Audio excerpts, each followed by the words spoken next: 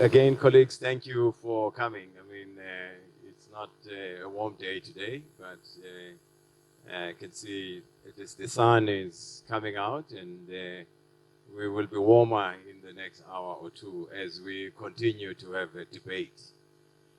My presentation, please interrupt me anytime as I present if something you feel like you want to interject me. Don't wait until the end. I mean, I don't mind. I won't lose the train of thought. Please interrupt me if I have to respond to that. Clarity, question, critique, or anything. It's pretty an open conversation. Don't hold back. I mean, these thoughts are mine, and so I think Juanita said we're here to debate, have a conversation in order to come up with something. And the only way we can come up with something is for us to have that dialogue and conversation and critique each other's work. The way in which I've sort of done this is I've got 3 items in my presentation: past, present, and future. That's how I've structured it. As far as the past is concerned, I've gone a little bit deeper.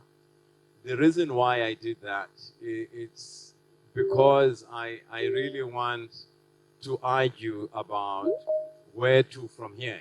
I mean, and I realize that in order to present that argument of the future, let me go back a little bit. So I've almost taken I mean, not in a lot of slides.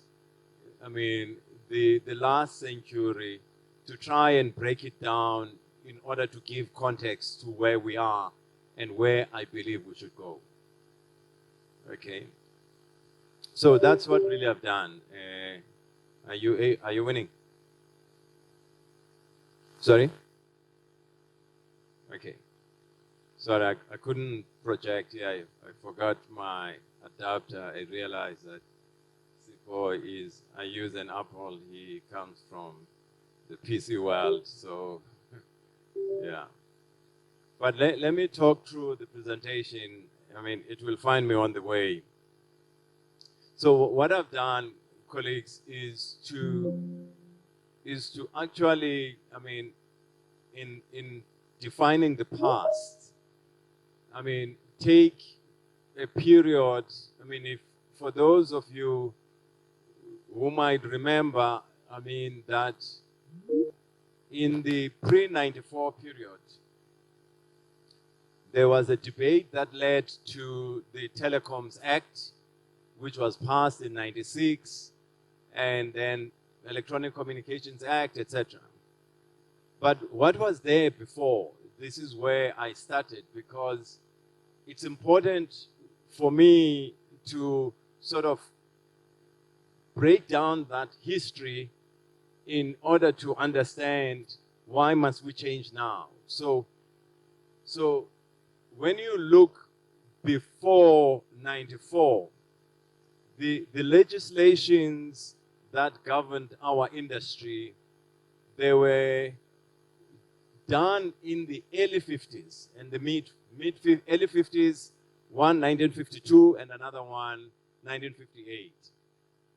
And those 2 pieces of legislation almost ran the industry for half a century, if you want. I know this sounds a little bit quite, you know, how would I put it? That's exactly what happened. So one was what was called the Post Office Act of 1958, basically Act number 44. I mean, the other one was the Radio Act of 1952, which specifically was dealing more with spectrum-related issues. And the 1958 was dealing mainly about telecoms and postal services. Of course, those legislations then were amended over time, basically, right? and including the broadcast legislation was actually developed. I mean, the existence of I mean, we know SABC started in around 1936 as a radio institution. The television one came was debated in Parliament in the late 60s, and then came into being around, 1975, 76, more the television side. I mean, there was a big debate about the introduction of television because, I mean, of the feeling that, I mean, in those days, during apartheid, that, television might disclose a lot of things that are happening, rather we must remain a radio. Now think about the fact that when the world introduced television and when South Africa introduced television, South Africa introduced television only in the mid-70s. I don't know if you remember anyone when the world introduced television, basically. Anyone? You want to take a guess? The first television started in the late 30s, basically. But only us. It's very important to understand that delay because as we talk about the current and the future, I mean, that delay had a huge impact in us as a country. Okay. So that's, I mean, that's what happened basically. So Act 44 of 1958, I mean, 1952 Radio Act basically is the one that defined spectrum utilization for almost half a century.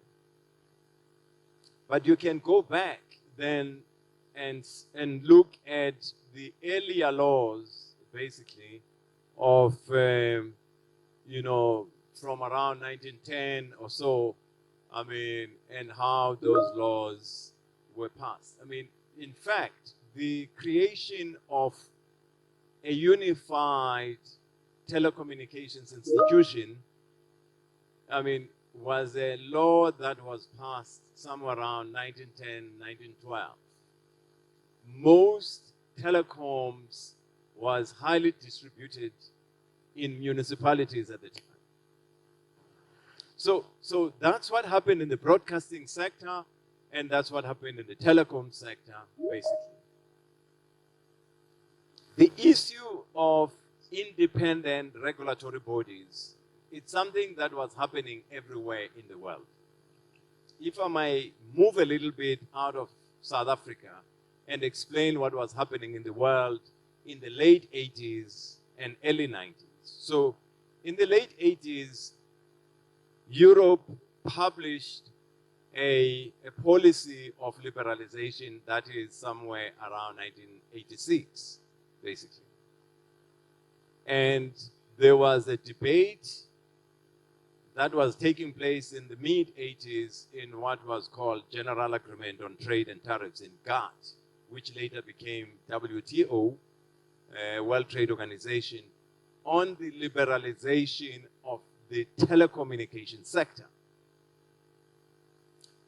in Europe and a number of other countries. I mean, a lot of people almost were feeling, I mean, the state of the world at the time was that, providing international telecommunications was the responsibility of the state and the state only.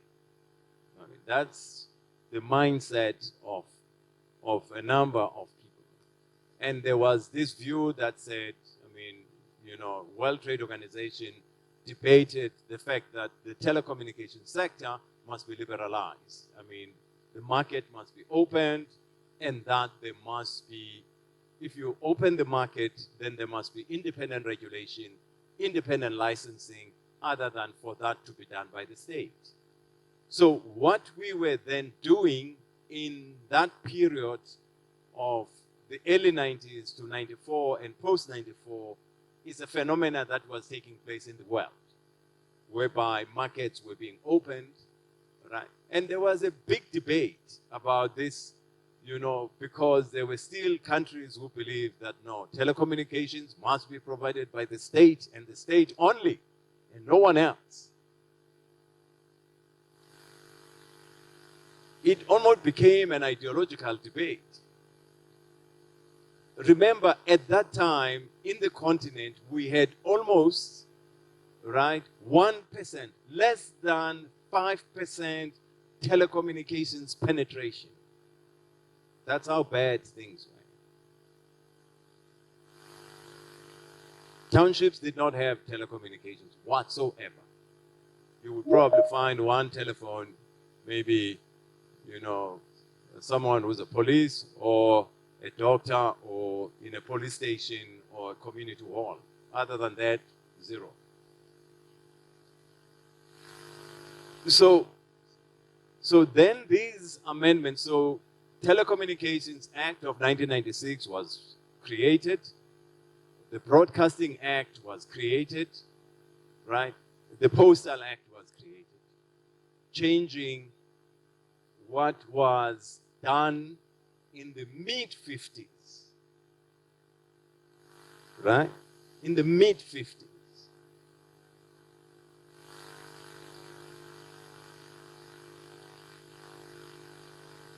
Now, the rapid change of the industry from when those laws were passed and when that market structure was created of a policy center, regulatory center, and operating entities, it took almost the growth of the industry as more people were licensed to operate. I mean, remember in the 80s, as I've said, you had one operator called Telcom and others were called VANs, you know, value-added network service providers, which were doing something less than what the internet service provider would be doing today. Again, let me jump out of the country. It's in 1998 when ICANN was established, which I'm addressing a meeting in an hour's time of ICANN, of Afrinic, in fact. So 1998, ICANN was established as a body of the internet globally. I'm sure you know ICANN. I'm not going to bore you with the processes of governance of ICANN. And then in the early 2000s, as you know that ICANN works with regional registries. In our region, you have Afrinic. In the early 2000s, then the CSIR and us helped in the establishment of Afrinic. That Afrinic today is based in Mauritius, responsible for IPv4, IPv6 addresses for the rest of the continent.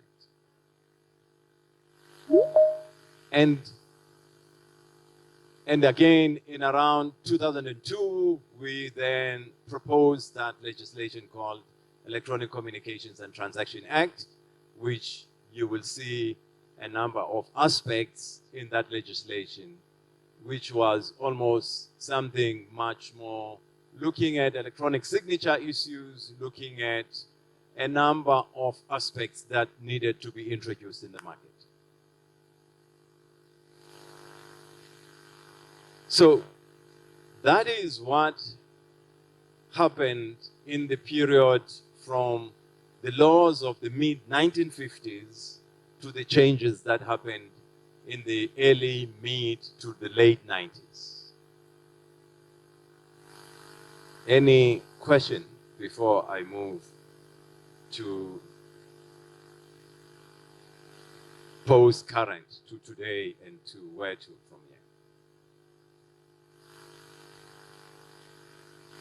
So when you look today, colleagues, in almost the current structure, we still are using that structure that was defined in those laws of the early 90s to mid 90s. The big question, which I think this room ought to be debating, is where to from here? Are those laws that were passed in the 90s still suitable for the future of blockchain and the metaverse? The answer is, can't be. It cannot be. The question, therefore, is changes to what, basically? What is it that we need to do? Unfortunately, most of us get so absorbed by spectrum to the exclusion of everything. I mean, people almost, every time people talk about the industry, it's almost like the industry spectrum. Please, it's not. Spectrum forms a very small bit of this industry.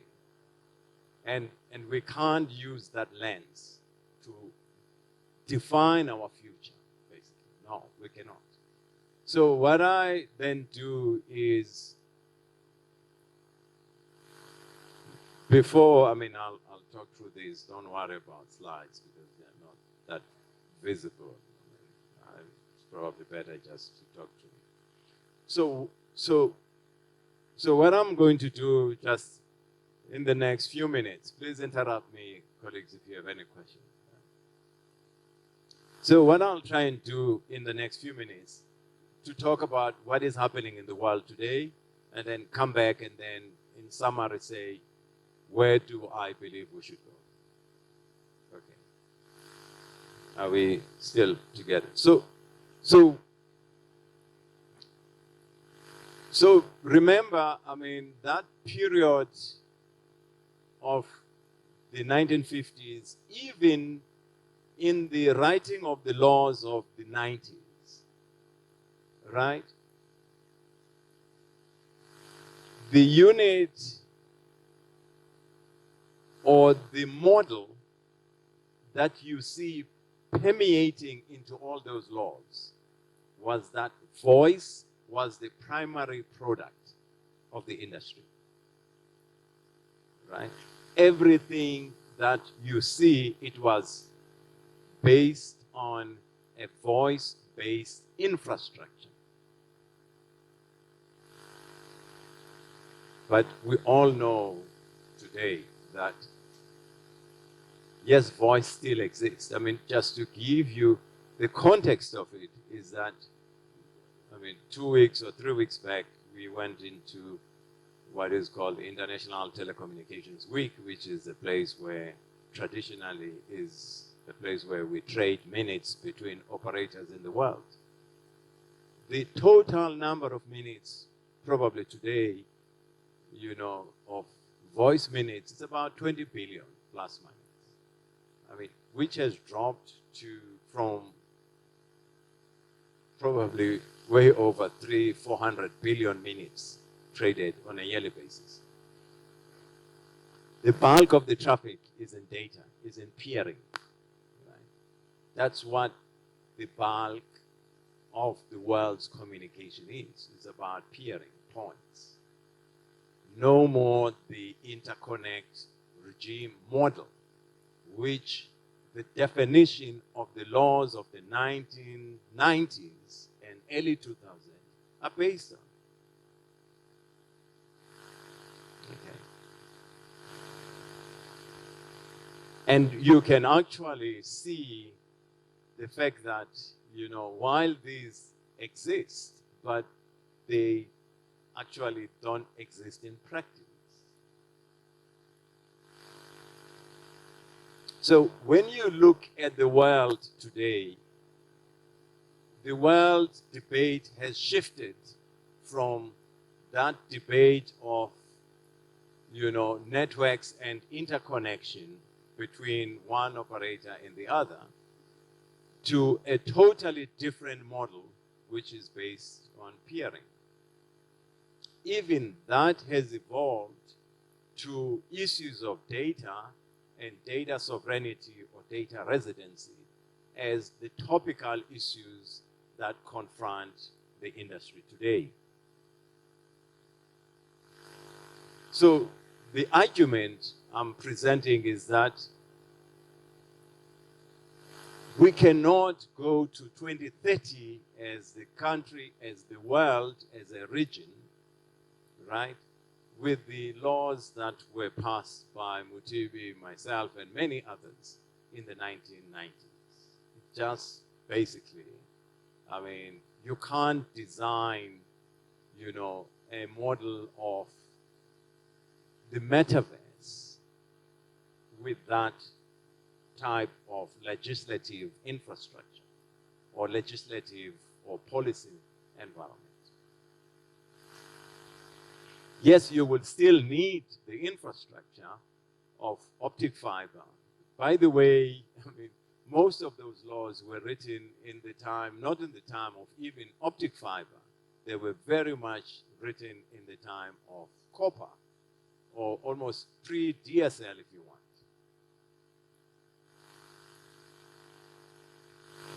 So the question, therefore, is change to what? That's the big question, right? Now, the argument that one wants to put across is the following, that we need to, the primary objective then was what was defined as a universal service, meaning how do we make sure that there's a dial tone? This is what was the responsibility or the policy objective of the 90s. How do you make sure that there's a dial tone in almost every village and every home? Right? The critical question is, what should we define as the objective of today? What is that objective today to the citizens of our country? All right? It cannot be, I mean, we have to think about the new objectives of today. I mean, Karaba will remember when we were debating the objectives of the electronic communications. What do we need to do for the citizens? I mean, Tibe will remember that at that time in the early 90s, it was not even about mobile device in someone's pocket. There was a debate about how many kilometers must a public telephone be in a village for people to access. I mean, the definition of a universal access and universal service. All right? So we need a new set of objectives for society today. We cannot use the objectives of 1990 that were debated in 1990, 91, 92. And we need to look forward deep into the future, 2035, 2040. What do we want that digital society to look like? What are the things that we want? Firstly, we must have objectives as a society, as a country, and define those objectives that will then go into a legislation that we must say, we want to achieve this by 2035 or 2040 for our society. What are these noble objectives that we want? And then how do we work as an industry towards that? What institutions that must be established to then achieve that? But unless we make these objectives very clear in our minds, and those objectives must be determined by, for instance, the things of today. For an example, I mean, which I have in the slides, which, sorry, the light here is not that visible.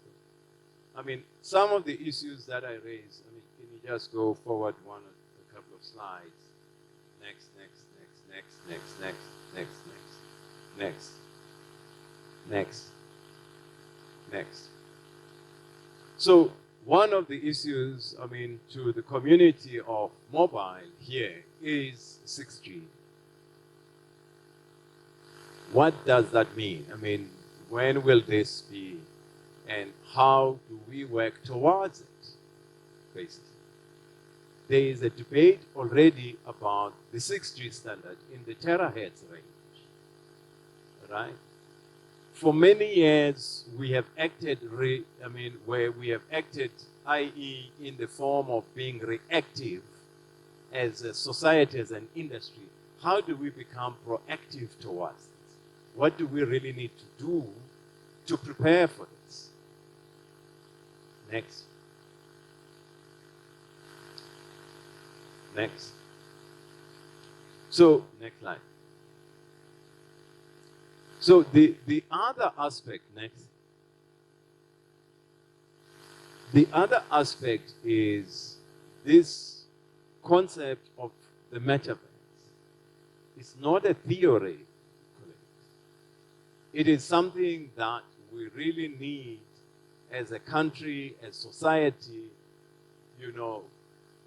aim towards this and be able to embed this in the objectives of our policies and laws that we must aim for. It's not a theoretical thing, it's real. There are a lot of activities and work being done towards Web3, basically. Next slide.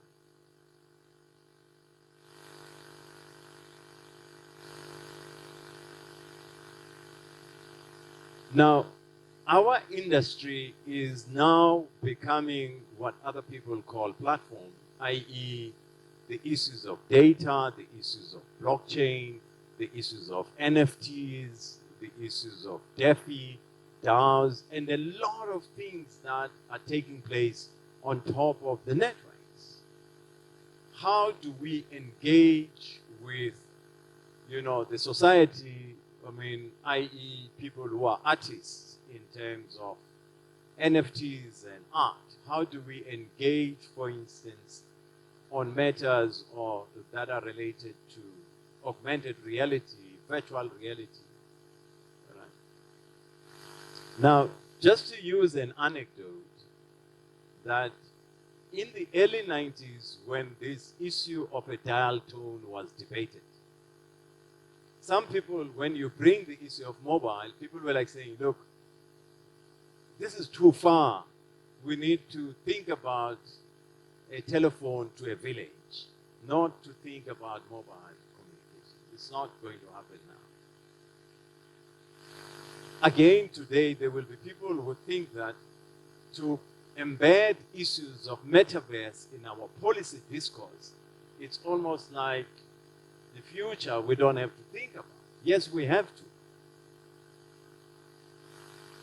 We have to, basically. So, to summarize, colleagues, what I'm saying is that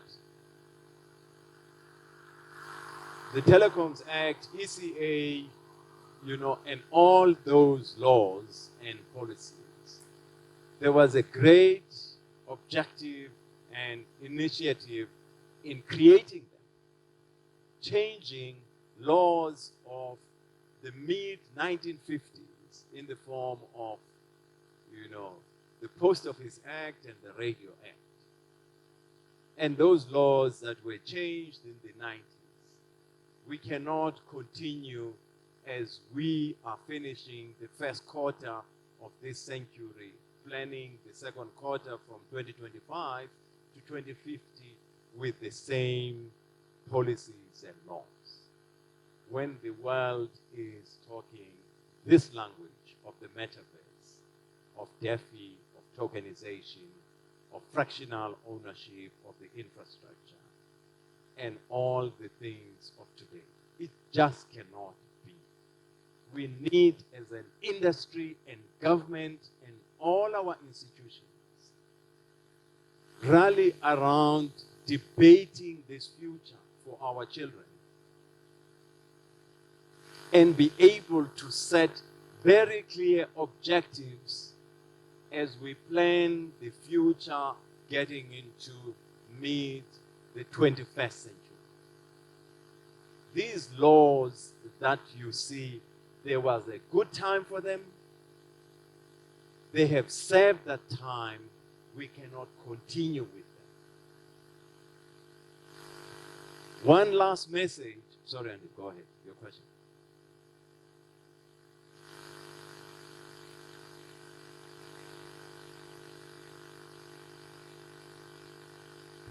Yeah, thank you, Chair. So just in terms of the theme of the metaverse that you're speaking about, I mean, let's take, for example, the private sector. Take Nike, you know, a number of organizations. Now, just to make the example of Nike, I mean, they want to make sure that in the metaverse, you don't need to go to the shop, you're able to fit your shoe, you know, those kind of things. Now, that simulation, now take that into government. How do we see government being able to deliver services to the people leveraging of the metaverse? So I think that's the first question. And then the second question is around the Cloud Act, which you spoke about, and the apprehension from a government point of view around sovereignty. So, you know, if the US government wants to, you know, there's a proclamation to be able to use the Cloud Act. Now, from a government point of view, that apprehension around sovereignty from a South African point of view, just to get your thoughts around those two issues.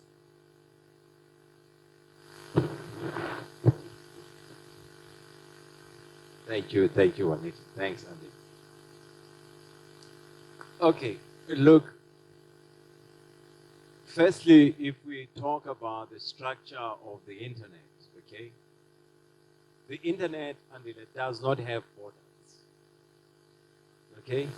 Wherever you go, you open your email address, you are connected. You don't say that you now need to log in differently because you are in another country, right? Your identity of the internet, your personal identity goes with you. It doesn't matter where you are, right? It doesn't matter where you are, okay?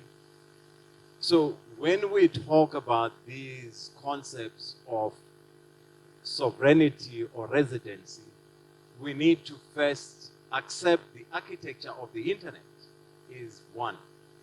There's no internet of country A or there's no internet of country B, okay? Are we, okay. So, yes, the issues of data sovereignty are real and important and need to be taken into consideration. But we need to be very careful, right, not to take these principles to extremes, meaning undermining the design and the architecture of the internet, okay? Because you can't change the way the internet structure or architecture is. We need to know what really does this mean, right?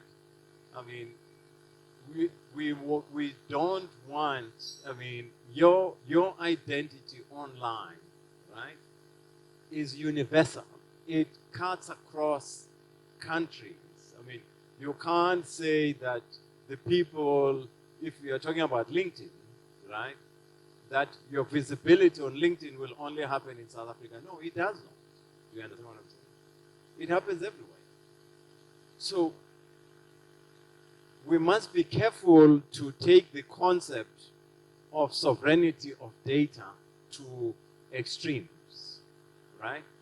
There is data, we accept that. There is data that, for a variety of reasons, ought to be resident in the country, you understand? But we must be careful not to take that principle across the internet. So I'm not going to sit here and define and say this data, yes, should be in this bucket or this one should be here. But the principles of the internet as a multi-stakeholder body that belongs to all of us, there is no individual government or enterprise that controls the internet. The internet, I mean, is a multi-stakeholder body that belongs to us, all of us. It is a global resource that belongs to us. These are fundamental principles of the internet. And since the birth of the internet, we have to protect these principles. Okay? But yes, the issues of data, there will be aspects of data that governments feel that a certain amount of data must be. Remember, even governments, they don't own that data. That data belongs to citizens.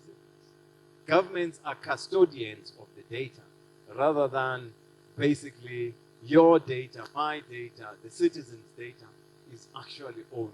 Government is the custodian of citizens' data rather than the owner of the data. You are the owner of your own data, basically. So we must be careful to give power to the state or governments generally in the world about our own data and our own individual privacy.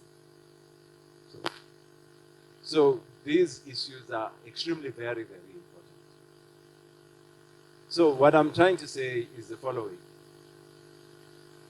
The principles of internet governance as a multi-stakeholder body that is not controlled by any single stakeholder must remain. And this is something that as the internet community in the world, right, we preserve and we must continue to preserve. 2, yes, we must recognize the fact that there will be data, some data, that governments might need to have in the country for security reasons, for a variety of reasons. But we must be careful in defining that, not to go to extremes or absolute terms. I don't know if that answers.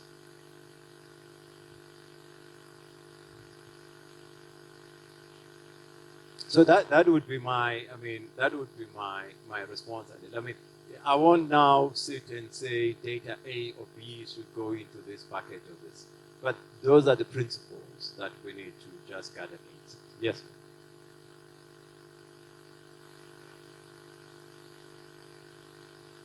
Please.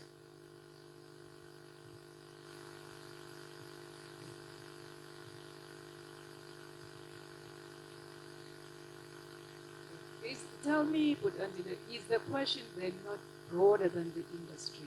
Because when you look at some of the emerging technologies, you'll find that the drivers who are much ahead sometimes beyond us in the industry are sometimes business. I'm trying to get us to a conversation where I always worry when I look at different countries' policies where certain countries have made specific undertakings to say we will be leaders in this industry, and yet we have not found that position in South Africa, purely because we have been later as entrants into this.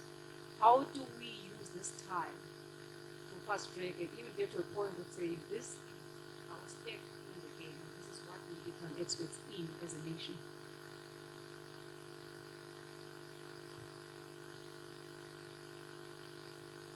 Thank you.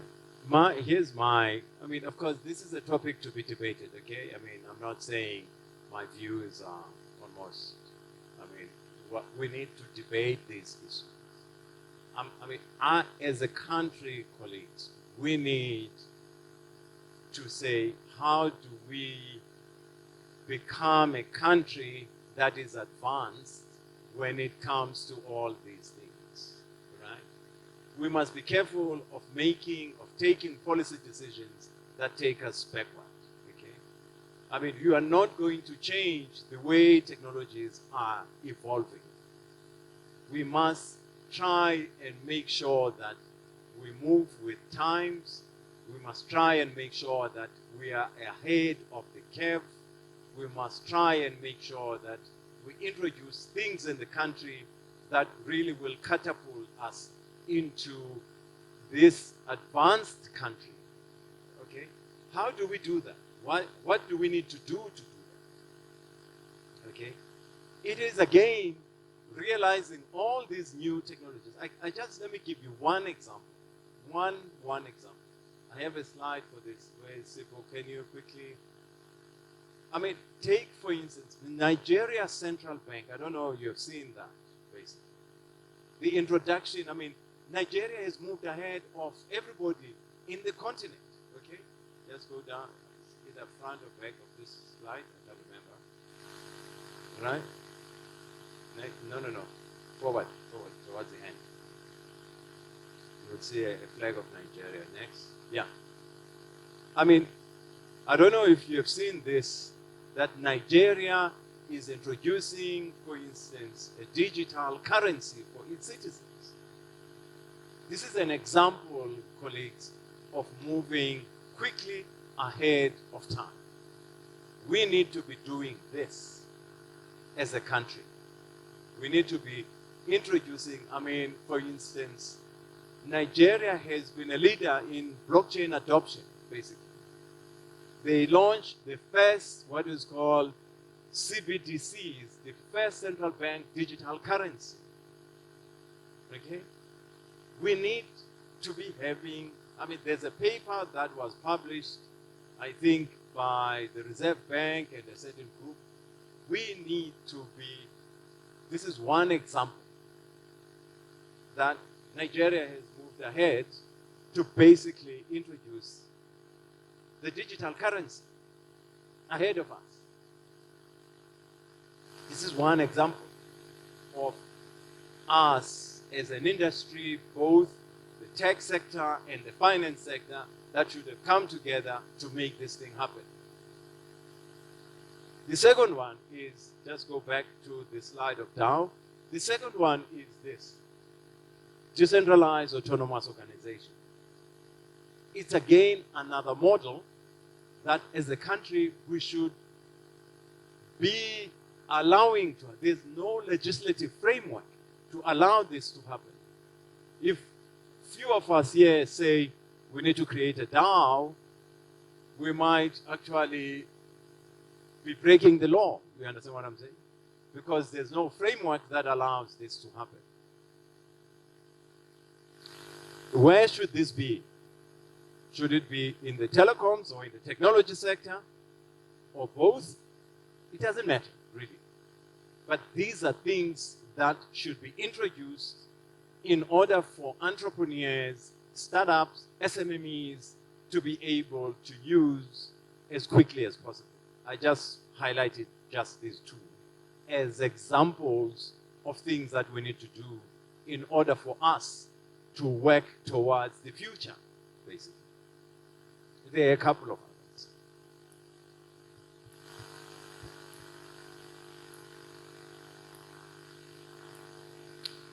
I've got 10 minutes. Yes.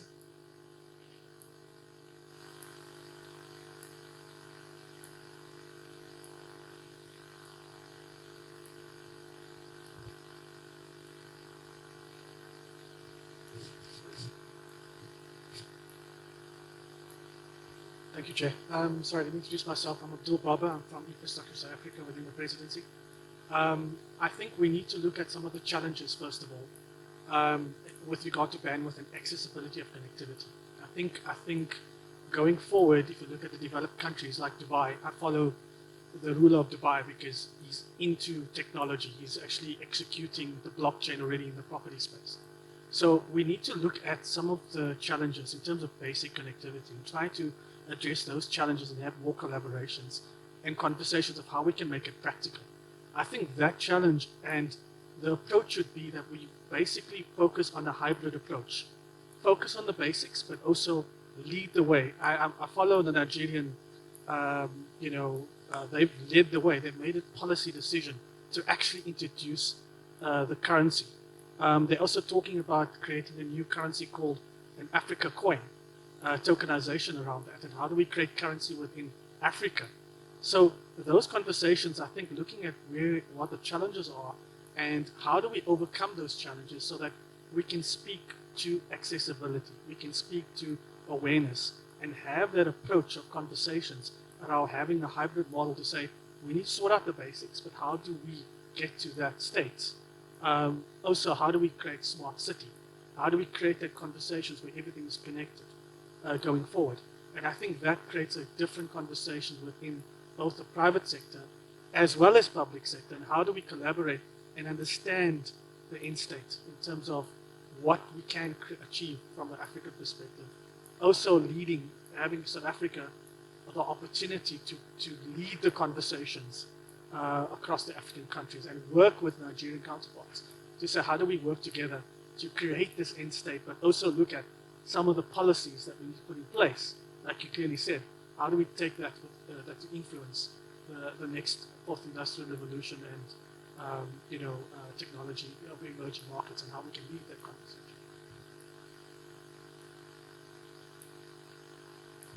Thank you.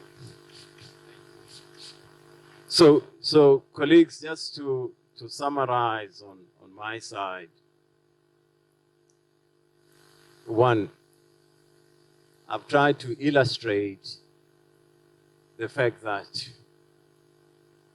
what we have now are laws and policies that were written in the 1990s. And writing those laws in the 90s, we were improving what was done in the mid-1950s, okay? Mainly two pieces of legislation: the Radio Act, 1952, Post Office Act of 1958. So the laws and policies that you saw between 1990 to about 2003 were all changing that. And those laws of the 1990s and early 2000s still exist today. And therefore, the argument I'm putting across is that those 1990s and early 2000 laws need to be taken to the dustbin, and new ones need to be written. That will take us into the future of the digital infrastructure and digital society and issues of metaverse. There are no more singular telecoms. These are now platform-based because they touch finance, they touch art, they touch everything that as society we deal with. Unlike the laws of the 90s were done almost on a vertical basis, which do not work, cannot take us into the future. It is not about the fact that they are wrong. They served their time. They served their time well, but they cannot take us into the future of digital life, of the metaverse, of digital twins, of data, of all the things we're talking about. But I'm saying, in order for us to get there, we need to define the objectives first. What do we want to achieve for our society, for our citizens? Once you define that, where you want to go, where is the vision of the country in as far as digital is concerned, the issues of metaverse, the issues of DAO, the issues of crypto, the issues of NFTs, of digitalization, of data sovereignty, of data residency, etc. All those things, including closing that digital divide, basically. Once we have captured these in a very clear way, the how to get there then becomes the answer. What would then be the role of the public sector? What is the role of private sector? What is the role of society? All stakeholders have a role in playing in this future. There is no single stakeholder that has a responsibility. That is my last note. Over to you, sir. Just a question. Introduction, my name is Phil, independent from ESG Tech. What you are referring to is that a lot of the previous laws were very technology based around those technologies. And where we are today is a plethora of technologies exist, which we not be looking at the application of those technologies. So as an example, right, when we look at metaverse is a combination of internet technologies, augmented reality, that type of stuff. So we don't really, even when you look at crypto, it's a combination of technologies, including a number of technologies that sit within crypto, sit under crypto, right? So my question that I'm asking, or what's my power with this, should we not be looking rather at the way these technologies are applied, and then work with the sectors in which these technologies are applied, to determine how we really manage them? I mean, an example I'll give you is, and I've always thought about this, is, I mean, what's WhatsApp as an example, right? WhatsApp's an over-the-top provider, which now provides a lot of voice. So a lot of technology has been applied in creating a voice business, that competes with what you talked about, how voice has shifted from circuit switch voice to IP voice and over-the-top voice. These revenues accrue outside the country from where those calls originate. And, to what extent do we manage that so that there is benefit to the country and the citizens, who originate and also terminate the traffic?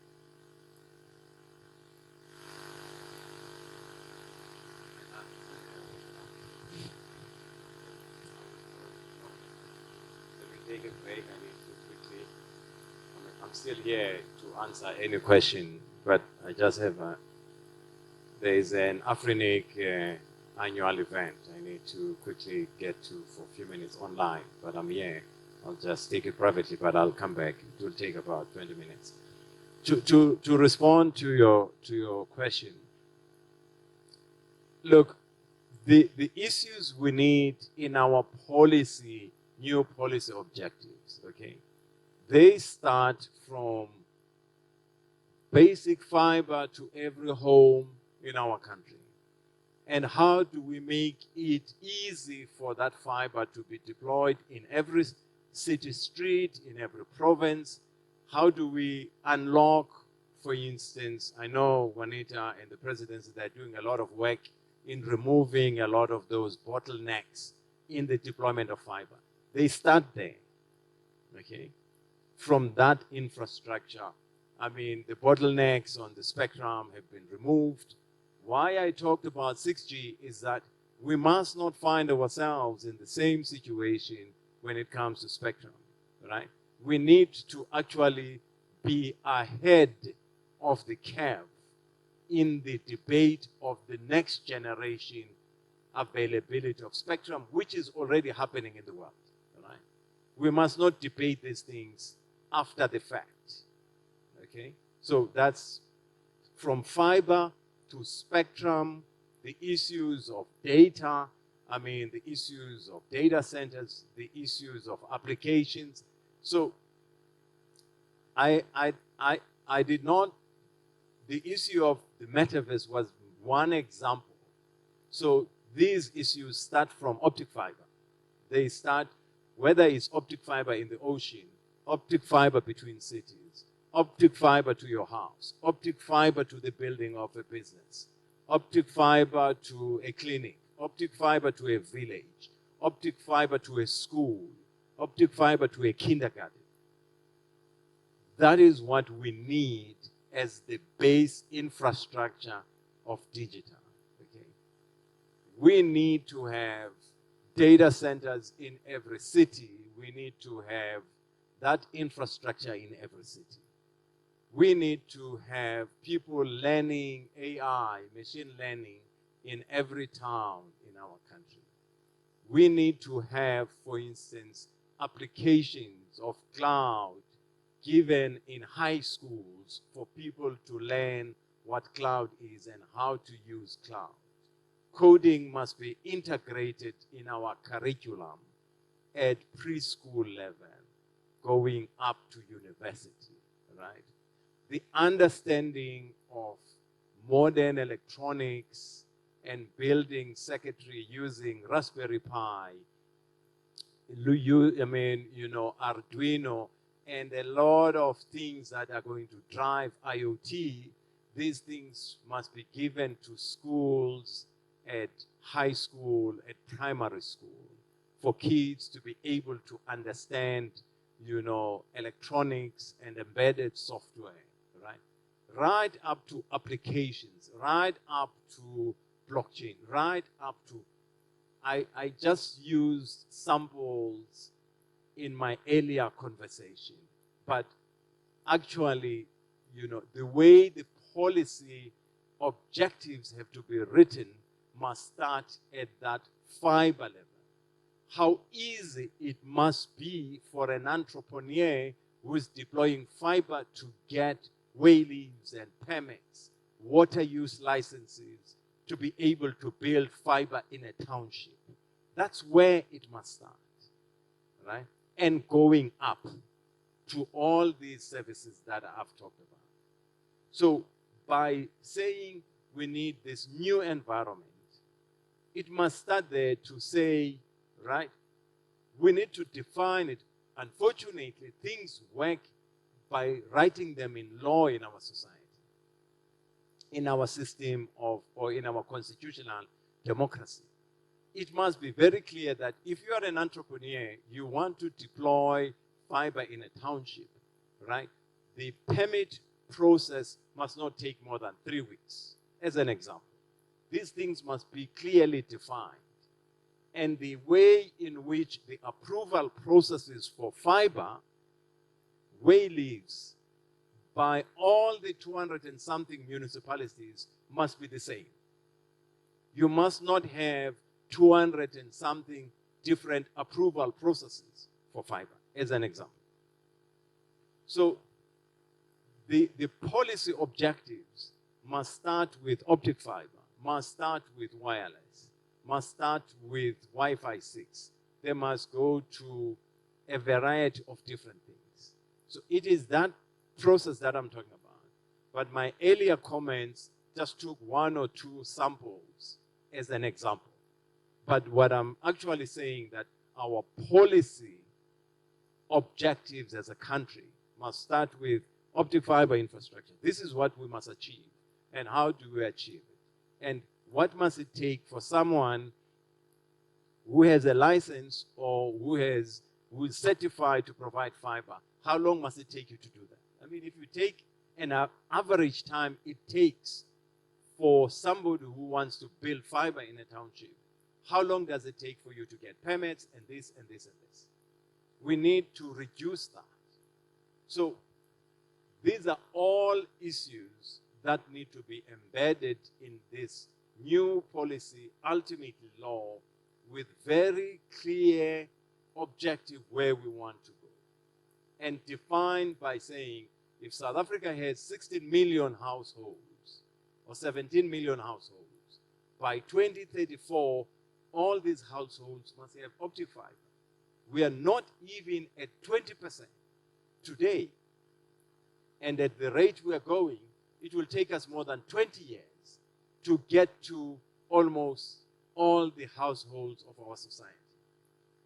Why? Because of the bureaucracy that is experienced in each and every municipality if you want to do this.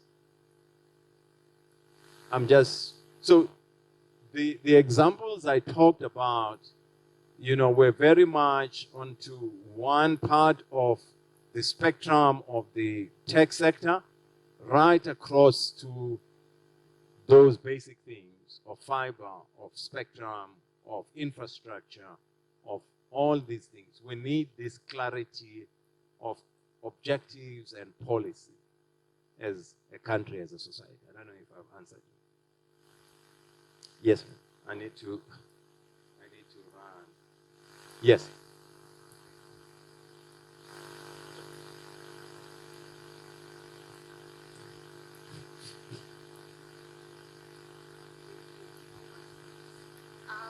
like to find out how can we incorporate it into the examples that you just mentioned now, and as a country that we can leverage and diversify our digital space using the TV1 space and also in the policy, how can we have policy around it?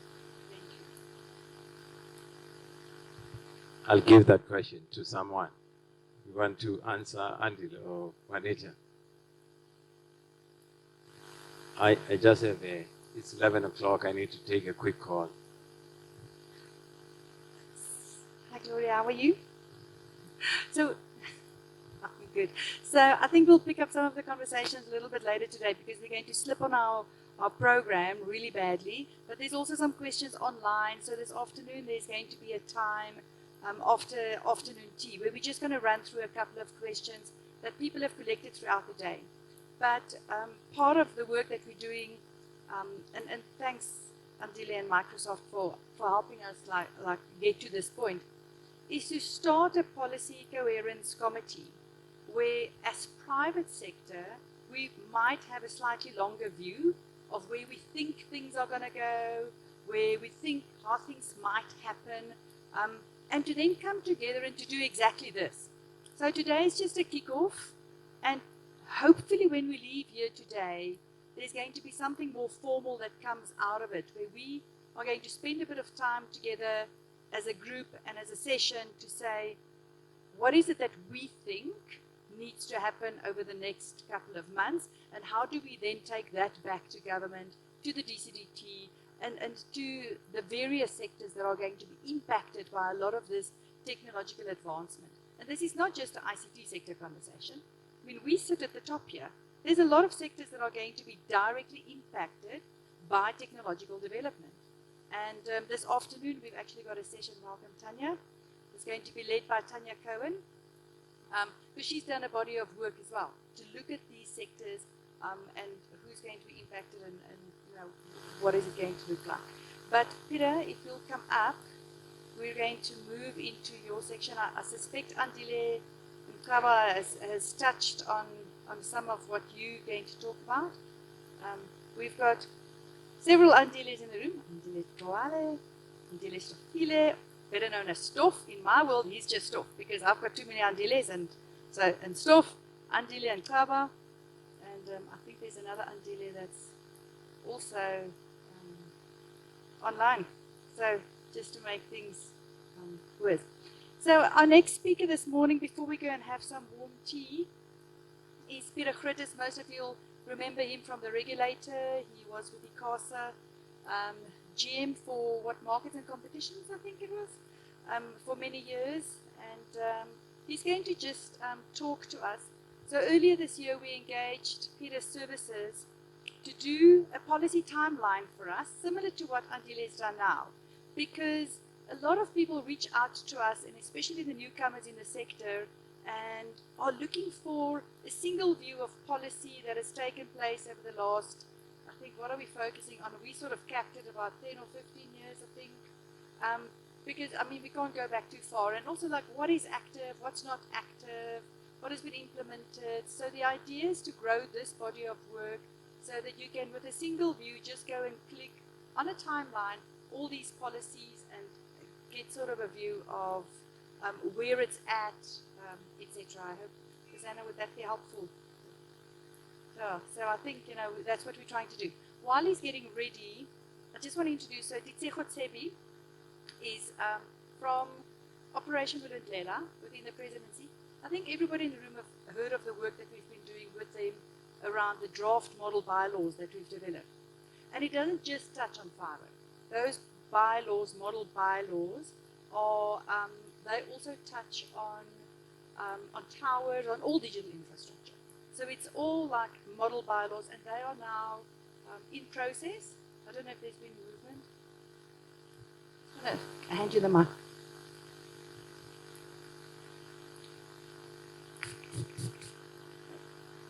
Thank you, Anita, and good morning, colleagues.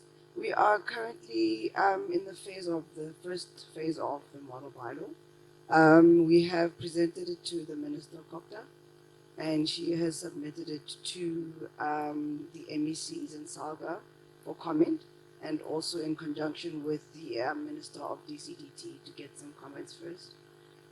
Following which, it is now going on its way to the Chief State Law Advisor for ratification after that, and then it will go out for public comment as a whole before it gets proclamated as a final. But moving quite along well, and expecting it to be completed and signed off by October. Rosanna? October. So that's like massive amounts of work. I'm going to take a 3-year holiday after that, because everybody here will know that for 12 years we've walked the passages and begged for this body of work. But and everybody in this room actually have put a lot of work into that. Yeah, so it's finally happening, and that's going to be incredibly good for our sector. But it's still, now it's like, what's next? So we've got spectrum, if we've got the bylaws, if we can deploy faster, if there's things that we can do. We know that Gauteng Province Economic Development is here.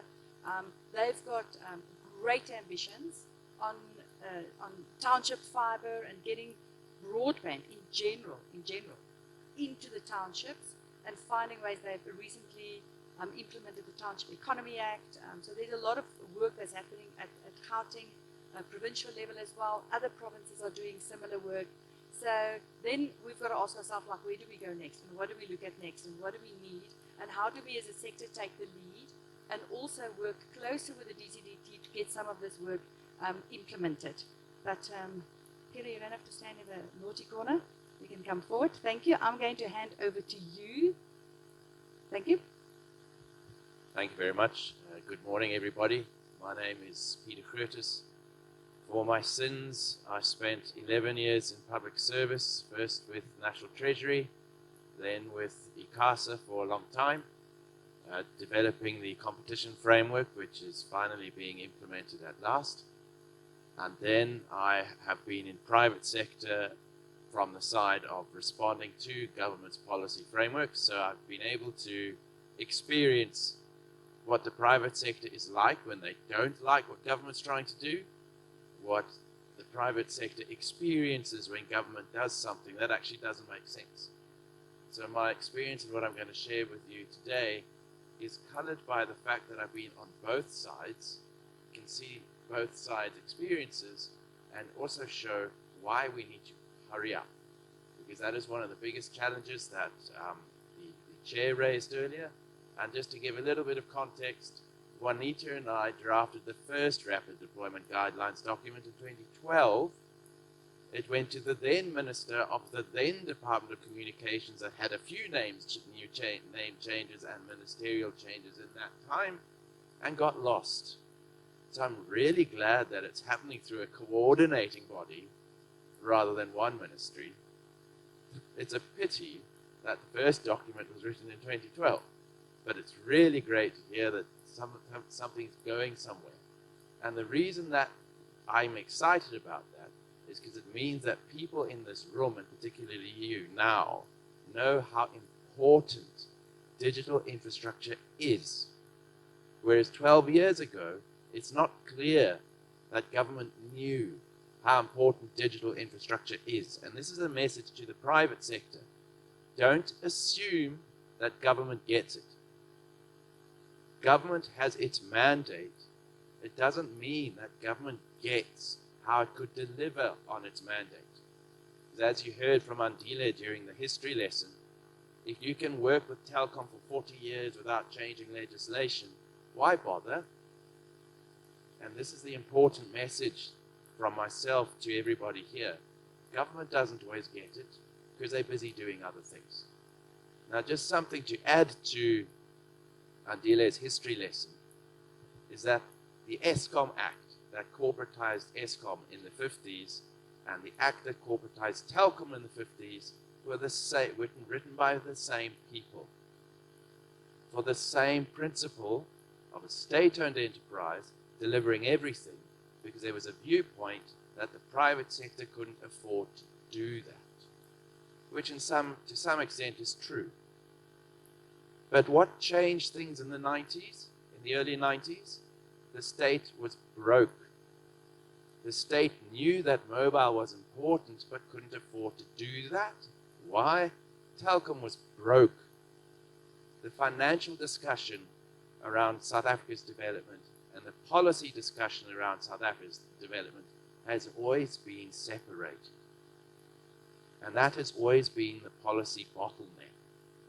If the finance and the policy discussions are together before the budget is passed, you achieve something. If you pass the budget and then try to get a policy passed, it can't happen. And this is the biggest constraint that the South African government faces today. And if you want to look at our country today, we are in the same financial situation today as we are and were in 1989 to 1994. I don't know if that resonates with everybody. The private sector has an opportunity to force change, not because of political ideology, but because of the financial situation.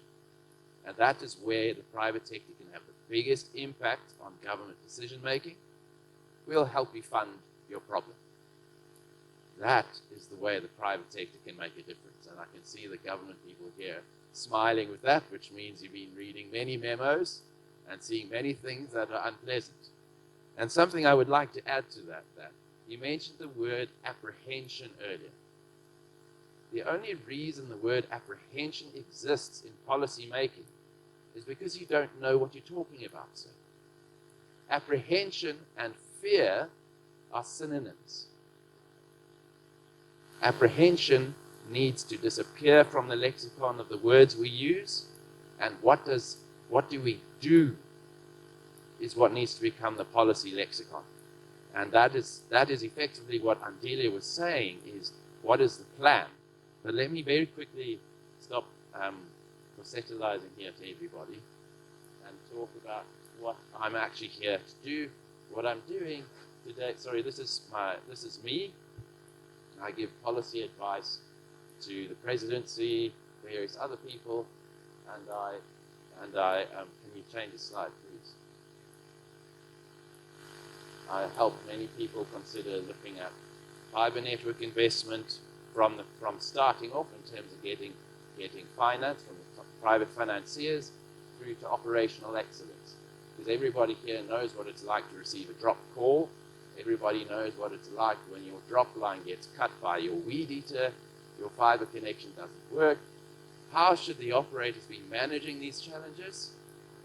I can go from finance to that level. I can always assist you with that, or I can add words over. Thank you very much for that. So our real discussion that we have today is what happened in the second decade of the 21st century. Next slide, please. As you can see here, this story of hexagons, access to skills has been an issue in the second decade. New skills is an issue. Universal service will never go away because there are always people who need access to something, be it electricity, be it water, be it internet. Pricing is always an issue. Why? Because nobody can always afford everything that they need, ever. So it's always going to be a topic.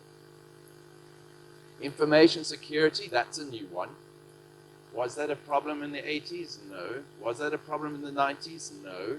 Now that we've got these platforms and the data going everywhere, now it's a question. Broadband, that's an access issue. Trade treaties, if you look at some of the agreements that Andile was putting up in his presentation earlier, they're exactly the same as the type of tariff discussions that we're having in the 80s and 90s. Do we have high tariffs on clothing and textiles, or do we have low tariffs on clothing and textiles? It's the same debate when it comes to data flows between countries. Do I share data with a country, or do I not share data with a country? The principles of interoperability between countries is the same whether it was interconnection in the 80s or data flow today. Radio frequency spectrum will always be an issue. And then there's the issue of cyber crimes as well. That's what's happened, something new, something old over the last 10 years. But in those last 10 years, what has actually happened? So the first 5 years, next slide please. There was some action, but limited movement. 2010, I think, from 2008, everybody is aware of broadcasting digital migration and the policy flip-flops that we've had from the two standards, off to the ISDB stand with the visit to Brazil. We don't need to discuss that, but we do understand, I think everybody here understands the policy flip-flops that took place during broadcasting digital migration have an impact on the radio frequency challenges that we have been experiencing today. In terms of the regulation point of view, call termination regulations happened in 2012. They could have happened when Cell C entered the market. They didn't. Potentially that had a 5-year negative impact on the introduction of the third mobile network operator. This is about policy timelines. If you're going to introduce something as big as that, make sure that when they enter the market, they can. I can see MTN in the corner here questioning the idea of interconnection, but it's important. Align your policies with what the sector is doing. In 2013, we had SA Connect, the first broadband policy published in this country. It had the opportunity to set the state's objectives to get things done. The policy did, in a way. It was the first policy that set targets for connectivity to the internet. It hit speed targets for individuals, for homes, for clinics, for government buildings. But it got delayed, partly because there were ministerial changes, partly because the money behind SA Connect had not been worked out before it was published. This is about the interlinkage between government departments. In 2015, we were moving far ahead of issues. The National Cybersecurity Policy Framework came out. It set the platform for CSIRTs in terms of cybercrimes, but nothing's really happened since then. In effect, some of the cybercrimes around cryptocurrency that have happened in this country just last year were foreseen in that policy. But the cybercrime law, when did that become in place? 2020? Why does it take 5 years to go from a policy to a law? These are the things that we need to debate here. As the world moves quickly, we need to move quickly too. There was, however, no movement on the definition of essential facilities in terms of access to landing stations, as an example, and rapid deployment guidelines, which we heard about just now. These were prescriptive regulations espoused in the Electronic Communications Act. Nothing's happened since that act was in place. That's more than 15 years.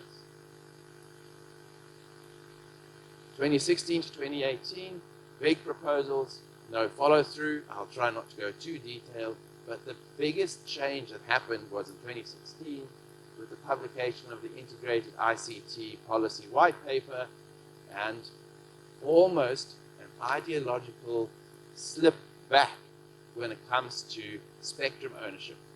I think many people here will remember the days that the Minister of Communications at the time said that the mobile operators will have to return their radio frequency spectrum when their license terms ended. I'm sure you can imagine that was quite a policy change in the country's framework for ICT.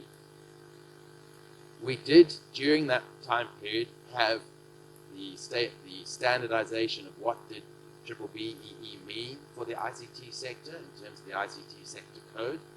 That was a really important feature because we have the BBEE Act defining black economic empowerment differently to what the ECA defined as black economic empowerment, where the ECA stated that every licensee must be owned 30% by an historically disadvantaged individual. how did the two pieces of legislation tie together when a licensee has to comply with both pieces of legislation? So this is about an interoperability of policy itself. You had the e-government strategy and roadmap talking about government getting into e-services from the court case management system of your documents through to Home Affairs. The challenge with this policy is not that it was what we needed about government coordination and e-services, and are we having a discussion about that later today? Government digitalization of services. The challenge with that was that it was written by one ministry, yet it touches a budget across all of them. We also had in 2018 a discussion of amendments to the ECA. The challenges with that, though, is that there were no changes in the objects of the ECA at that time. There was no change in the ECA in terms of looking at digital infrastructure versus a digital society.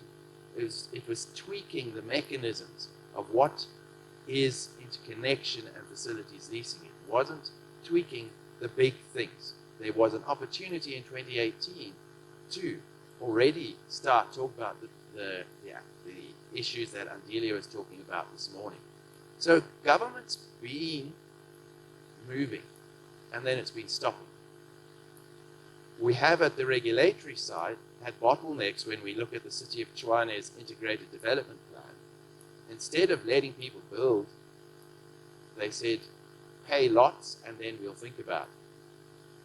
These are the challenges of just getting digital infrastructure into the ground. 2019 to 2020 was quite a year.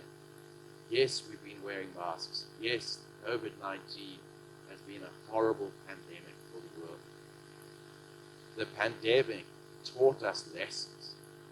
How quickly did we get whaley pricing that policy directive in place? It was done within a month. Get rid of municipalities, they're in the way, we need to get connectivity going. How quickly did we get temporary spectrum out there? See how quickly government can act? It was fascinating to watch from the outside. We can do it. So when we're talking about apprehension or fear or not understanding, it is amazing what an external factor can do to make sure that everybody understands and get on with it. So what I would really urge everybody from government here and the private sector here is to look at COVID-19 and say, why can't we continue to act the same way? Because we all have the same number of hours in a day, yet we could do that for COVID-19. Why can't we do that today? We did have some fascinating outcomes of the Presidential Commission on the Fourth Industrial Revolution. However, the national e-strategy that came out after that talks about skills development, and the ICT Master Plan for South Africa that came out as well, didn't quite meet up to the expectations of the Presidential Fourth Industrial Revolution paper. So we had a fascinating piece of paper coming out under the leadership of Professor Mawala. But at the implementation level, we didn't quite get the same level of detail that we need to get things done. Part of that comes down to money, part of that comes down to implementation understanding. Support the call. And then, of course, lastly, we need to showcase partnerships that work. People that are leveraging on the partnership between, I mean, I'm here because of your MOU with MICT CETA. And out of that MOU, there was an MOU with Cortex, and out of that MOU, there's an MOU with MLab. I'm saying that that works. I know, Mtibi, you said we are talking about, but I did say I'm here to deliver progress. I'm just here in conclusion to say, we started making certain calls. If you go on the internet and Googled the first ICT Charter Working Group, look under skills development. We are still saying the same things today. It cannot be. And I'm saying we need to rethink and redesign the manner in which we engage and relate with one another. Thank you. Thank you. Thank you, Andile. You've got to take some questions. Oh,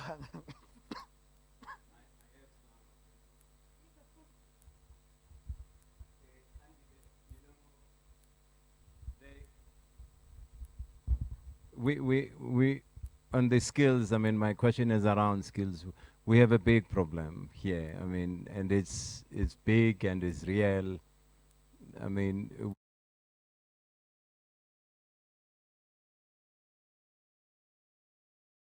we have in our country. Other people, they say it's a keg, it's an explosion to happen. And you know, there are all these courses.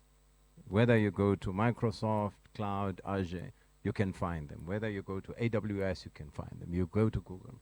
And these are so needed, you know. You train in this thing, you know, 12 hours, 16 hours, you can actually be employed to work somewhere, you know, as a cloud architect of Microsoft or AWS or Google. I mean, is there a way of these millions of young people, basically, how can we almost talk to these guys and have a target of 1 million per month or 2-3 million, not really thousands, to try and see how we can fight against this big problem we're having. Not in a small way, in a big way. Others who are here, I mean, providing Alibaba and others who have these cloud skills, so that a young person, when you have that skill, you can work anywhere in the world sitting here. How can we bypass the bureaucracy and make a deal with these guys? I mean, there are countries who have done that, you know, and what really can we do? Remove the blockages and say we need, I mean, with that, we talk to mobile operators, get the young people data to learn these skills, and say we have 1 million certified AWS, 1 million certified Azure skills in South Africa. You know how many jobs international people would come when you give that announcement out there? I mean, and then the reality is that these are the people, the skills everywhere in the world. I mean, I'm not employed by these guys, but I'm just talking the reality here. What is it that can be done to create that army or that workforce of these skills? Can there be, I mean, we have people in the presidency, can we create some intervention that cuts across bureaucracy for this? Almost as some emergency or something that, you know, we say, put this law aside, this regulation aside, you know, it's June, we need to achieve this in December, you know, and say to the president, it's been delivered, here are 1 million people certified, young people. Is that possible?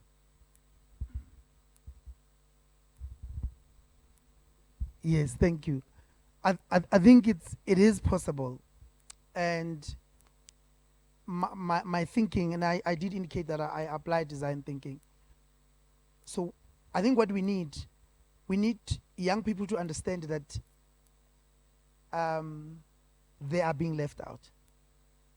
I think for me that's one of the interventions, because once you make them understand that, I mean, MICT now, even if the qualifications there that you've alluded to, the skills are there, we know there are bottlenecks, but we need to get to a place where when you don't have any of our skills, it feels like you don't have a driver's license. And for me, that's what I've been thinking about post here. how do leverage on existing infrastructure, like maybe doing courses at the car wash, at the Chisanyama, because where you're gonna create an awareness to say, which is in the strategy, by the way, but it's not just an awareness where you put banners, but to say we are being left out because we don't have these skills. I think for me that's where they start, and I always, without promoting strikes, often around transformation issues, that I like people at Oliven. When they don't want it, they just go and burn a tire. And if I was young today, I'll be burning a tire that I don't have access to IoT skills. I would be asking a question, why I'm not having this Amazon training? Why am I not certified at Microsoft? I would be having a placard. I'm saying that's one of the demands. Because if we then solve there, and then everybody who speaks about youth interventions, we can all work. All of us here, we are all converted. We are in pain, I know.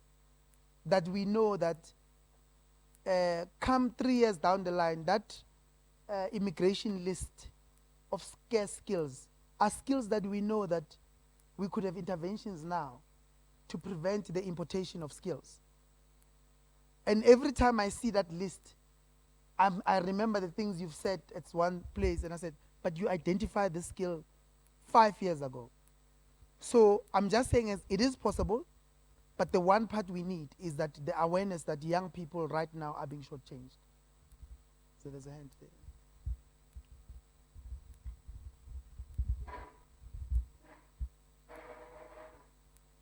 Somebody said I'm sanitizing this mic too much. I'm going to short circuit myself, but I'll take the chances.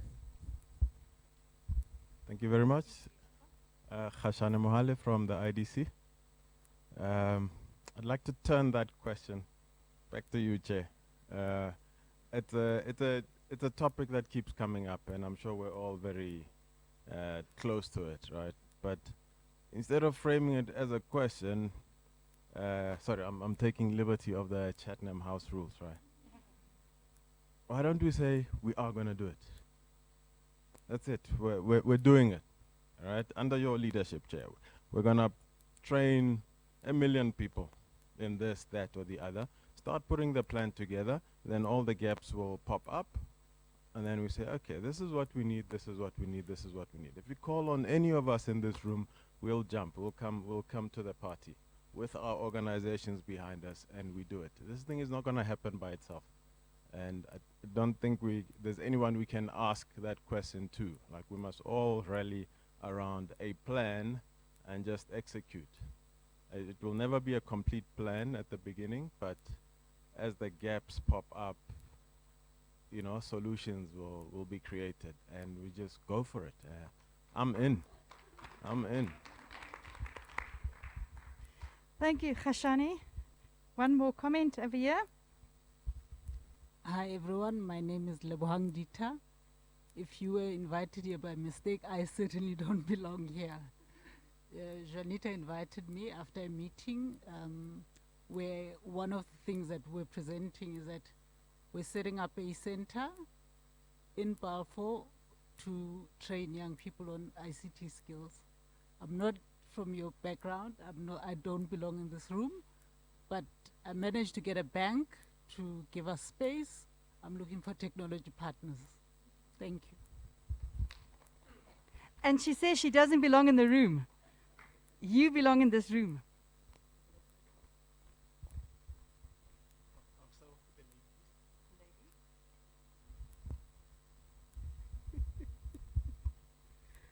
Thank you.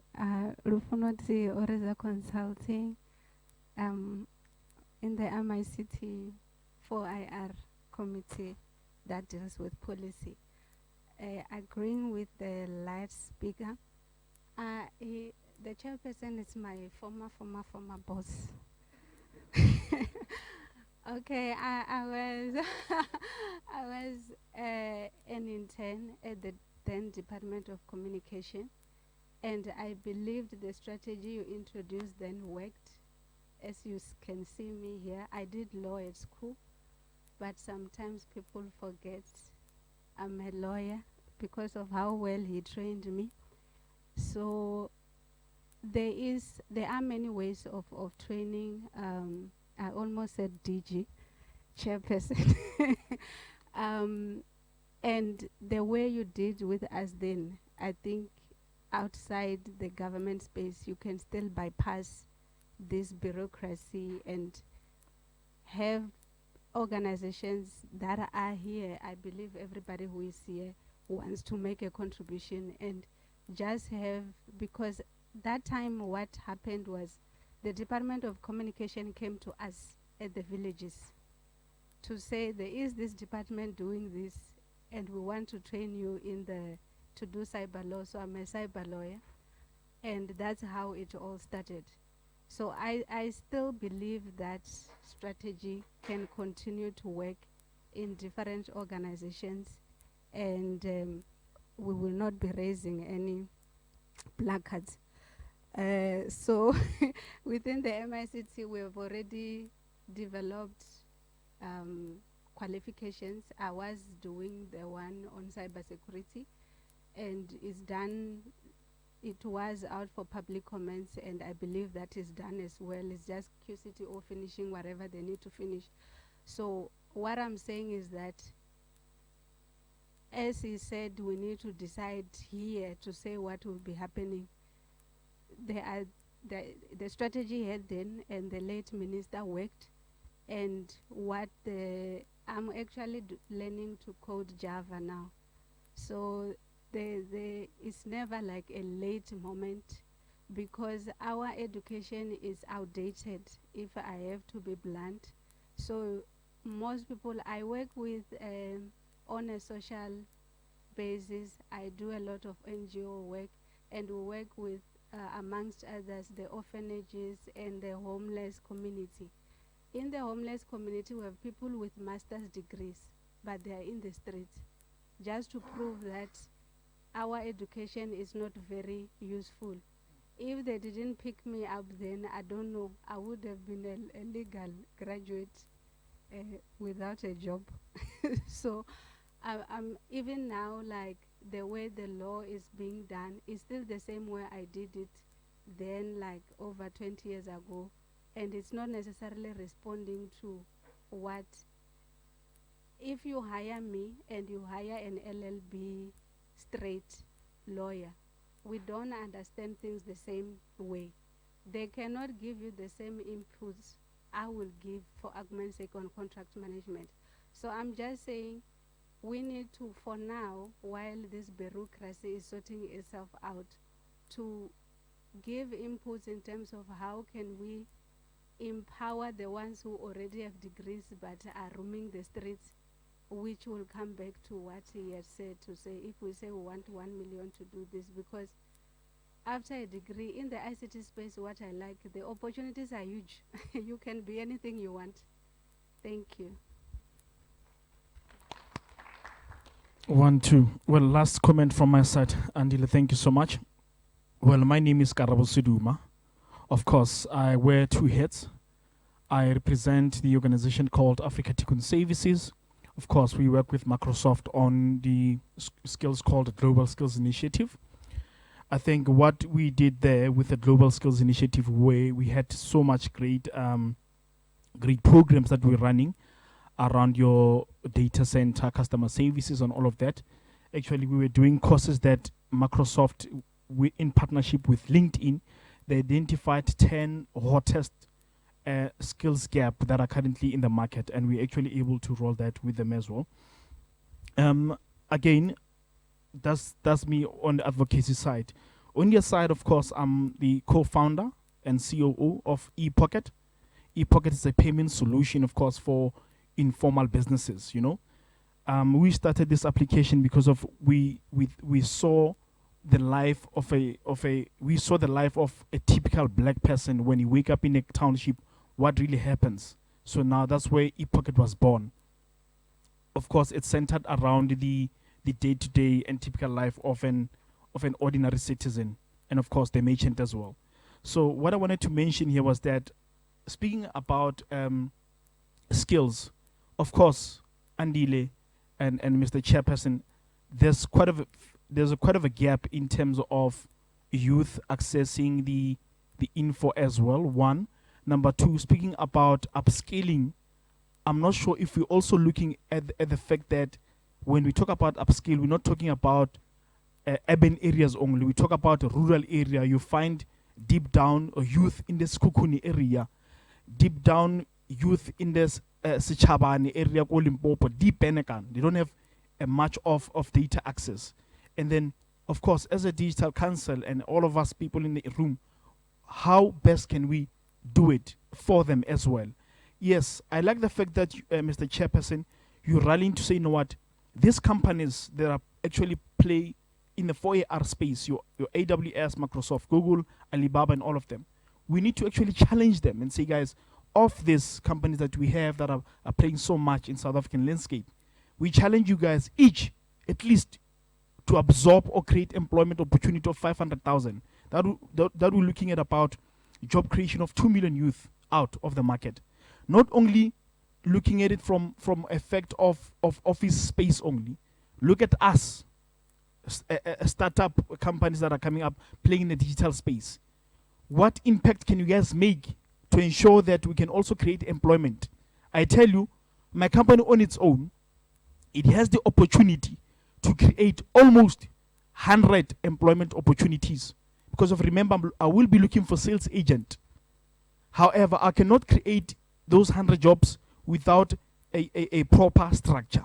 So those are the elements that we need to consider as well. Thank you.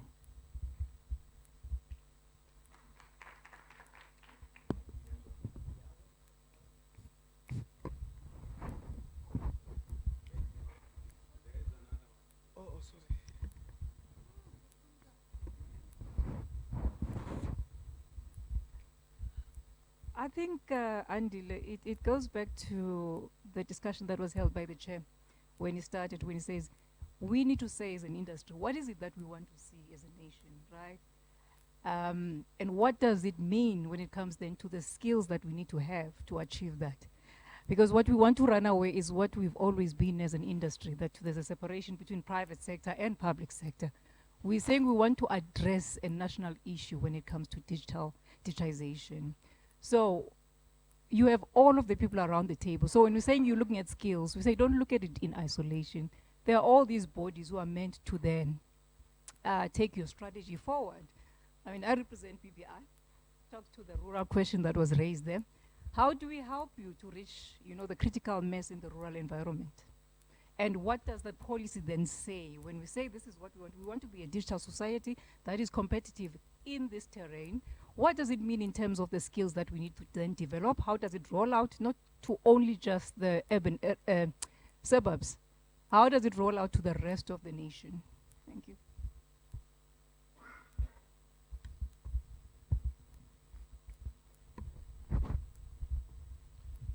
Thank you. I think I'm just gonna start from where you were. I think where I'm at, I'm thinking Guti Uput Andile set the tone when he started. So we were flying. He took us back from the 50s. And the only thing I think what we need today, which I understood, but I'm not sure it was clear. To me, it was very clear, Guti, we should say, here we're not going anymore. So that's a start. You talk about an objective approach. When you have an objective, you're saying, you work like a GPS. You put an address, but underneath the GPS, actually, you are putting where you're not going.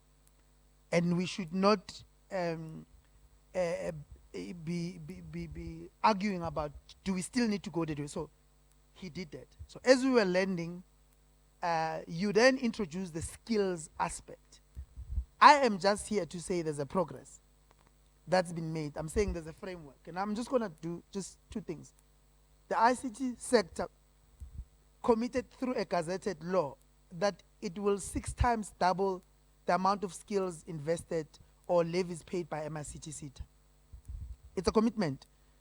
Currently, it's sitting at 5.4 billion annually. It doesn't mean that that amount must come here, but it means we can go to the World Bank. It means we can go to the EU. It means we can go anywhere in the world to say we've made a commitment. Yes, there's a short change. We have a document that is a strategy. We have institutions. How do we all talk to the same things? to the skills that you've identified. There should not be a question on those skills. We should not even discuss them to say, we must not allow someone to say, no, let's do something else. We all know they must be done. There must not even be a rehash on that.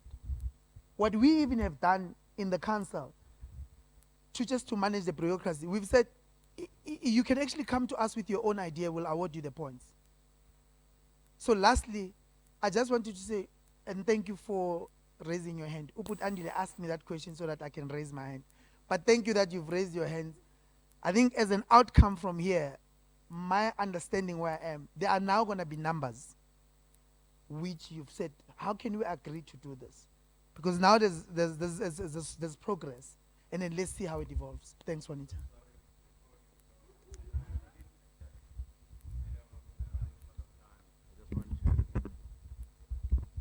Can I request, Juanita, that it's more a takeaway that the Digital Council requests Andile, Google and other people in a I mean, we can send it broadly, just to say we have a skills session, brainstorm on action, invite the people inside AWS, Azure, etc. Just on this topic, because we won't have time now to map out. And yet this is something that it's a make or break for the society, the country, the industry, and everything. I mean, and rather than to try and summarize it, we then say you will convene and request MICT CETA, the council, and various stakeholders for us to come up with an action as to really what do we, it's not to change the course of what Andile is doing, but how do we leverage the private sector more into, enhancing what you are doing. By the way, this guy, when you ask him to introduce himself, he did not.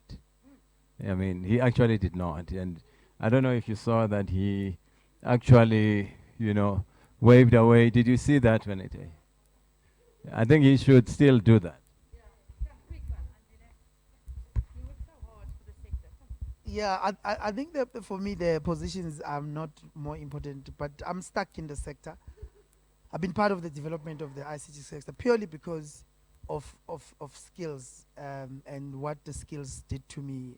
Yeah, I don't know how to introduce, but I'm just under there. So, but I was telling people yesterday, Uput Andile, people now look up to him now. Me and I looked up to him when he was still a technician at Philips. So I'm always say I'm actually honored to be here. I'm inspired by the process mindset. And as a country, we are going to do a disservice if we don't extract the value from the people that were there. And that needs to be documented so that the next generation, we don't make the same mistake. Unfortunately, in this world, processes are not written anywhere. They sit with you in your IP. How you organize your table is your own IP. Now, how you organize your table right now is how you understand the sector. And if we don't get that from you, from a process point of view, we've left a hole in the generation. Thank you. The only thing I just want to ask, it's very important that this action point does not lose the fact that as a start, there is a huge benefit for what we are going to do to the public sector. I think we must never lose that, because then it shouldn't be about us. It should be about the topic that is here, Juanita. So when you coordinate, I'm asking that topic must not move away, about the digital ready government workforce. Thank you. I will, and I'll engage with you when we set it up so we get it right. Thank you, Andile Kowale. It's been a real pleasure. Thank you. I think we should all be concerned and scared about skills, because if we're not moving faster, we're not going to make the progress that we should. And also, I think Tanya is going to touch on it, or maybe we are touching on it a little bit this afternoon, because not just in ICT. I mean, ICT, we've got a massive deficit, but also across all digitalization of other sectors, agri-tech, fintech, how are we not just skilling but reskilling people. So a really big conversation. We are running a little bit behind time, but it gives me great pleasure now to introduce my next colleague. I've been working with Dr. Masonta at the CSIR for some time. He's also on the 4IR working group, and he does a lot of work for like for instance, Gauteng province. He leads a body of work, or is involved at least in a body of work with that. But one of the areas where I got to know you originally, Dr. Masonta, was on 5G. And yeah, we have had many long conversations in the beginning of the pandemic when everybody thought that 5G landed the coronavirus here in South Africa.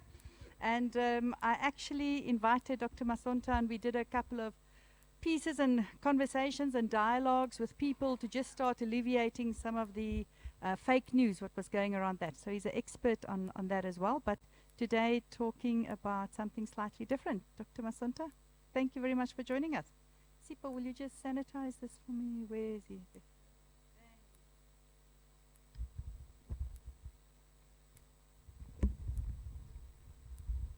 Thank you very much, Juanita, and good afternoon, ladies and gentlemen. As I've already been introduced, my talk will be about keeping up with the 4IR. I won't repeat what Andile said to say he came here as a mistake. I think I'm part of that also. Okay. Okay, this is the context of my talk. I'll just give a context on the 4IR. The South African strategy on the 4IR. We have already heard about the report about the PIS, the Presidential Commission on 4IR, the digital transformation, and the digitally transforming the government. We heard a lot about the skills, so I'm still going to repeat the same when it comes to the skills. So that means this is a serious problem. It's a time-ticking bomb. So from the fourth industrial revolution, unlike the other revolution, is more about the era where people are using smart, connected, and converged physical, digital, and biological systems and smart business model to define and reshape the way we live as the society, from the political, economic, etc.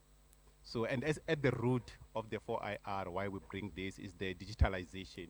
So it's important that we understand what is digitalization and what is required to realize that as an enabling part to create the virtual world.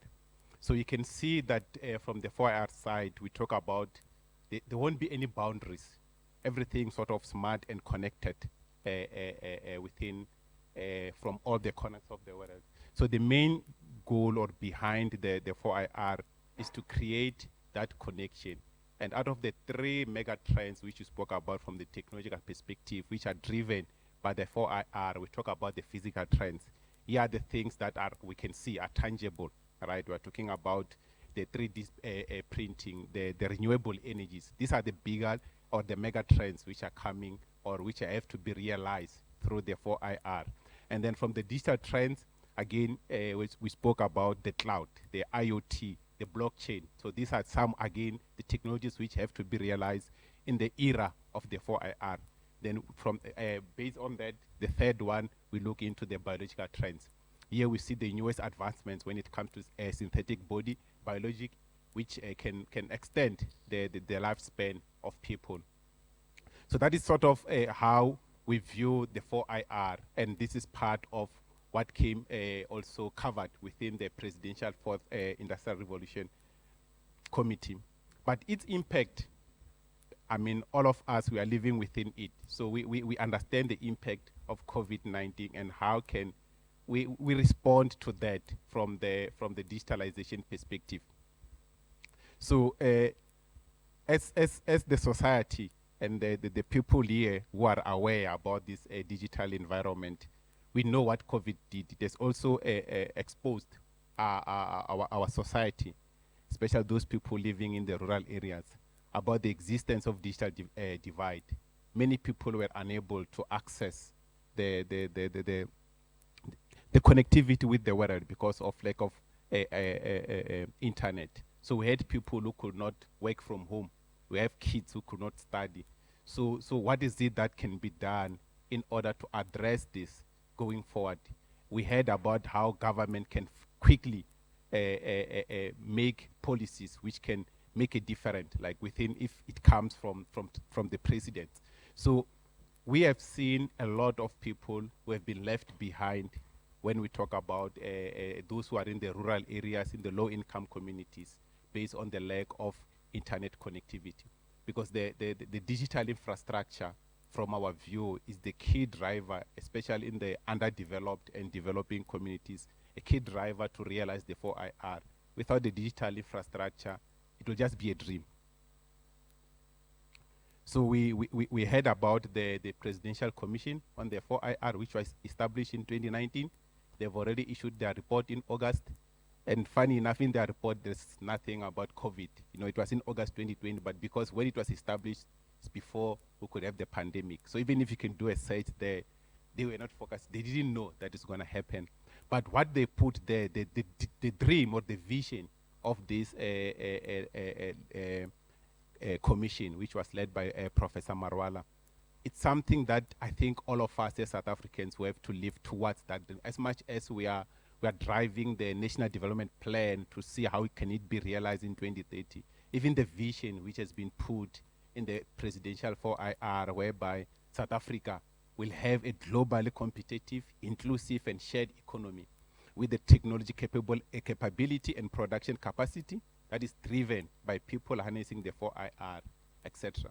So the production capacity, it goes back to the skills.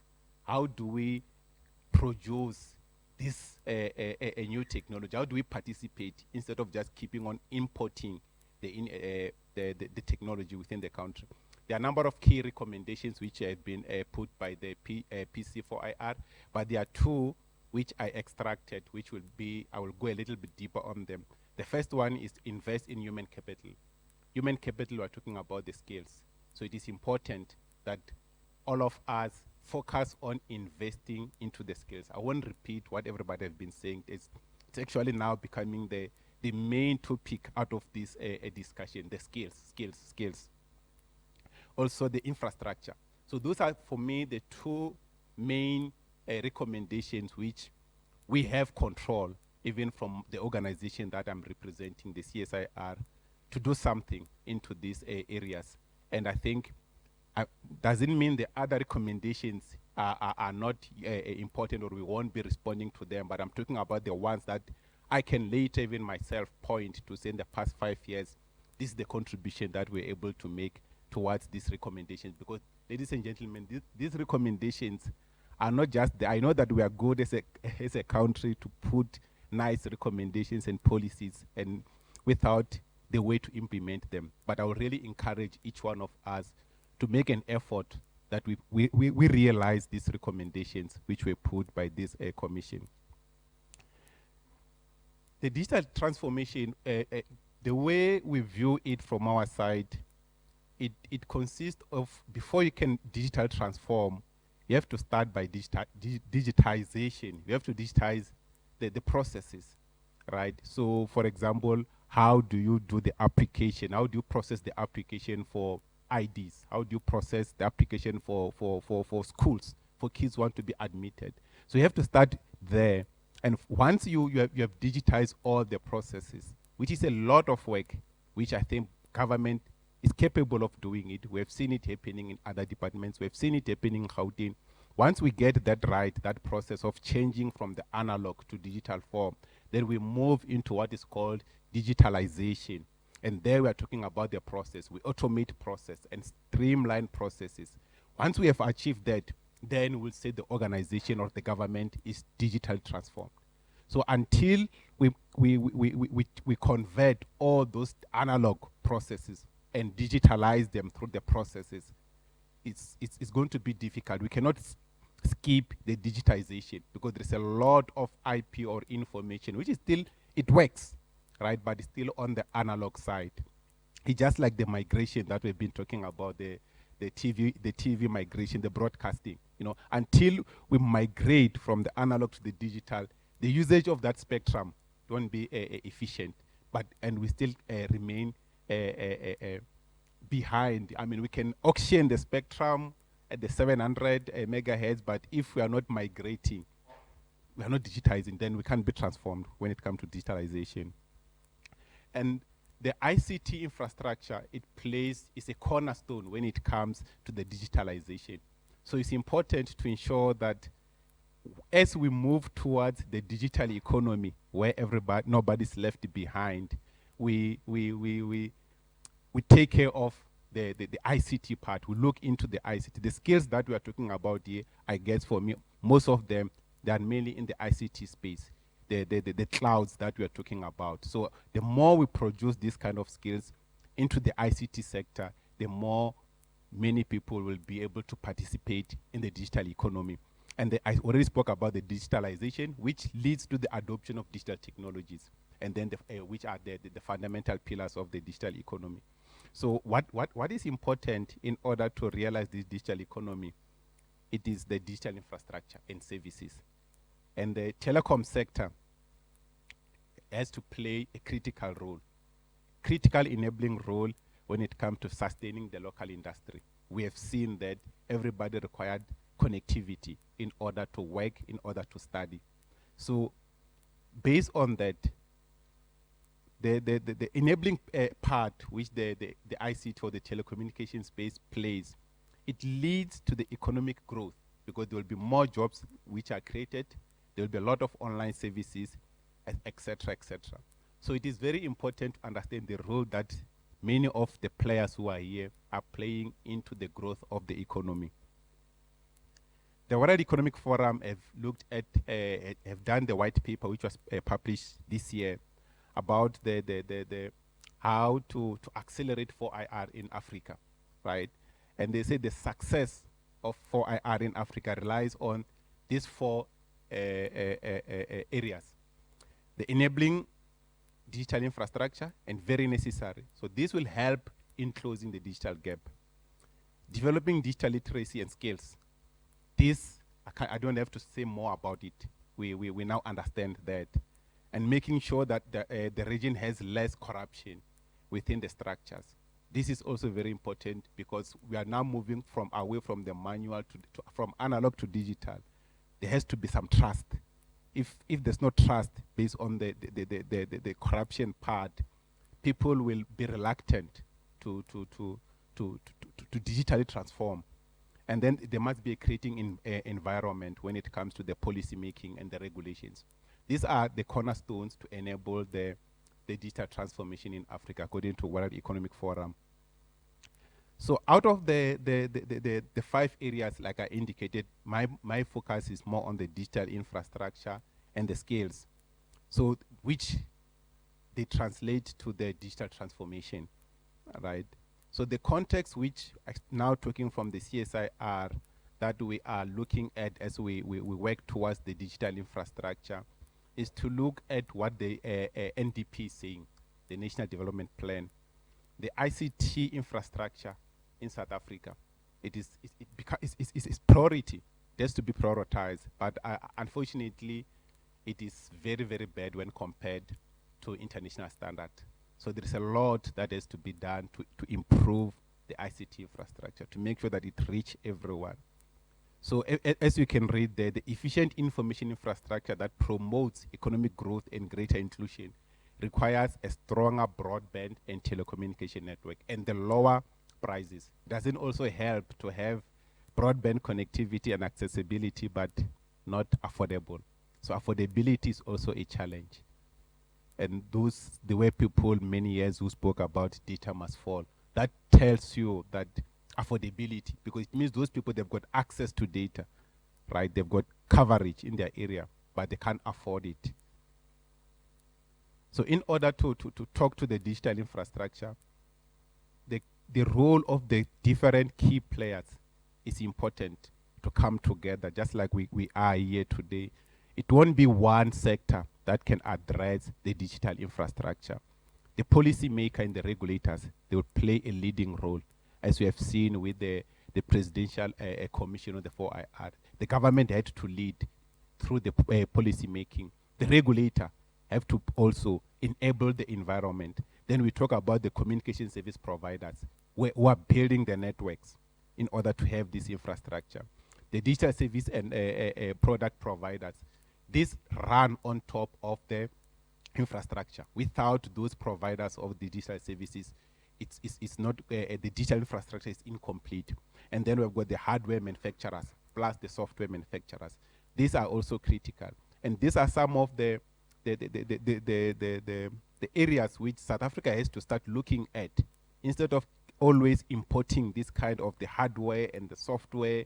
How do we start generating or building this kind of solutions within the country? We are seeing that government is responding. You know, we just recently, there's some positive developments from the regulator. They generated a lot of income for the government through the auctioning of the spectrum. So these are positive developments which have to be appreciated.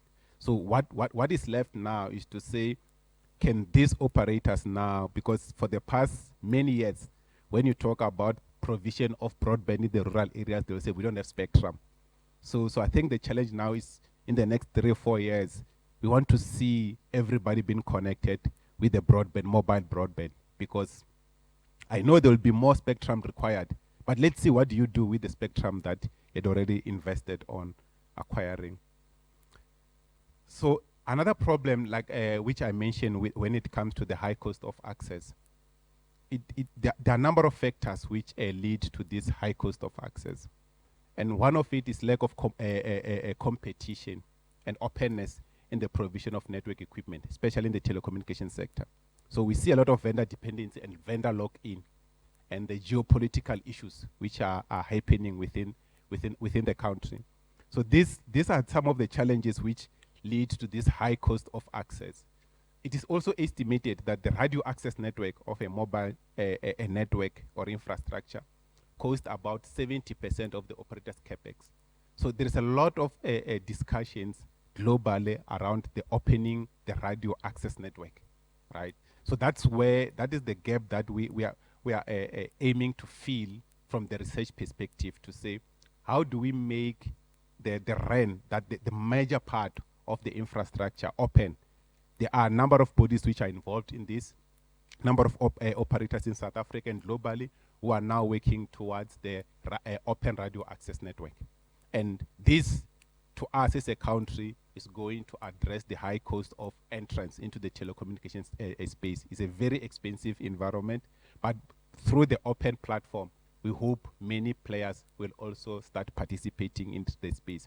And this is our response by building these open mobile platforms to support the local market and address the challenges which we have already highlighted up there.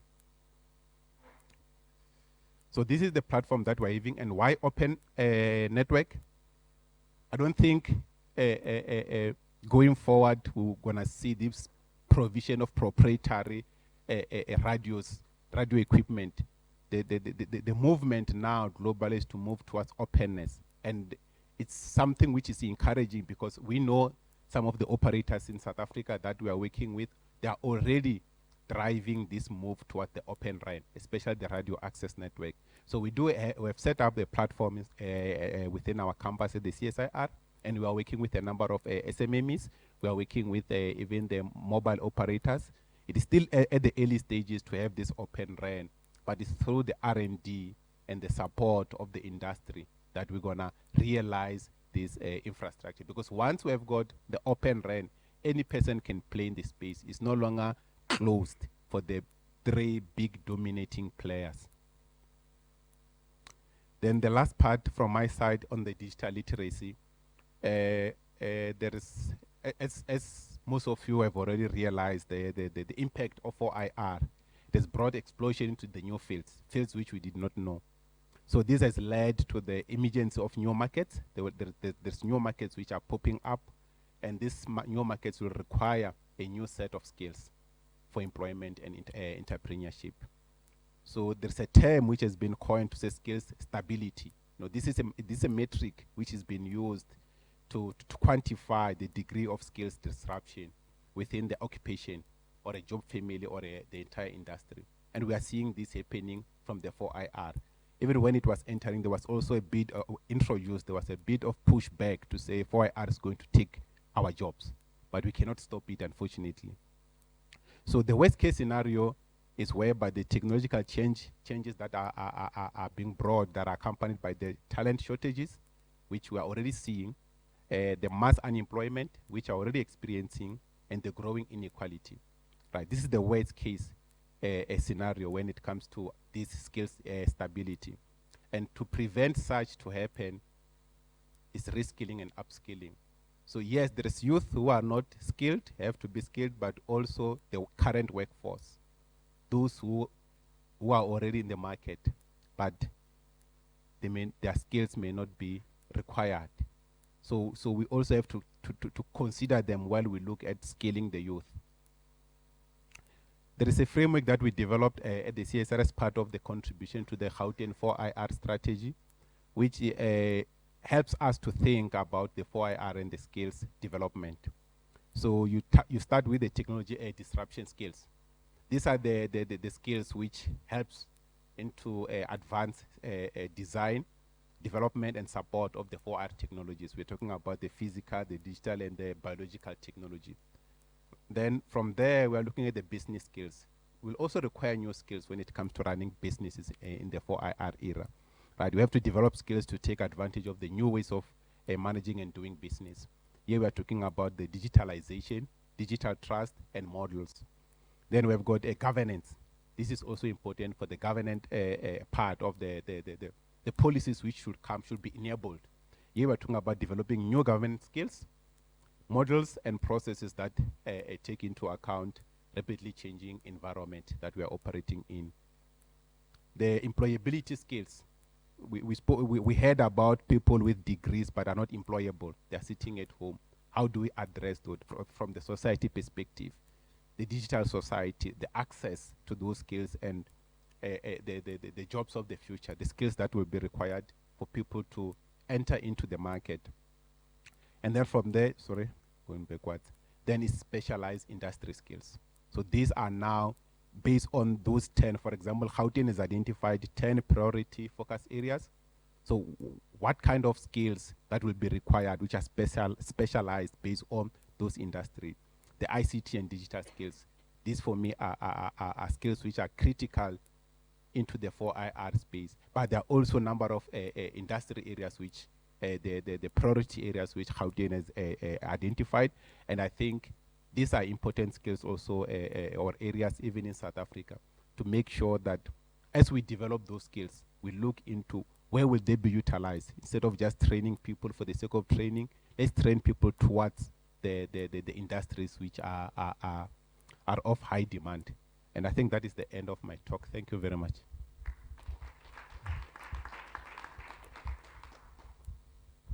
Thank you, Dr. Masonta. I don't know if anybody wants to add or subtract.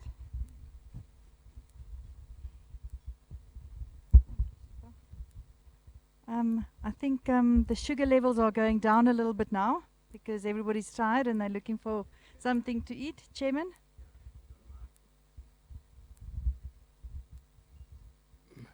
Moshe, thank you very much for that very insightful presentation.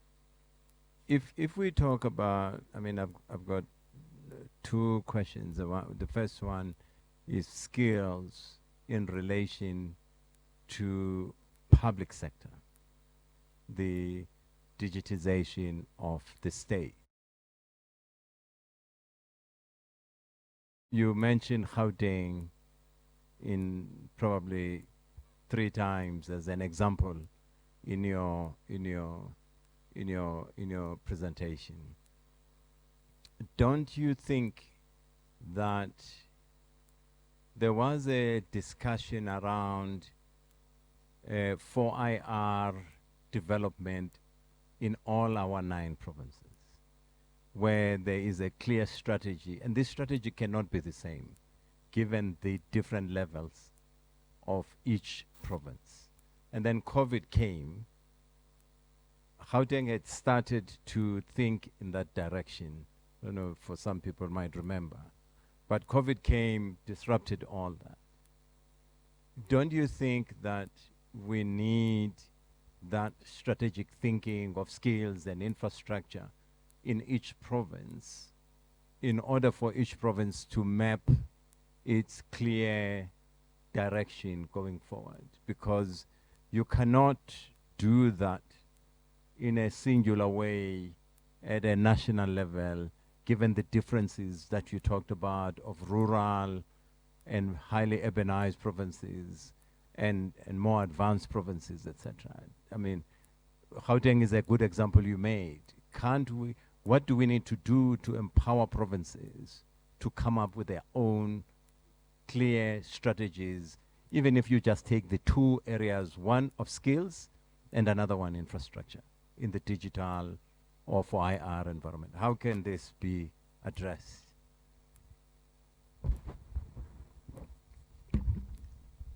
Thank you, Chair. I think I mentioned Gauteng many times because I was part of the panel which developed the strategy, right? So, but we know that Mpumalanga, for example, we are working with Mpumalanga now. They are also developing their roadmap for digitalization, because every province, indeed, I agree with you, every province have its own challenges. So what the 10 focus areas in Gauteng, they won't be the same when you go to Limpopo, when you go to KwaZulu-Natal. So, and at national level, just an enabling that the Presidential Commission, FYR, but what it calls for is for every province and even the municipalities to start, because that's where things should be happening, should be sitting. I fully agree with you. We need something like that. We don't have to generalize, because one size doesn't fit all.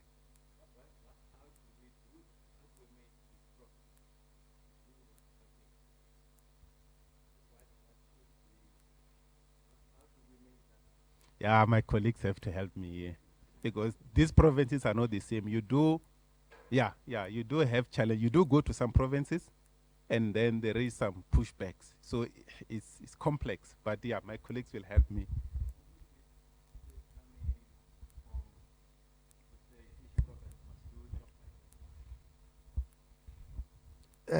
Through you, Chair, just as an emphasis, so Gauteng did what you did, you called for, but under leadership. Because I attended the launch, I also attended the e-waste strategy. And I remember Premier David Makura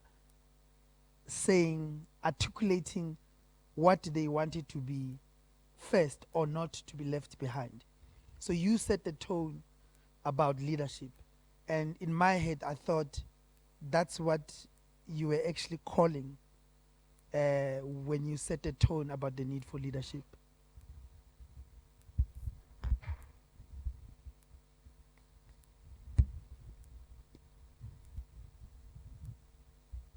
Good afternoon, everyone. My name is Rachel from Salga.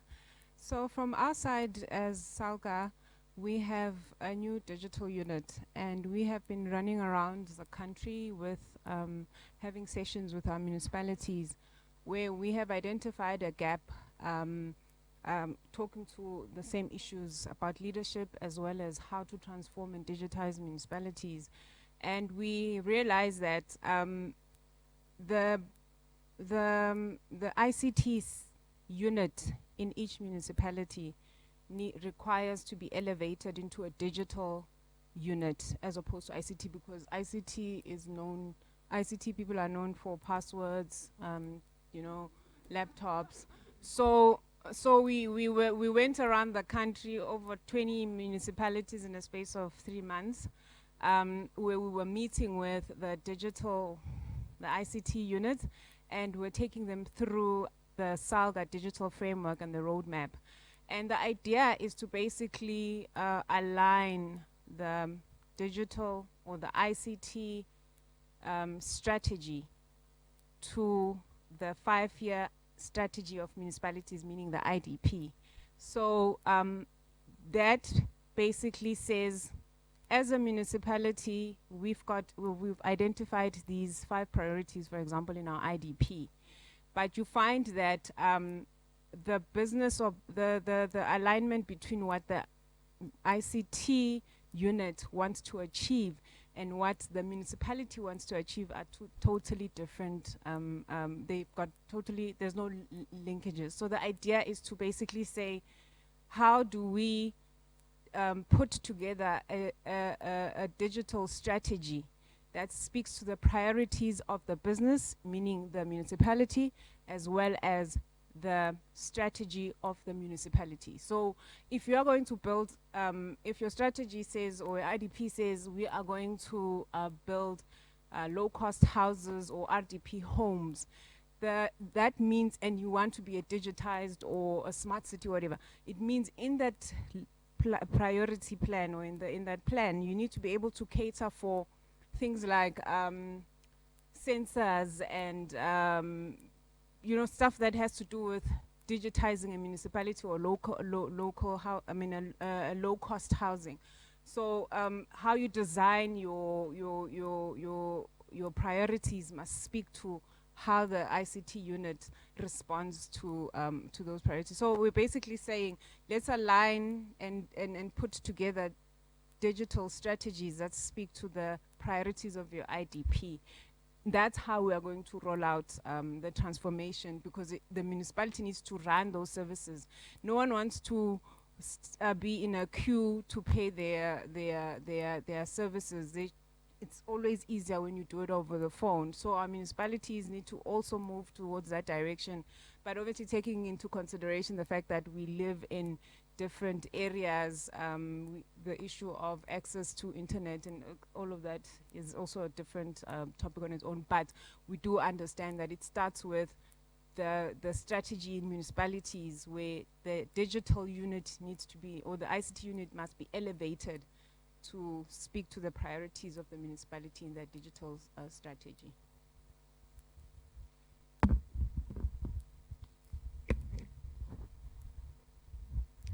Thank you. It's a good thing that Mr. Mutivi is here for the alignment of ICT and business. Speaking as a former secretariat for the Digital Council. So the issue that the chairperson raised, I believe, Chair, that we need to have out of this, the Digital Council to assist the provinces to have a framework to say, if you need a strategy, as he was presenting, to come to that point where you have the priorities, this is what you can follow.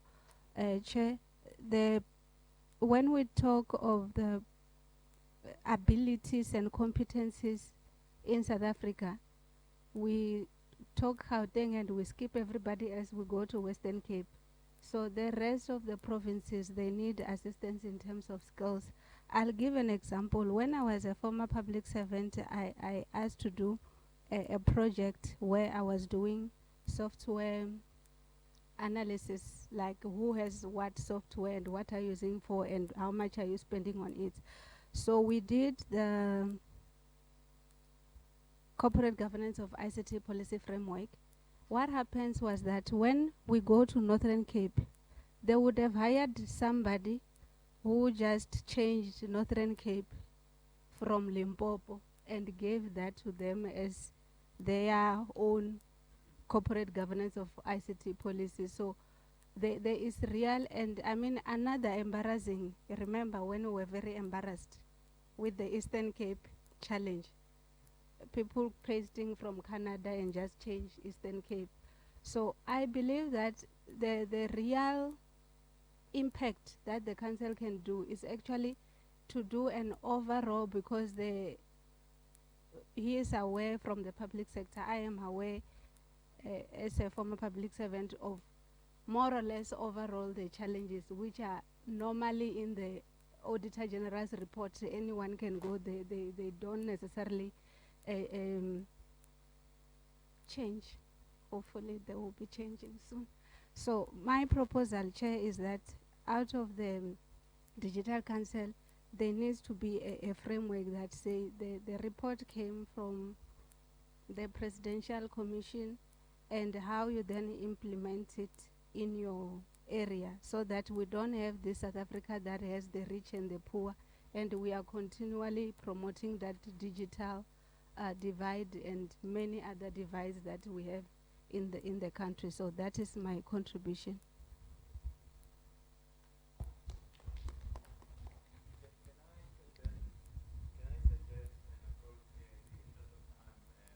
I know there's a hand trying to find it, but Yeah, but let me just suggest something as a way forward. Here's my suggestion. Exactly what you have said, that Gauteng did great to establish a panel, actions, you can see that there is work.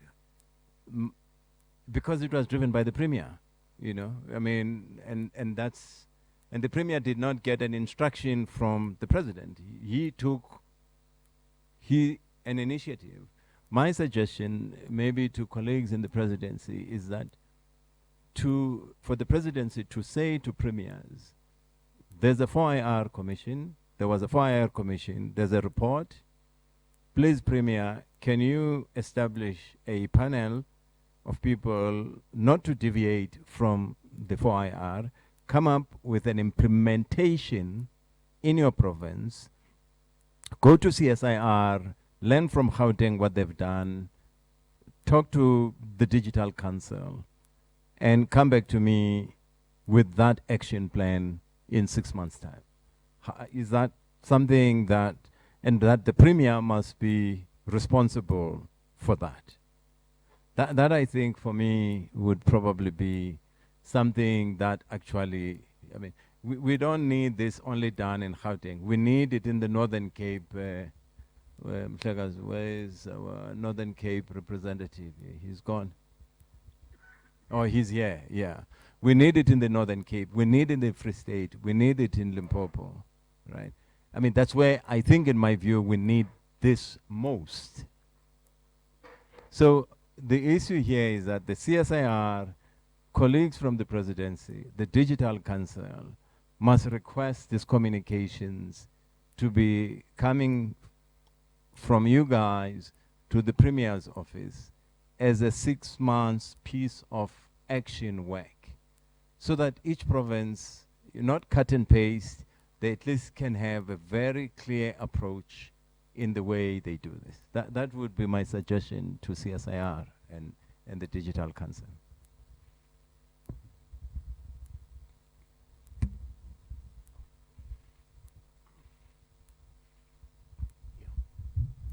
No, thank you very much.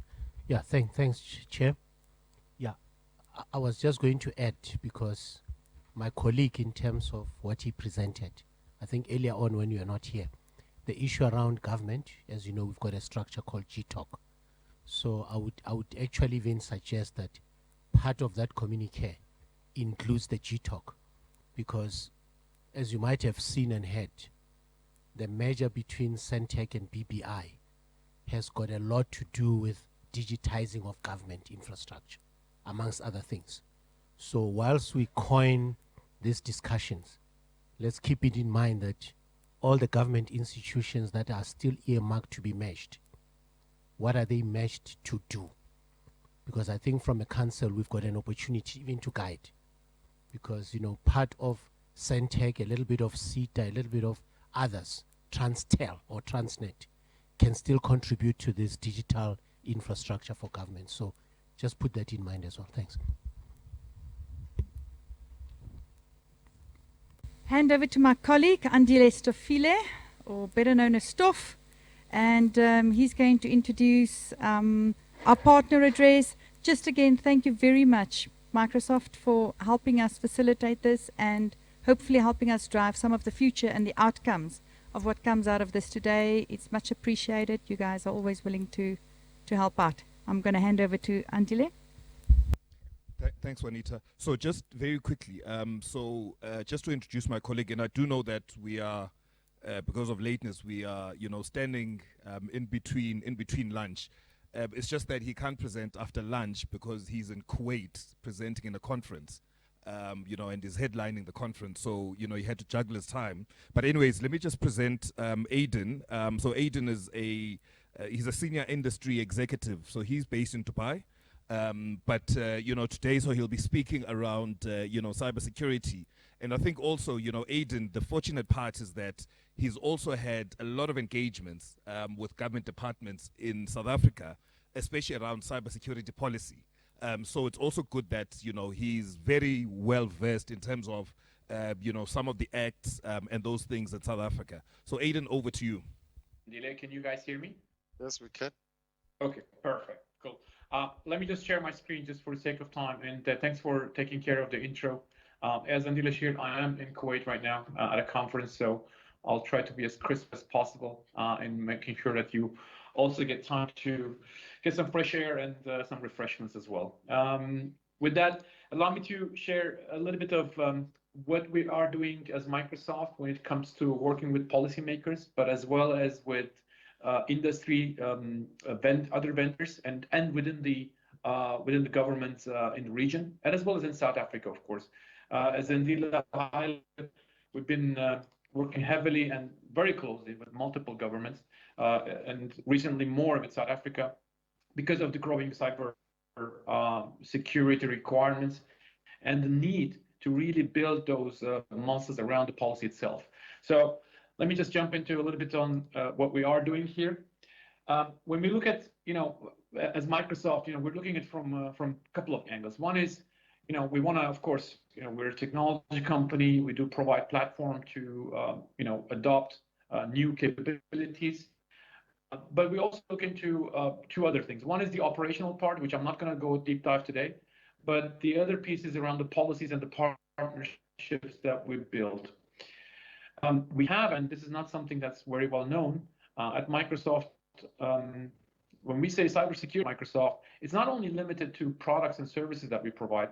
It's a lot more than that. And one of the parts that is very much involved in this policy and partnerships piece is our digital crimes unit. Now, I'll share a little bit of what they do, but and then shift over to the policy piece a little bit more. But digital crime units, again, not much known for the outside world, is something that is been there for. It's an international team of investors, data scientists, engineers, analysts, business professionals that are really going with the sole aim. It's not like a product that you can buy. There's nothing commercial here. It's about protecting our customers and making sure that the internet is safe, so that they, people can trust also the platform that they use. We have, people that are focused on forensic analysis, some people that are focused on data visualization, and some, which is the part that I want to touch base today more on, is about the global public partnerships that we built to extend our reach and scale. And that's because, and I will underline this a couple of times during my presentation, this is not a one-man show. This is not a one-vendor show. It's about the community and the collaboration and the partnerships that we build and share knowledge and experiences across the board. A couple of the things that the digital crimes unit focuses on are touching also, areas of interest for the public safety. And that's, beyond just the typical cyber threats that we always deal with and, that are very important, of course, for us. The 5 pillars that you're seeing on the right-hand side are their main focus area. You'll see the likes of online child exploitation, which is an area which we have heavily invested in with a partner. PhotoDNA is an application that we use to, find these pictures of children that have been, potentially abused or have, are missing. And business email compromise, malware destruction, and business operation integrity are other areas where they focus on. But all of that does not work if we don't do it together. And when I say together, I mean everyone. And everyone includes for us public and private sector. It includes NGOs. It includes law enforcement, the likes of Europol, Interpol, FBI, CIA, CBI are also part of this, and as well as, in many cases also our competitors, because this only works if we build and scale so that we can actually protect our, our environment, the government, the citizens from those cyber threats that are out there. And it could be in different formats, right? When we look at what we have just the last year, okay, what we have seen so far, there's one thing that is clear. In the last couple of months, we've seen the first hybrid war actually happening on the ground between Russia and Ukraine, and the cyber war started about a year before that.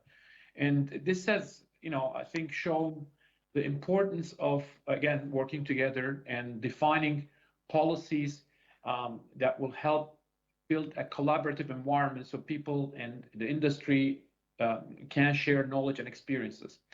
We're working very closely with multiple governments in the region and in South Africa around threat intelligence data.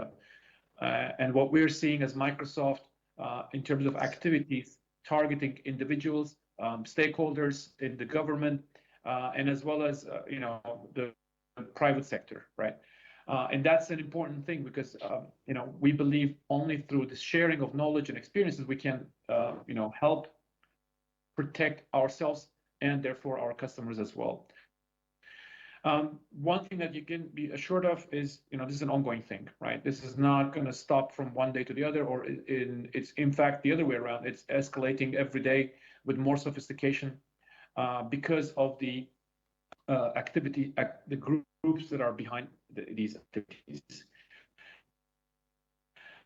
One thing with Microsoft is, and I'm sharing this openly always, is not many people are aware of, we have something called a nation-state notification. Whenever Microsoft recognizes or sees an activity of a nation-state actor, and we've recently went also vocal about this and have called out the countries that sit behind these activities, we do send notifications. We reach out to the governments in the who are being targeted to warn them about what's coming in, and that's important. And to give you an example for that, the G20 summit that happened about 2 years ago in Germany, a couple of the official government officials were targeted by a cyber attack by a nation-state sponsored attacker. When we saw the activities, we warned the stakeholders to make sure that their accounts were not compromised. We're talking about government officials. We're talking about nations, national level access to data on their devices that are extremely confidential. So we really took it, at a different level and made sure that we were, openly sharing on what we're seeing. And this is, something that we only believe that can work properly if we share experiences and knowledge and all the intelligence data that we have across the board, right? With governments, with the vendors that work in this space, and as well as law enforcement. Now, when you look at the cyberspace itself, right, it is an extremely complex and interdisciplinary domain. It, I'll say, demands a policy development that is inclusive and expertise driven. What you're seeing on the screen in terms of the topics that I've listed are, and I've heard some of them during the talks earlier today. Skilling was a topic that was discussed as capability building, which is, of course, a big focus for us. And what the pandemic has brought in terms of, living in a hybrid world is also important. But there's a security policy or the cybersecurity strategy that will prepare us for that next thing, whatever that next thing is. It's a technological advancement. It could be something that we have to respond to in a reactive way, something that's coming around the board, or something completely unexpected. Are we prepared for that? So we think as Microsoft is, we need to create a multi-stakeholder platform, basically to bridge the gap between governments, civil society, and the industry, so that we can advance in the cybersecurity policy agenda. And that actually with the aim to promote, again, as I mentioned, cross sectors, evidence-based cybersecurity policy making. So we need a platform that proposes discussion on cybersecurity that aims to build a more multi-stakeholder engagement. And there are multiple ways to do it. This is not, a bulletproof answer to all the questions, but if we just combine these under a couple of pillars, right? Informing policymakers about evolving cyber concepts is extremely important. The cyber policies, the tools and capabilities that we have currently and everywhere, they need to be adjusted and updated constantly with new technologies, societies, and geopolitics, because the situation changes constantly. Creating a multi-stakeholder is extremely important because inclusive policy that are beneficial for all. So again, very, very important aspect of this. Sure that this full multi-stakeholder input can help solve complex cybersecurity challenges. It's something that multiple governments in the world have worked on successfully. Earlier there was a mentioning about the example from Canada, where when they created their policy, actually they went into a review consultation months before, where they've reached out to the public to get comments and feedback on how the policy should be tailored, should be built. And similarly in Australia, where they did the consultation on the cybersecurity policy, public is heard, that we have these and discussions and get feedback is extremely important, because again, we learn from these experiences across the board, right? That's how we build a better a policy that is in line with what we're all experiencing nowadays, right? And what the last piece is around the global play, informing them. Again, coming back to the collaboration piece, not only in South Africa, but how do we go and share the value of safe and safe. Now, training the leakage is extremely important. We want to create cyber that familiarize the scientists, the researchers with the policy plan. We want to eventually host workshops, meetings to encourage and manage the policy engineering and policy solutions. And this whole, I'm underlining a couple of times, I know, but the multi-stakeholder, influential influence to build a better communication between sectors is extremely important, because gaining better overview of what each stakeholder can contribute will help, of course, improve the coordination in cybersecurity capacity building. But it comes back to one good thing, or one important thing, which is the good communication practices. Better communication is likely to lead to better understanding and overview of what non-state cyber actors can contribute in which areas and to which goals. So, and this is especially needed in today's world, where you have oftentimes smaller scale initiatives that often remain under the radar and are not known to, to everyone. And we cannot benefit from that knowledge and experience. So that's why enhancing that cross-sectorial lines of communication is extremely important. Another piece is to link the cyber goals to operational civil society platforms that strengthen bottom-up responses to cyber attacks.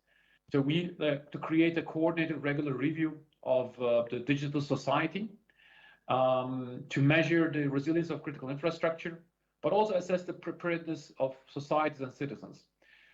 As we've seen in the last just year, I'm just calling out the 1 year. I mean, I could go back 10 years and I could give more examples, but the attacks, the cyber breaches that happen on critical infrastructure that crippled governments all over the world is becoming an extremely growing problem because they're extremely essential services and increasingly interdependent and digitized.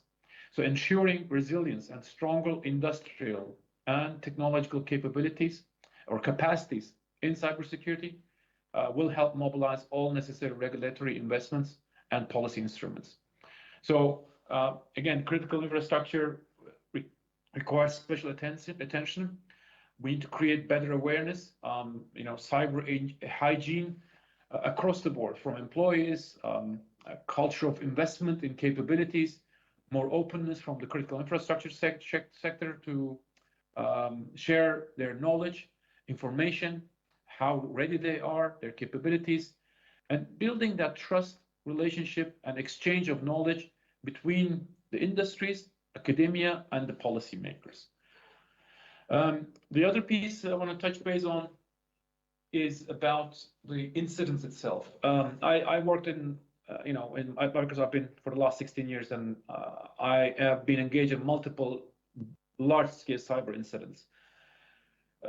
We're all in agreement that cyber incidents can cause enormous damage, not only to cripple a government, brand damage, and much more beyond. And if you recall the pandemic start when COVID hit and the initial breaches that happened in the UK health sector that crippled the whole operation, you can see that the impact of this can be disastrous for a government to operate.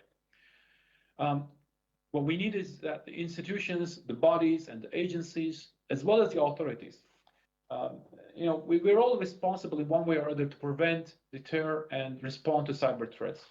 And what's taught us over the last couple of months, the war between Ukraine and Russia, is that the geopolitical tensions even complicate the ability to address the causes of these cyber threats, and it makes it very hard to understand the factors and circumstances that make these kind of cyber operations more likely and more successful. So it's a very complex environment. What we need is, from a policymaker perspective, an implementation of a fact-based, data-driven cyber policy that will effectively help prevent, deter, and respond with working with all the stakeholders together. And then the last piece I'm going to touch base is around the new technologies, which have enormous impact on political, economic, and military capabilities when it comes to cyberspace. Much of today's great power competition is already centered on the aspect of technological leadership and the control over supply chain of information and communication technologies. And I think one of the previous speakers was talking about 5G as well, which is again the next battle for everyone. This also, however, raises the questions around the way we approach the digital era and the protection of open and democratic cyberspace. We're talking about approximately 5 billion internet users and 4 billion social media users worldwide. So, if you just take these two numbers, you can easily say that the stakes are very high. For instance, as I shared this example from Canada and Australia, another thing is that the United States and Canada, in broader sense, agree on the normative, economic, and geopolitical necessity of stability in cyberspace.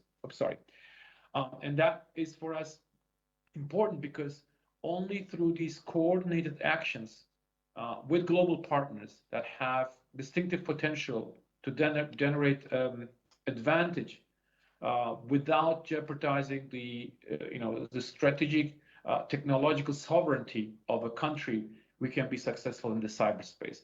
So before I close and go to my last slide, I'll just say we believe that multi-stakeholder inputs to build a policy and a strategy at the national level is key to be prepared for what's coming next, which is the next cyber technological advancement and or the attack that we have to protect ourselves against. And this only works if we work together in partnership across the board with our vendors, with the governments, NGOs, law enforcement, academia, and with the community, basically. So with that, I'll say thank you and open up for any questions that may come from the audience. Thank you very much for that. I don't see any hands in the room. I think, like I said, the blood sugar is really low. I think everybody wants to go and grab a bite to eat. But yeah, good luck with your presentation this afternoon in Kuwait. And I hope it goes well. And thank you for your time. We're going to take a break for some lunch now. And yeah, colleagues, I think there's somebody here that's supposed to be followed. There's our lady. If you can just follow that lady out there, she's going to show you to the lunchroom.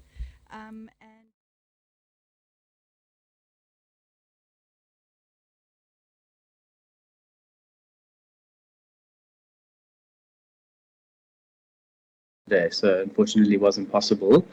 But thanks Juanita and Andile for still giving me a chance to share some of my views in this forum. My name is Mark Skuman. I'm a partner at Genesis We are a South African consulting company, although we work across the continent. And in South Africa, we've been working across the various levels of government, from the presidency down to regulatory authorities, and with many of you in the private sector as well, on identifying some of the major opportunities and risks across the digital economy in South Africa. What I wanted to focus on in the time that I have today is some of the emerging risks that are likely to play out in the digital economy and what some of the policy solutions are. So we've heard, I think, from some of the other speakers today on some of the operational risks, like Aidan was speaking about data governance and cybersecurity. I'm going to touch on some of the broader risks across the economy that we are starting to have to grapple with as a country. And before I go into the detail of it, just a few kind of overarching comments. The first one is, why should we be talking about risks at all? And I think a big part of my work at Genesis is also on the upside of the digital economy's development. Those amazing opportunities for creating jobs at scale, improving public service delivery, etc. And whilst policy has an important role to play in enabling that, we also have to be realistic that there are some downside risks as technology becomes more mainstream and digital-enabled business models become commonplace. And so there's also a role that technology has to play in identifying and managing those, particularly in a way that doesn't stifle innovation. And so I think it's important that we start to have these conversations as industry. Secondly, I wanted to really emphasize and agree with what Peter Curtis was saying this morning about the fact that digital policy and regulation is extending to a much broader policy community than just the ICT sector. And this is really because the nature of the digital economy is that it's transversal and cross-cutting. And there isn't a single sector in South Africa that isn't being disrupted by digital transformation. And so sector regulators in every single sector now have an important role to play in thinking about policy and regulation in the digital age. And then the last point that I wanted to make before going into the detail is, although I'm going to be speaking about the policy solutions to some of these risks, I wanted to make the point that I think there's a clear role for industry to play in tracking and mapping some of these risks itself and self-regulating where it can.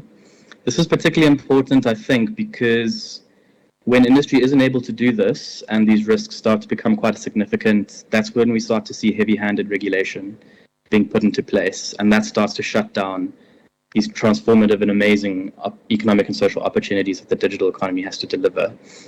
And so I'll speak a little bit about where there's some opportunities for us as a sector to think about how we self-regulate in that space. So with that said, to the detail, what I'm going to chat through with you is loosely based on some work that we've been doing with the UK government's Tech and Innovation Unit in putting together quite a comprehensive framework of what these tech governance risks are and helping them think through how they provide policy support to emerging markets in Africa. But I just want to zone in on three particular risks that I think are particularly pertinent in South Africa. So the first one is relating to the change in the market structure as digital transformation starts to really take roots across the economy.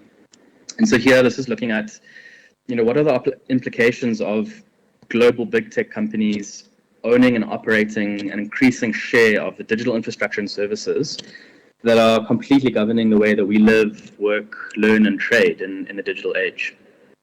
As one example, Google, is a massive big tech company that's now operating in over 200 markets. It has a market share of over 90% in the online search market.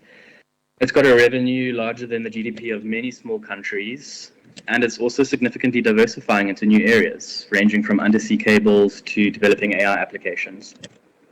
Google is just one example. There's lots of different big tech companies globally that are starting to take this kind of shape. And so whilst there's a lot of different risks that this presents, systemic, relating to tax, the one that I really wanted to focus on in South Africa is the risks that this presents to competition. In particular, how do we start to think about preventing large digital firms from becoming dominant players to the extent that it creates negative consumer outcomes? Now, in South Africa, we've got a fairly progressive competition commission that has the regulatory authority to in the space. We know that they've already created a bit of a stir in our sector with their inquiry with regards to the mobile data market and the settlements they reached with some of the big telcos.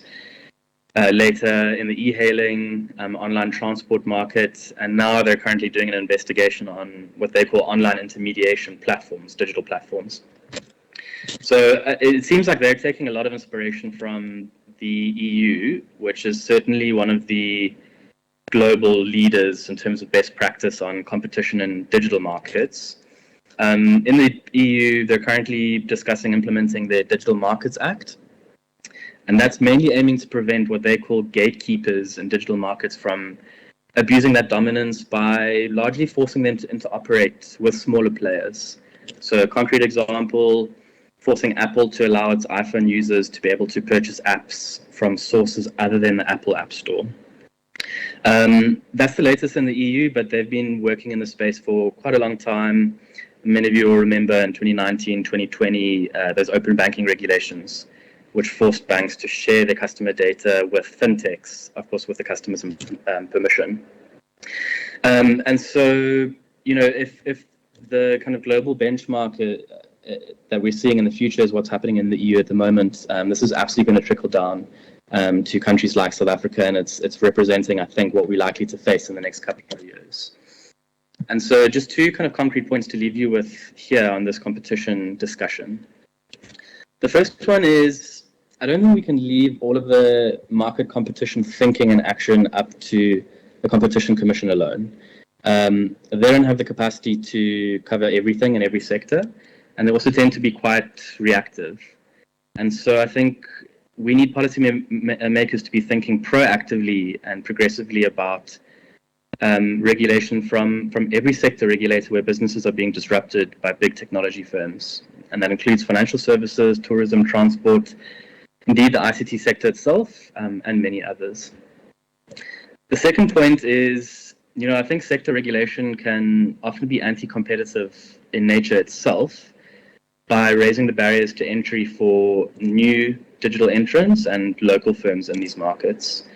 And so when these sector regulators are thinking about regulating digitally enabled operating models in their sectors, the focus needs to be on preventing anti-competitive behavior amongst large firms, such as mandating interoperability with smaller players. And examples in the financial sector, we know that the banking sector is very dominant. They're holding all of the consumer transactional data, and they're not currently mandated by the Reserve Bank to share that with other smaller fintechs. And also banning things like exclusive supply contracts for online platforms.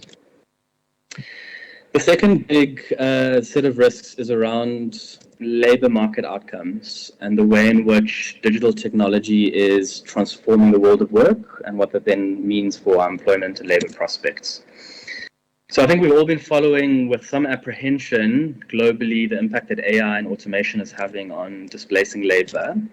You know, this was largely fueled by that global study in 2017 by those economists, Frey and Osborne, which was actually quite misleading.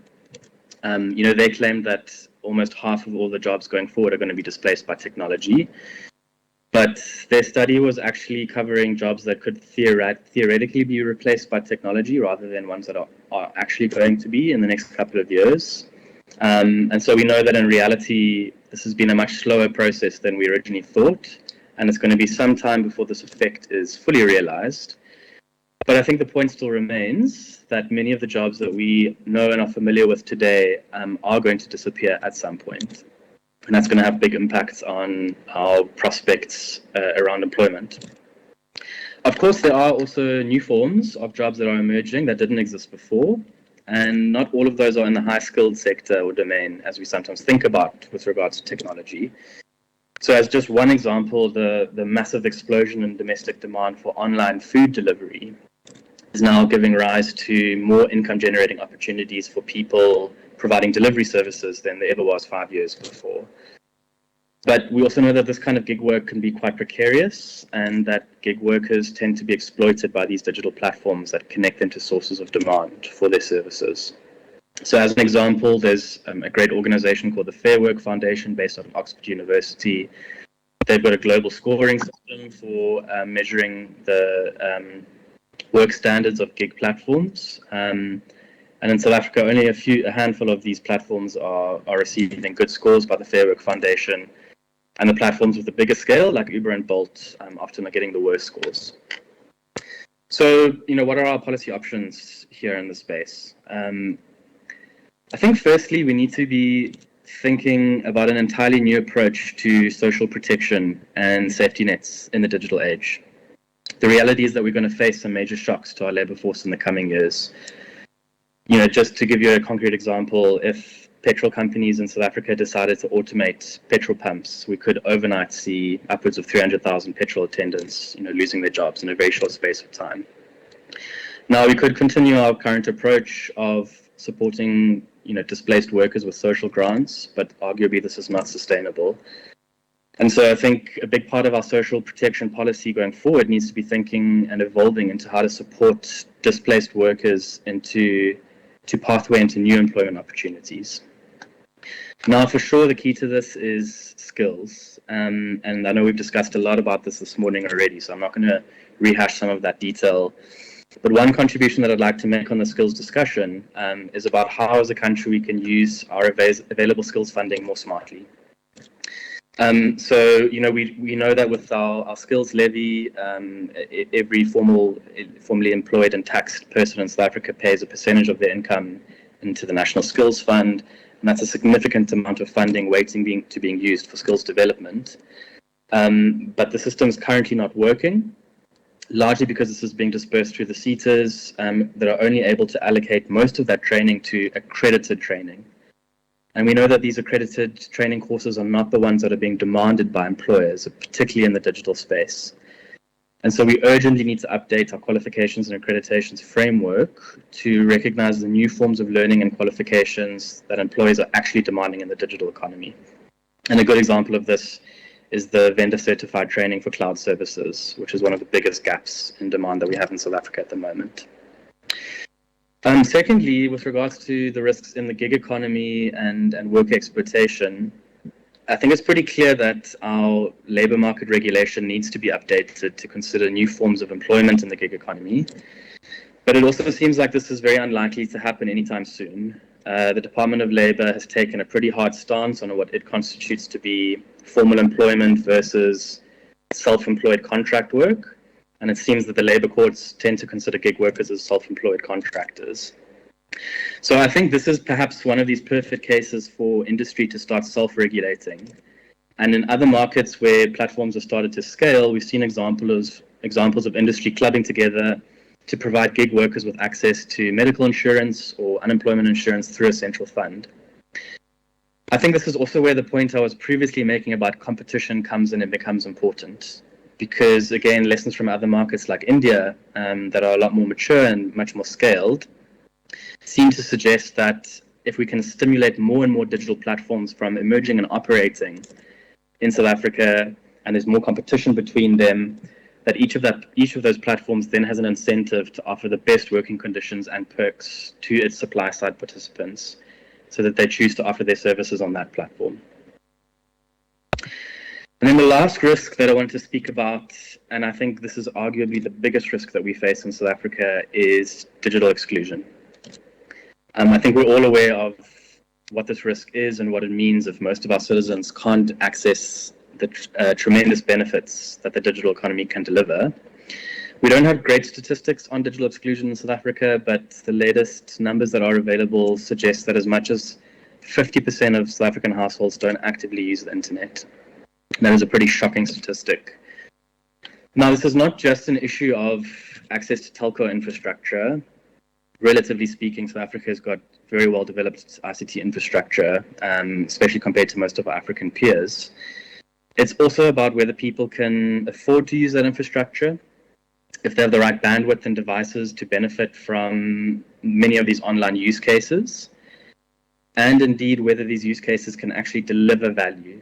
And one of the biggest issues here is the fact that almost all of the content online is only available in English, and there's very little content online available in local African languages, which is most South Africans' mother tongue. Now, Andile started this morning's session by asking, what are the objectives of South Africa's ICT policy in today's modern context? And we've done a little bit of thinking on this, and so I wanted to partly provide a response to that. During the early days of the pandemic, we provided some support to the presidency in doing a segmentation of the digitally excluded in South Africa and identifying some of the minimum digital requirements at a household level for a range of different citizens to be able to upskill themselves, search for work, access healthcare services online, or earn an income using the internet. Where we kind of landed is, that one of our national policy objectives in South Africa should be that every South African household, irrespective of where they live or how much they earn, has access to the internet at a minimum speed of 10 megabits per second for downloading. And that should be uncapped at a cost of 350 Rand a month or less. So despite the fact that we are actually quite far from achieving this, that objective is actually quite a low bar compared to developed markets, where minimum broadband speeds are 25 megabits per second for downloading. But even though this benchmark is lower, it's proving challenging to achieve in South Africa. And that's partly due to the spatial and income distribution realities of our population, where the commercial viability of delivering broadband at an affordable price point isn't always apparent. So if we take fiber networks as an example, we've got great deployment of fiber in our capital cities, in the CBDs, and in many of the affluent neighborhoods, but almost no coverage in townships in those same cities, let alone tier 2 and 3 towns and rural areas.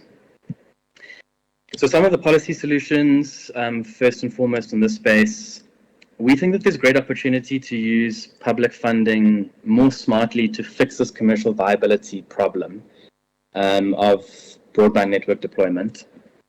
So we've done some modeling of the commercial break-even point for delivering fiber networks and wireless ISP services across South Africa, and we've established through that providing a small subsidy by the state to private providers would make it commercially viable for fiber network operators and wireless ISPs to significantly expand their footprint into many of the currently underserved low-income communities across South Africa. There's international precedent for this.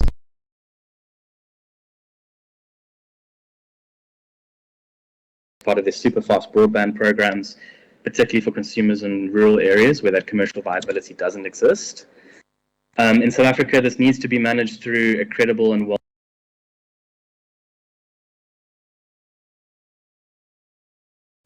I think the second policy imperative is the big regulatory bottleneck of way leave applications at a local government level. And for infrastructure providers to be able to use municipal furniture like lamp poles to deploy, aerial fiber deployment as an alternative delivery model. Andile has already spoken about this morning.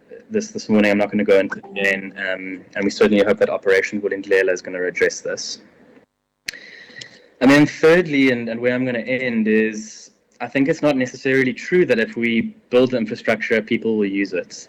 I think as a country, we learned this the hard way, when Telkom rolled out its telephone infrastructure back in the day across the country. And lessons from other countries, suggest that if you don't actively create demand for internet services, building supply is not necessarily going to fix the problem. So clearly we need to address the critical shortage of locally relevant content and services online in South Africa, so that there's actually value to be unlocked for South Africans that's going to draw them into using the internet. And that's going to help to fix some of the commercial viability issues as well. Migrating more of our government services online at scale is one of the best ways of doing this.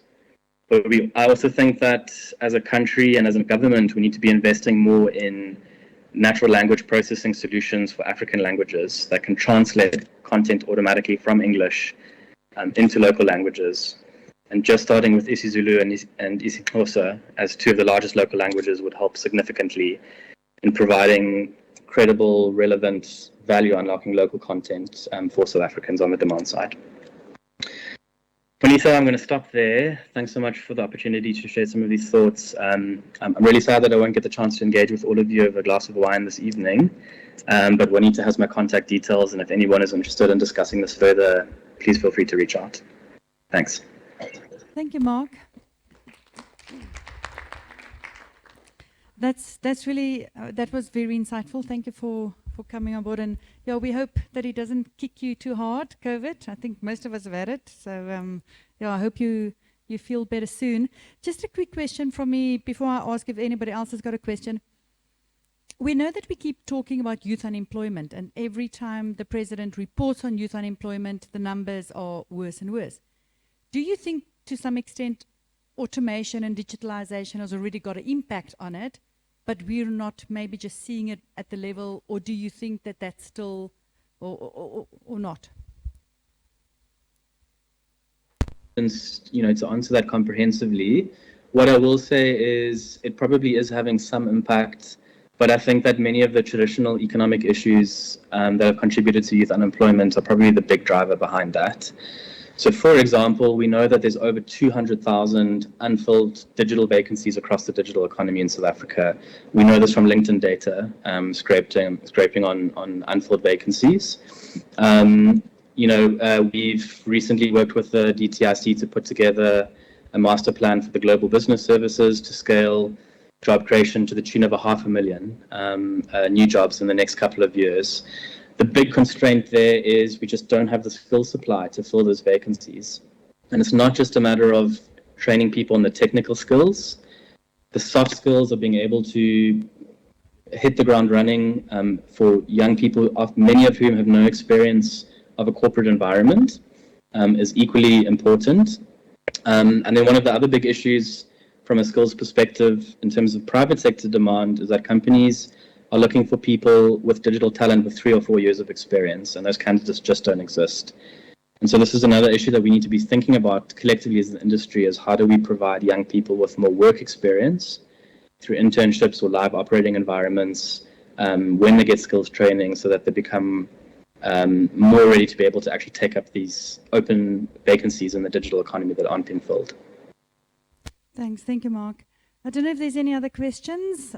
There's one from Karabo Motlana. He's policy at Amazon AWS. Hi, Mark. We've met and we've spoken before. Thank you for what's been really insightful and an incisive presentation. One thing Andile spoke to this morning is the need to proactively address policy issues. If we're going to speak to data, we're going to speak to digitization in the economy, in government, some sort of framework that is not reactive, as you referenced in terms of what the Competition Commission does, needs to be spoken to. How do we enable competition in infrastructure? How do we enable it in platforms? In terms of policy, in terms of legislation, how do we address cybersecurity? How do we avoid tied contracts?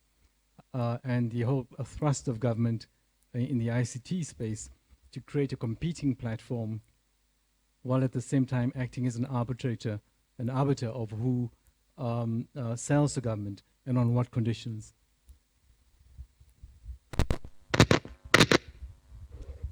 Thanks, Karabo, and great to see you again. So I think 2 things. One, government needs to come to the table because we have to recognize that, within government, whilst policymaking is their mandate, a deep understanding of how these issues are playing out, a nuanced understanding of different business models, how these risks are playing out in the economy is not something that government necessarily has internally. And I think that's kind of reflective of some of the policy proposals in the last couple of years, like the cloud and data policy. So I think as a policy community in South Africa, there needs to be much more of an openness to engaging with the private sector, embracing the insights and the capabilities and experience that the private sector has. So that's on the one side. Then on the private sector side, I think we need to be better as an industry in coming together through forums like this and having a very clear input into, where there is a policy issue, helping government understand the nuances of it and what some of the options are and how to take that forward. That's quite theoretical. So I think on a concrete level, I really enjoyed the discussion this morning, and I think, again, to speak to Peter Groothuis's point that this is not just an issue that Department of Comms and Digital Tech needs to grapple with. DTIC, Department of Higher Education and Training, Science and Technology, and every sector regulator has an important role to play here. But we know that in reality, politics with a small p and a big P is at play, and there is different mandates between the ministries.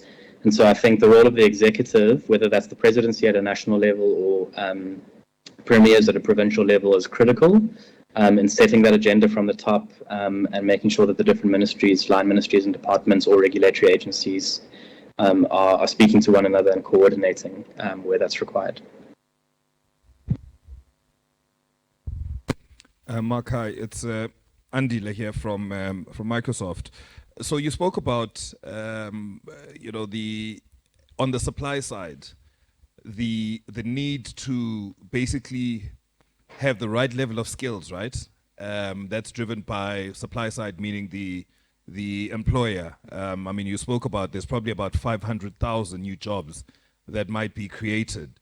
Now, and I just wish that, the gentleman Andile from MICT CETA was here, because I suspect that you might have a challenge whereby just the curriculum alone, because it's not driven by demand, that by demand by the private sector, that the jobs, the 500,000 jobs that you're saying are going to be available. If you read just, some of the literature, it'll tell you that you probably have about, out of that 500,000, that's just South Africa. Up until what, I think between now and 2025 or something, you've got about 450,000 new cybersecurity jobs. And opportunities that are going to be created. Again, the reason why I say MICT CETA is the NQF level. Now, we're in a global economy. And from a South Africa point of view, so if you go into an AWS course as an example that is not NQF approved, it's almost like you get a certificate of attendance. And it's not recognized, within the economy because it's not NQF approved. Now, what are your thoughts, around that, especially against the supply side that you spoke about? Thanks, Andile. So this is absolutely one of the critical issues that we need to unlock in our skills funding ecosystem, exactly for this reason that you've just mentioned. There's, probably 300,000 cloud engineering jobs that are going to be created in the next couple of years, and employers want those skills to be accredited by, Microsoft Azure or AWS. Now, those are not qualifications that are formally recognized in our national qualification framework, and so the CETAs sometimes have their hands tied in the sense that from a regulatory and legislative perspective, they have to allocate a majority of their funding to formally qualified or recognized courses as per our NQF. So this is sitting with DHET and SAQA. We urgently need to modernize and update the manner in which we credential and qualify and recognize qualifications of learning, because the kinds of learning that's being funded, that's accredited, is not what's being demanded by the private sector in this space.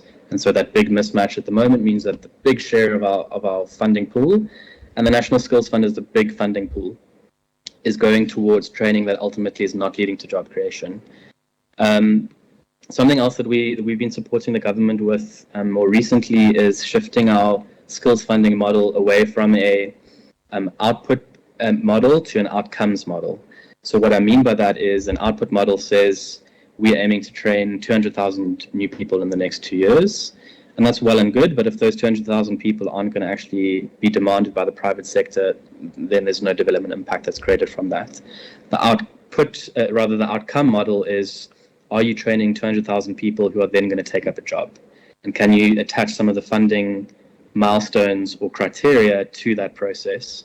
It's a pilot that's about to be started in the digital and global business services space, and we're hoping that it's going to be transformative in demonstrating how that skills funding pot can be better used more smartly to fund training that is actually being demanded by the private sector. It's key, and unless we unblock that, I think we're going to be going around in circles for a long time. Hi Mark, it's Semi from Etion Connect. I'm interested in your idea around some sort of subsidy for fiber network operators to expand into lower LSM areas. I actually support it, but I've been grappling in my head, how do you justify this in an open economy that runs on capitalist principles of being first to deploy to grab market share? Already, a lot of the incumbent FNOs are already doing that. I know this because they are our customers. They go into Alexander, into Mitchell's Plain, Northern Cape, my province, Uppington, Kimberley, etc., so-called second-tier towns. So, and they go on the commercial terms of X number of homes to be passed, X number of homes to be connected. This is precious capex that they get approval from their shareholders. How would we justify some sort of, on the basis of being a developmental state, an interventionist approach, where you give subsidies, and who do you give it to? How will it be done? How will it be done in an elegant manner that also promotes transformation? Maybe if you have a more detailed model around this, we could engage offline. But I'm fascinated to hear whether you think it would be well received, or in the name of free market economics, it may be fiercely resisted, just like the whole one idea was objected to and ultimately it died. Thanks. I'm so sorry, I didn't catch the first half of that. The account was on mute. Do you mind just repeating the first bit, please?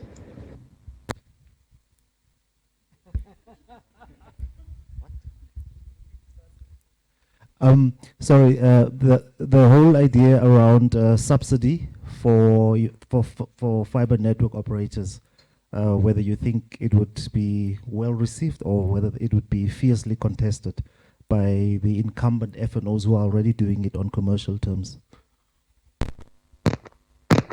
I think we start with FNOs, wireless ISPs around coming up with some of these concepts. I think it would be quite welcome.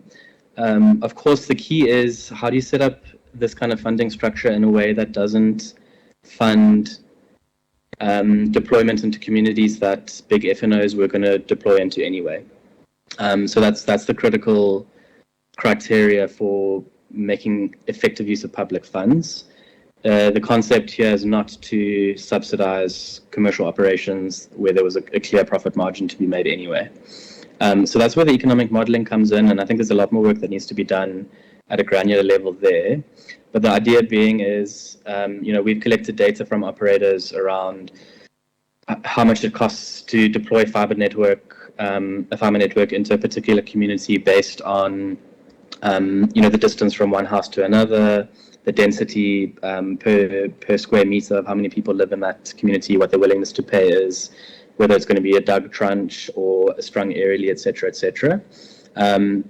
Now, that kind of information needs to be made available to whoever would manage this fund, so that they can pick neighborhoods or communities to target where that commercial business model doesn't work out currently, and where the subsidy would make it worth a fiber network operator's while to then deploy into that community.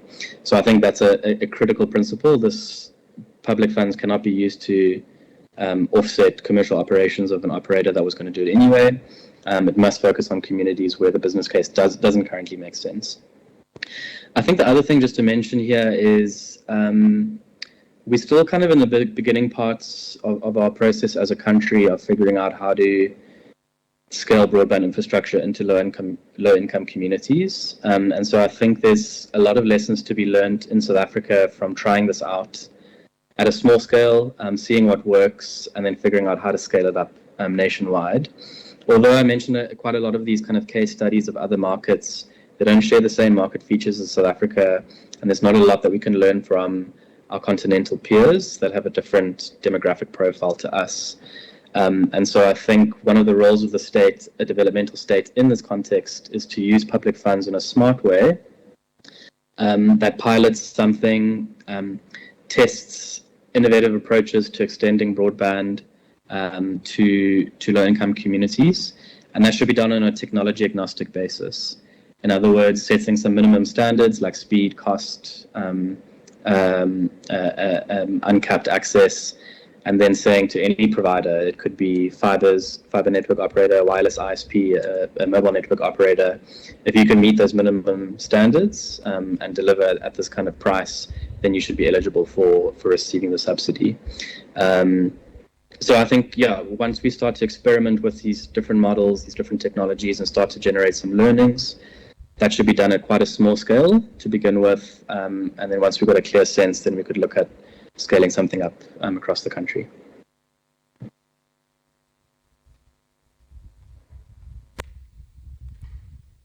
Sorry, just a comment, right, on the rollout of network. So the FNOs have covered much of the tier 1 areas in the metro areas, right? And the rollout is to the secondary towns. What we see in the secondary towns, however, I mean, we're all aware that Vumachal bought into Hirochal, am I right? Yeah, and that gives them access to fiber networks in the secondary towns, and the coverage works there as well. So, you know, you can scale. I think the real challenge to your point is, how do we get to those areas that are really, you know, peri-urban, going out into rural areas, and that's where, you know, the business case does not really work, and you need supply side, and you covered a lot of the demand side issues as well. Now, it's not impossible. I mean, I've been to India and looked at the Bharat network. It covers 100,000 village councils, offices, and 300,000 villages, where they extended broadband as the core network on GPON, and the last mile being wireless, and they get up to 50 to 100 megabits per second download. So how did that work? I mean, it's a learning to take care. That's where the incumbent vendors, regulators came on board and crafted the model that kind of worked for the rollout of the network, and that's a considerable amount of rural villages and in town councils that were covered.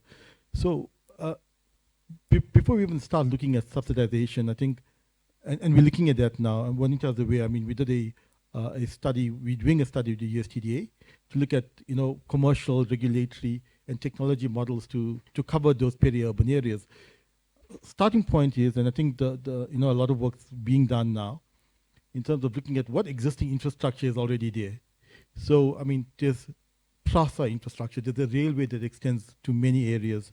You know, that infrastructure is available for rollout. There's ESCOM fiber, there's Transnet fiber. So, you know, first understand what the infrastructure that's existing, and then how then, you know, what's the additional cost to extend coverage into those uncovered areas. And that's where, you know, you're going to look at, you know, investors will have to look at different return profiles, subsidies, you know, relaxation in taxes and import duties to deploy networks in those areas.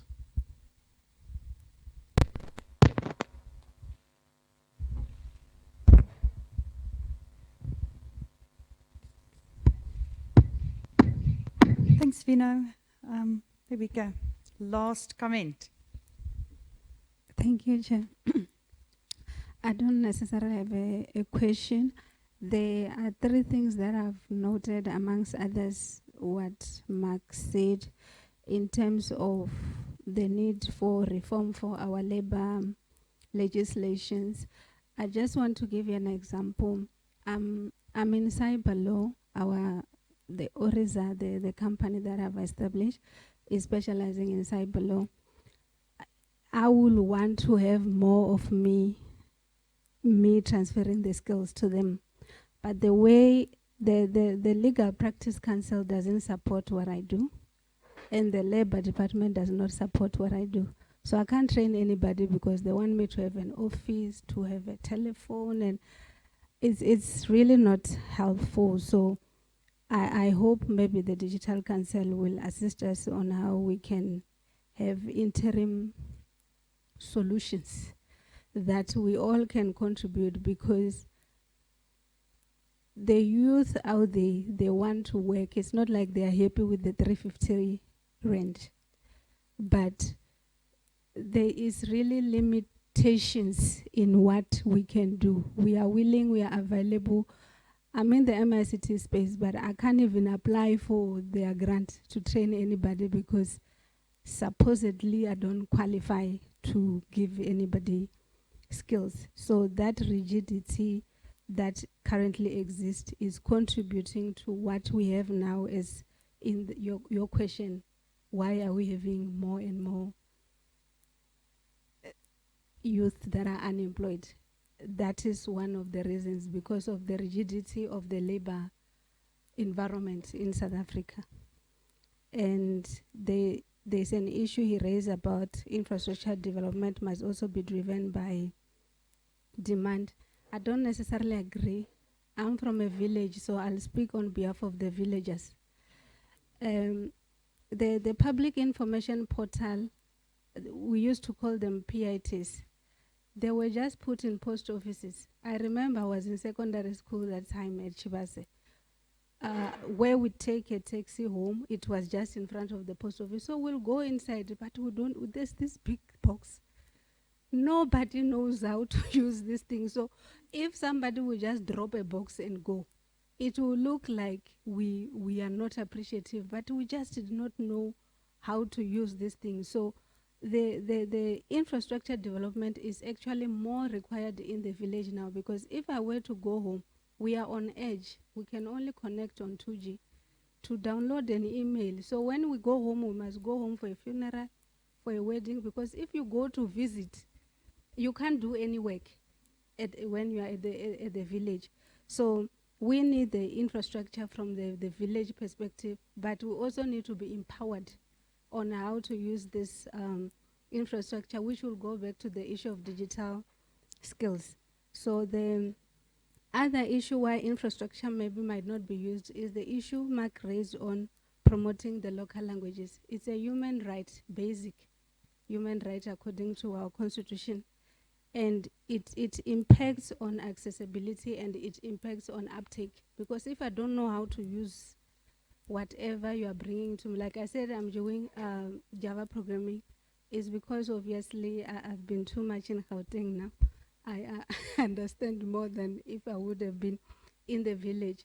But if, like now, they say they are going to introduce coding with children, I'm just sitting down and thinking, my niece and my nephews at the village, coding, they don't even have a computer, let alone a computer lab. So the language plays a critical role in people to have an uptake, because if we are on Facebook, wherever, we are able to use our language.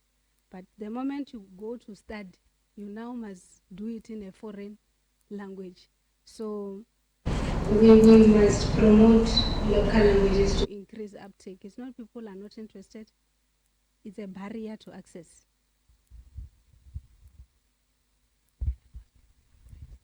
I was actually looking at people while you were talking, because him and I are going through a process as well now, and you've got to have like this, and you've got to have offices, and you've got to have all of these things, and we're like, hey, we used to be the fiber to the home council. We don't have office. Home is office. But anyway, yeah, so, yeah, I mean, and it's exactly what we spoke about this morning. Digitalization is taking place here, but government is not keeping up and keeping pace with it. So, and that's what this conversation is about today, is like policy, regulation, and how do we keep government up to speed. I'm going to now hand over, because we're really late, and our guest speaker, hi Justin, has arrived. He's sitting in the back there, taking crib notes. Tanya, I'm going to hand over to you. I'm really excited to introduce Tanya Cohen to you. She did a phenomenal body of work for us a little bit earlier this year, and she's going to tell us a little bit more about this information. And then Tanya, if you'll also just introduce yourself. Do you want to stand on a chair? You sure? You can. I'll try and hold you up on my back.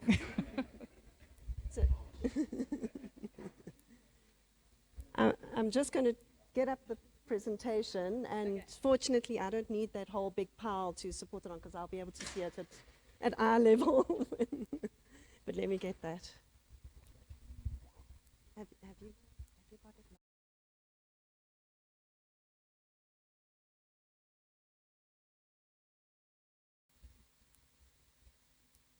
Okay, so one of the things that futures thinking tells us is that your futures is not just one future. There's multiple futures, so it's not someone who looks into your ball and sort of says this is what the future is going to be. But it also says something else that's really important. It says that your future is embedded in your current. And when we're looking at digital transformation and how it can assist us to solve some of the country's most pressing problems, I want you to just reflect a little bit on what is the current telling us about how digital transformation is going to solve for some of those problems. So some examples and stories, and I'm sure that you've got these stories yourselves, but I thought they're just useful illustrations. So the one example is, and that is a driver's license, if you can't see it. So how many of you have heard about the two new driver's license testing stations, one in Midrand, one in Centurion? They've been rolled out in, I think, the last few months. I've had about 4 people tell me that they've been to the one in Waterfall, and about 2 or 3 people who've told me they've been to the one in Centurion. It's open till 9 o'clock every day, 7 days a week. You do a booking online. I had one person who's a pensioner who booked on the Friday afternoon at 3 o'clock, and she was seen by 9 o'clock the following morning on a Saturday morning. Seamless process, you go through there. Centurion, apparently, they hand out sweets while you're in the queue. I don't know if that's so good from a health perspective, but it's working. Compare that to the normal sort of driver's license queues and the hundreds of taxi operators that spend a day sitting, waiting to get their license issued, or the truck drivers who are also sitting there and waiting. So there's a fantastic example of what a digitally transformed operation looks like. Another example, and this unfortunately is an example I'm drawing from that my housekeeper has been exposed to. She's recently went off on maternity leave, pays her contribution, as do I, towards unemployment insurance. She went in no less than 4 times and submitted forms. On the 4th occasion, every time they told her she had to submit other forms. She was living some distance away from me, obviously had had her baby by the time these forms were now being submitted. No facilities to print out the forms. I would have to sign the forms, we'd get the documents to each other, she'd have to go and submit them, have to have them commissioned, submit the forms. On the 4th occasion when she goes there, they say no, she's not eligible, but she is eligible. But the person who is handling her claim says she's not eligible because he hasn't been trained on the updated law. And I subsequently find out from someone that sits on an adjudication panel for the Unemployment Insurance Fund is that when they were all trained, they were given an old copy of the law in hard copy. So not an unusual story, but here's someone who's entitled to a benefit, who's contributing, who's not able to claim. She was sent away 3 times by this by the same individual in the Randburg office, which is one of the busiest offices in the country. So they don't have systems that are functional, but they also don't have staff that are well trained to manage it. And actually, she should be able to do all of this online, or I should be able to do all of this online as an employer. So not a great story. She's got a similar story in terms of standing in queues at healthcare facilities, where she'll queue from 5 in the morning so that she can be seen by 10 or 11 in the morning. And then there's a manual copy of her file, which is sometimes there and sometimes isn't. So sometimes her health record is there and it's got the proper doses for her medication and what vaccinations she's had and whether she's up to date. Sometimes not. So is that the future that we're creating? I certainly hope not. And then, of course, I don't know if you've seen Department of Home Affairs, where they are actually in the process of implementing quite a big turnaround. But I think we've all got our passport stories.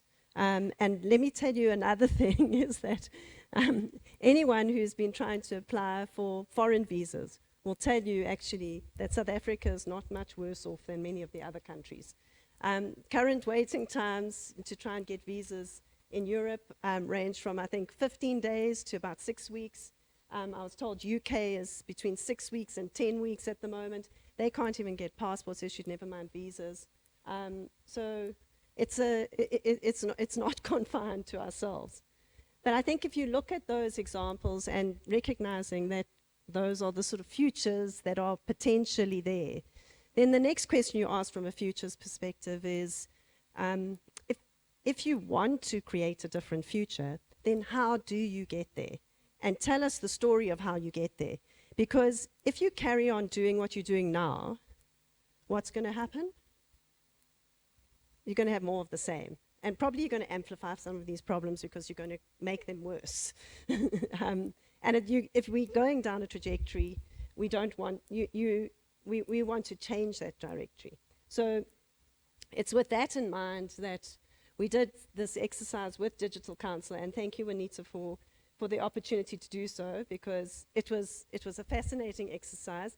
And I know you can read all of that, so please don't worry about it. I spoke to a number of people within government. One of them was Lawrence over there, who heads up the policy unit in the presidency. I spoke to Bosani, who's the principal of the National School of Government, in terms of educating government officials.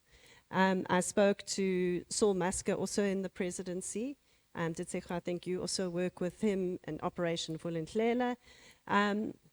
And I spoke to Kathy Nicolau, who's in GTAC in National Treasury, who's done a lot on digital payments. So there was a sample of people who were key informants in terms of some of these findings, but also relying on a lot of the experience that we've had working on various processes. Some of them Mark has spoken to already, some of them around the Digital Economy Master Plan, some of them with the National Planning Commission in terms of digital transformation, and really synthesizing this into a way that makes sense in terms of how do we take this forward, not in a way that locks us into the current, but rather in a way that changes our future.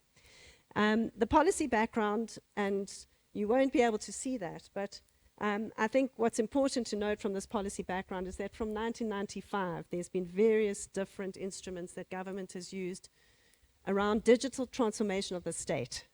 Not digital policy in terms of governing the economy, but actually how the state is digitally transformed. And that's seen various iterations. But unfortunately, we've never really got traction on it. And if one looks at some of the challenges that we're facing as a country, is that if we can achieve this, we can actually solve for a lot of those problems. So what are some of the problems that are surfacing? And I think we've spoken to these this morning, but I'm going to summarize it for this perspective of digital transformation within the state. So the one is that the customer interface is not user-friendly.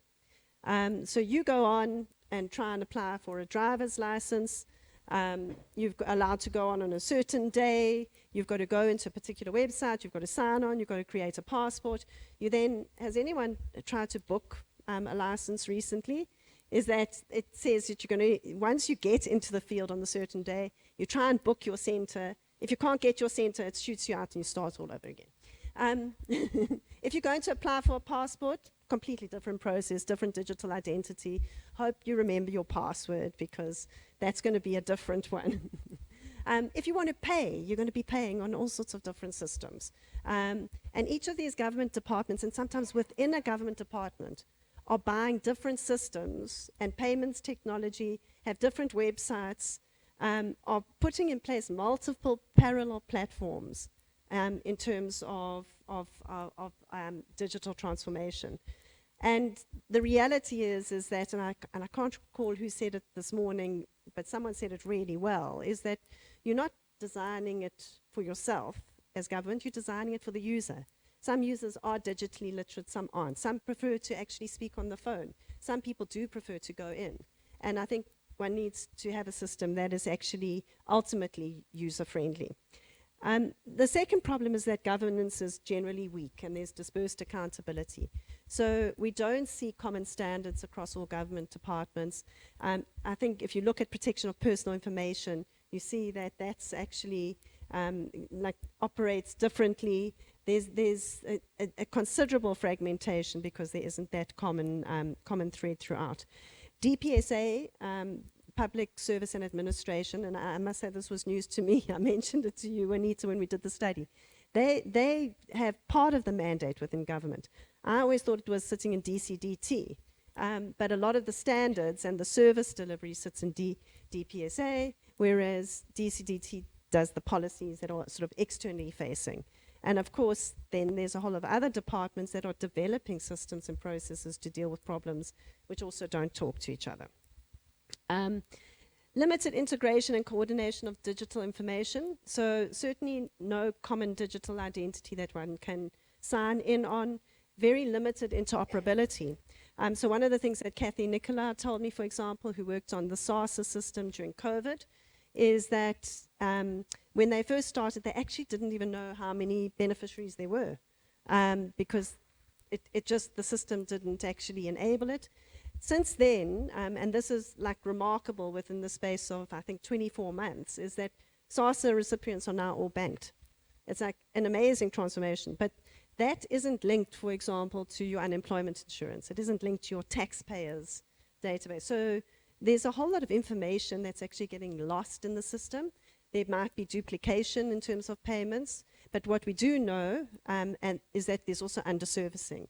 So we don't have that ability to target benefits as well as we could because those systems aren't linking up.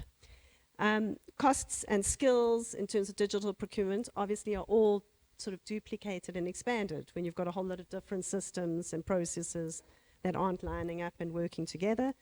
And then there's this general lack of digital literacy, awareness, and leadership. And that's not just, and people have said it this morning, but I think it's worth reflecting on in terms of the state. It's not just about having your software engineers or your computer scientists or the password person or the person who gets your computer. It's around leadership having an insight on how digital transformation can help improve service delivery. And how that can actually transform how the state operates and serves to citizens' needs. Good examples, and one of them that's frequently touched upon is the UK, even though I said that their passport process takes so long, is that 10 years ago, they had a very similar problem to ourselves. I think they had something like 2,000 different websites operating across government.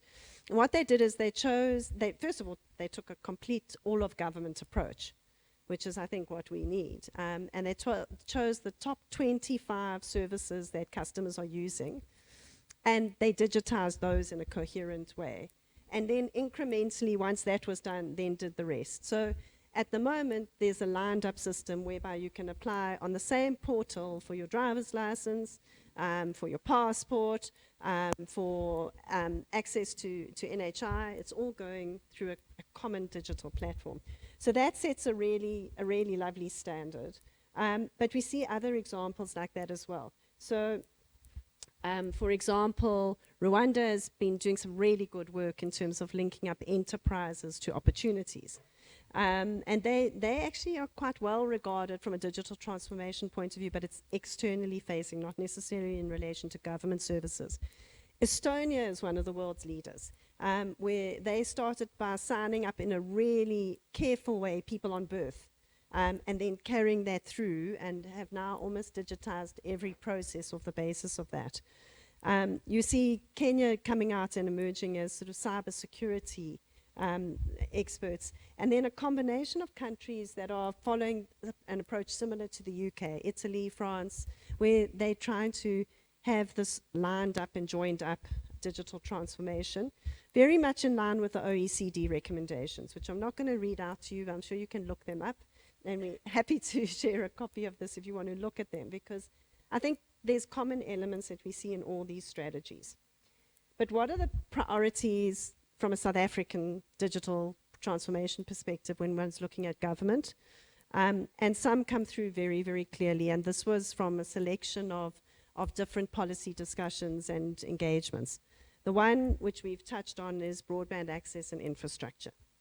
The second is stimulating the digital economy and services for very good reason, because it's an economy that's actually stimulating itself. It's about how to prop it up and enable it rather than to constrain it. Building that digital culture in terms of skills and literacy. One of the things that that Busani, in terms of the head of the School of Government, said is that they're more than willing, in fact, they would welcome training from the private sector. They would welcome secondments in order to build that capability within government. He said that you can have guest lecturers, long-term guest lecturers, short-term guest lecturers, but they're also very, very open to actually running courses for government officials in terms of how to build that digital literacy. And then policy coordination, and I think we've heard about so much in terms of policy. And Lawrence, I'm not going to steal from you, from yours, but I think the one thing that we do know about policy, and it's not just in this space, is that there's a very big agenda, and it's very overwhelming. So it's how do you prioritize and how do you sequence that that agenda in a way that's coherent. And then there's a list of like really good examples of what are those sort of top services and first movers that could solve government problems if we digitize them. And one I've already referred to is the payment systems in terms of how one links those up. But one that's not often referred to is the deeds office in terms of how does one get that more functional. At the moment, there's a situation where we've got over 1 million unregistered title holders of properties that are, and I want to get it's subsidized housing, but it's not captured anywhere. And as a result of that, because there's no official record of it, you can't use that to get collateral. It's not an asset. But if you are able to put that onto a system and actually give proper accreditation, look what you do in terms of transforming a person's earning capabilities. Similarly, if you look at the land challenges in terms of farming land, is that there's no link between land claimants, the deeds office, water use rights, for example. So what's happening is sometimes the state is overpaying for land if they're paying for it, or if they're selling it, it's undervalued or overvalued because they think it's linked to a water use right when perhaps it isn't. There's a whole lot of things that aren't lining up, whereas if the system did line up, one would be able to solve that. Health, I'm going to touch on that a little bit more shortly, as well as agriculture. Justice and security cluster, traceability is there. I don't need to explain to you how that could work. And I'm going to touch on the port and rail in a little bit more detail when I speak about sectors. But I think what you already see here is some of the hints at what that agenda could look like and how one could really support government in a very coherent way to deliver differently. In terms of water use licenses, before I go there, I don't know, how many of you are aware of that system that's currently being implemented? So, yay, Peter is well done. I would imagine. So water use licenses, traditionally, so you know every time you use water as a commercial enterprise, you need a license. So a mine, a farm, a manufacturer, whoever you are, if you want to use water, you've got to have a license to do so. System is very slow. There's lots of constraints. And in addition, it's been fraught by corruption in the last few years as well in many of the rural areas. What's happened recently is a massive piece of work to digitize, and that's actually in the process of being implemented. So a really good story, which is going to really speed up, I think, a lot of the regulatory bottlenecks. We had a really sort of funny anecdote, and I say it's funny, it's not funny, but I remember when we started this, it was in Nedlac, and I think it was 2017 when we were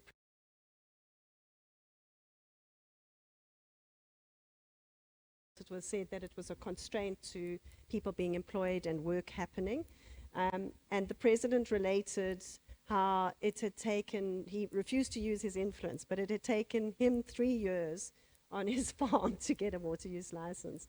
And like he was just completely flabbergasted. But I think it doesn't matter, it doesn't really matter who you are, you should be able to access.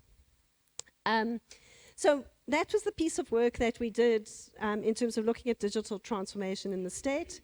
But then what we also did is we said, we spoke to a few sectors and actually said to them, how can digital transformation help solve your problems?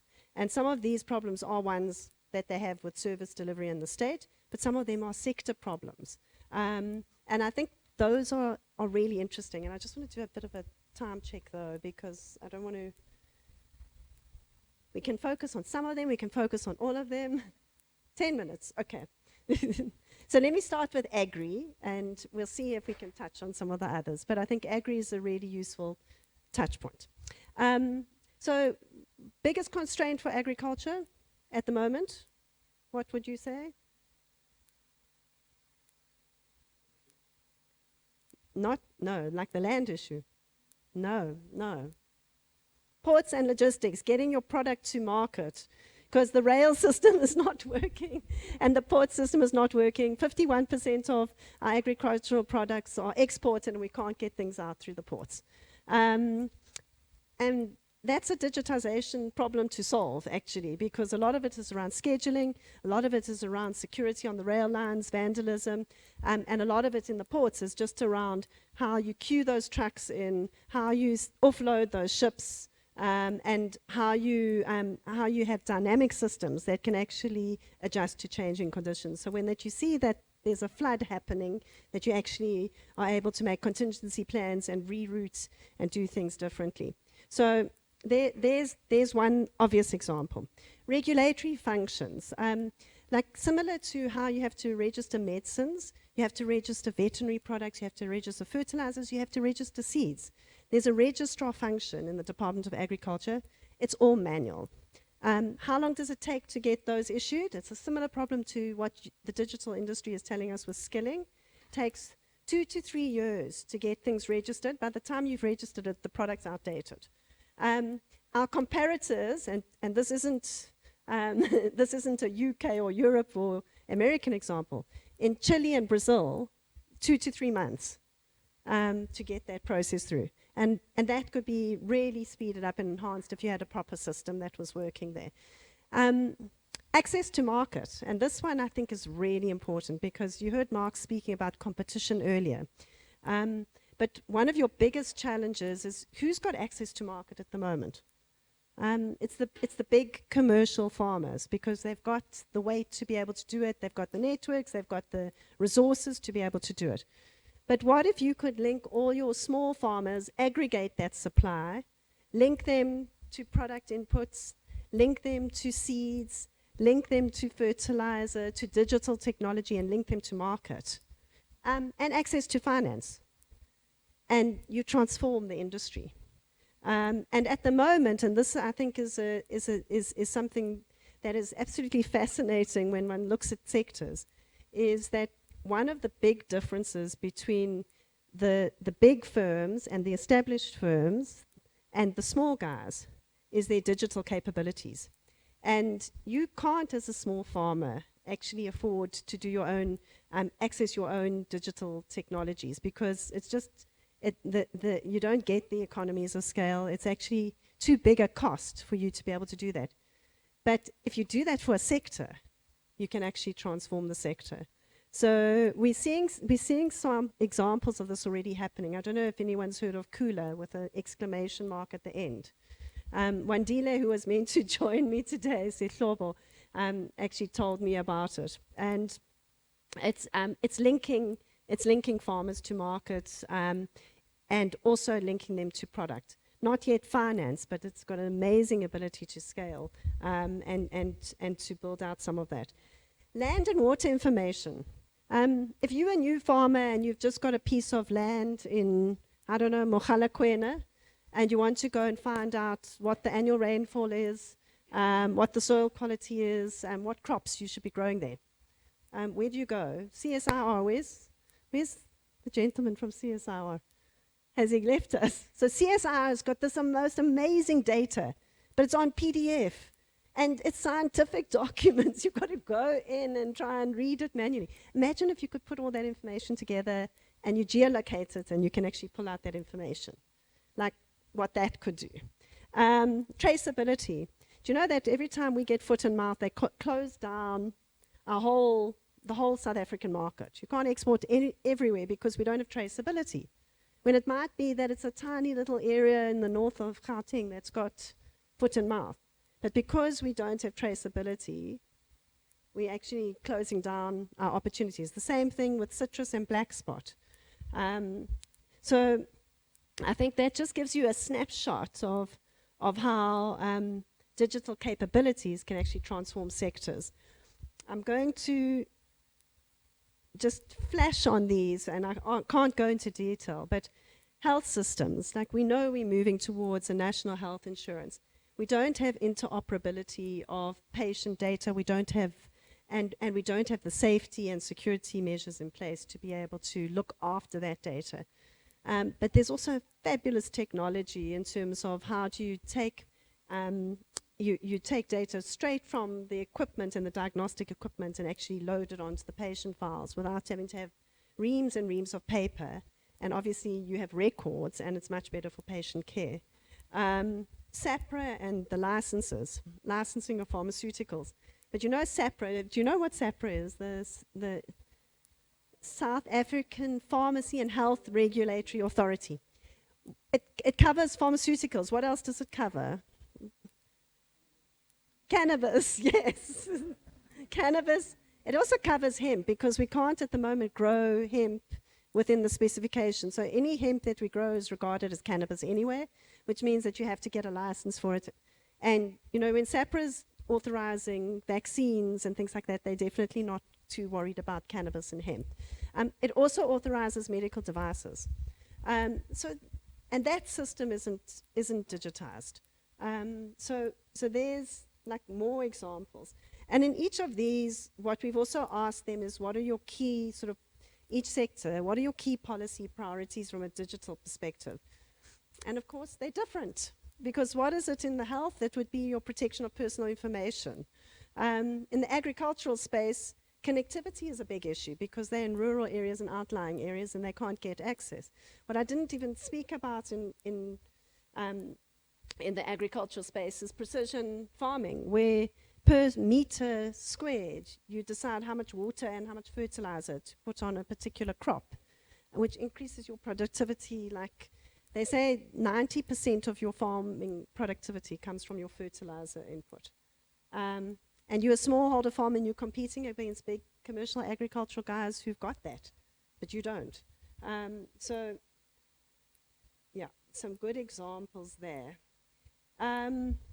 Retail, I think you would know a lot of these, but there's a lot about ethical standards and how digitization can help track the conditions under which products are produced. There's also a lot about how you use it to manage stock, but also how you replenish stock, because if you can digitize that and automate it, then you can actually stock your stores or your warehouses in a way that's really demand-led. And then spaza shops, a similar point to what I made in agriculture, is that there's ways in which technology can really give access to cheaper products, finance, and efficiencies that one wouldn't necessarily get. And transport and logistics, I think we've touched on already, but there's a huge role to play in terms of coordination and enhancing the way in which that service is delivered. So I think starting off in terms of what is the sort of future that we're looking for from a digital transformation perspective, I would say that there's a few things that we do need to do if one looks at a roadmap, and we need to do differently. The one is that there does need to be a centralized delivery unit within the presidency that deals with digital transformation. Not one that sits in different departments, but one that pulls it all together. And that seems to be what a lot of governments around the world have done who've been successful in digital transformation. Because this isn't just a problem for DPSA or DCDT, it's a problem for every single government department, as well as every single level of government, at national, provincial, or local level, who actually has to implement government policy and deliver services. So it needs to be lined up and coordinated. It does need a trusted partnership with industry. As someone said this morning, it's because of finances, it isn't only because of finances. It's because that's where you get the best outcomes. Industry has got some advantages and some capabilities that government doesn't have, and vice versa. And unless those capabilities are joined up, you're not going to get the best out of it. Digital literacy, from a government perspective in particular, but I think also obviously from a society at large, in order to optimize the services. And then a digital policy agenda. And that's really around the sequencing and making sure that we actually amend these pieces of legislation when we say we will, and do so in a fit-for-purpose way. So the way leaves and model bylaws is a brilliant example, because it's, I think, the quickest piece of digital policy that's turned around in, and I don't know how long, but it's happening. But we need to do more of that. And design policy in a way that doesn't look in the rearview mirror, but looks in it in terms of what are the future needs going to be. So what can the DCA and its membership do? I think that there's a lot you can do to contribute to that agenda. I think, first of all, engagements such as today, bringing into the room people from the state, from different parts of the state, but also from private sector to join up those solutions and actually start implementing them is really important. To understand where the pockets of best practice are, so you don't have to reinvent the wheel. To do some of the research. So even, you know, I gave you an example of where those services most needed in government. It needs a scoping exercise so that we understand where are those services that have the biggest impact, so that actually it makes sense for government to start with home affairs or driver's license or water use licenses. I don't know what it is, but we need that type of work done. And then contributing to the skills and digital literacy agenda. So I think there's a whole lot of ideas there in terms of how to draw it forward. I'm going to stop at this stage, and I'm going to invite Lawrence to just come and say a few words, and then we're going to do a time check because because I know that we're short of time. I need to spray that, and I'm going to start by just asking Lawrence, and I'm sorry to put you on the spot. So I'm going to just remind you, Lawrence heads up. Thank you. Policy.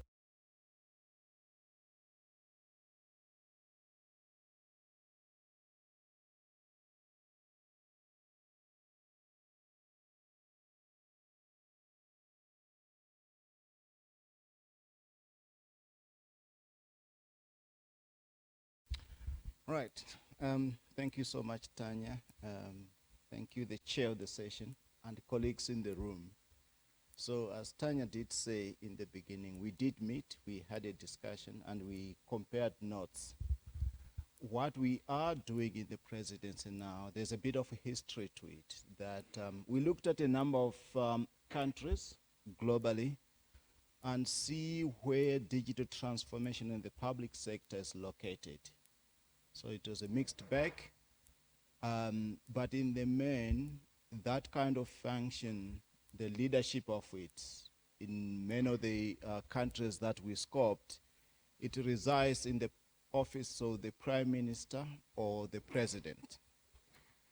So looking at that, we decided to elevate digital transformation in the public sector because by its very nature, it is a cross-cutting policy priority. So we decided to elevate it to the presidency. That's where it will be located. Now, before people start jumping that we are clubbing, we are taking mandates of departments and so on. Really, what we mean by elevating it is we mean to the level of leadership and coordination, because from experience and we have looked at it and discussed this the whole morning and this afternoon, we see that there are a number of initiatives that are scattered all over, both in government and in the private sector, that are not well coordinated. It's all good work, but all of that is not properly coordinated, and there isn't, they could do better with a little bit of coordination, but also leadership at the same time. So that's where we come in. And we have had discussions with what we call center of government departments, meaning ourselves the presidency, DCDT, DPSA, science and innovation, who else? DPME.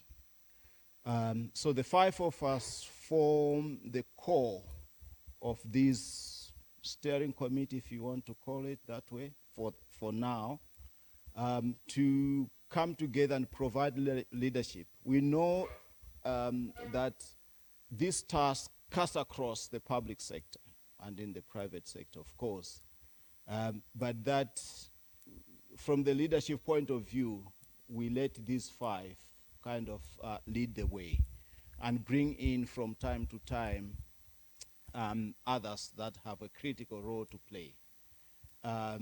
So that's where the initiative is, and we are looking at it at several levels, starting with the president himself, with his influence and the ability to demand changes and transformation, not necessarily interministerial committee, but a group of ministers, key ministers, in terms of political leadership for the initiative, and then senior government officials. And what we envisage is really something full-time. Tanya, you spoke about technical partner. That's what we're also looking at. A trusted technical partner to help this group to drive this work on a more permanent basis. We have done some bit of scoping together with CETA on the number of services and the systems and where everything else is. Of course, the picture is mixed. It's not what we would like to see, but we do feel that it's a good starting point. And then we'll expand that work in terms of scoping the services that could render themselves for digital transformation. Of course, the list is endless, but once we have done the scoping, it will help us to prioritize and sequence. Now, this is where the Digital Council and everyone else in the room comes in, that we have done it from the point of view of the public sector. I think we do need to hear the voice of the private sector. What would you consider to be priority services? At the end of the day, we do, our aim is to contribute to the capability of the state, so building the capable state with this project or this initiative. We are aiming at improving the interface between government and citizens and business, and also the way government operates and coordinates itself. So those 3 overriding objectives is what we are looking at going forward. But definitely, Digital Council and the private sector are quite key for us to move forward. We are not naive. We do know that once these services are scoped and we sink our teeth into it, we'll meet snag. We'll meet challenges immediately the following day. But I think that's where everyone else comes in the sense that then we sit down and say, how do we begin to resolve each of those challenges so that we reach our ultimate goal? So you spoke about the future, our different futures. That's where we would like to get to. And we do think that this project, digital transformation in the public sector, is quite key. Will play a key role to take us where we want to go to. Thank you. Oh, should I hold on?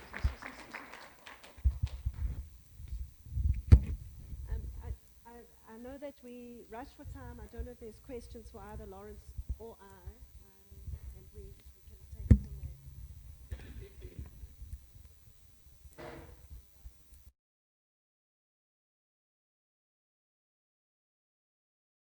Much.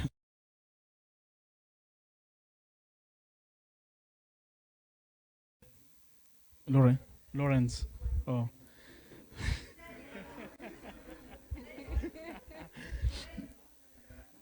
Well, honestly speaking, I, as a co-founder and COO of ePocket, the payment solution for township businesses, I really found the report to be quite more informative, to be honest with you, I must say. And for that, I'll give you a shine on that.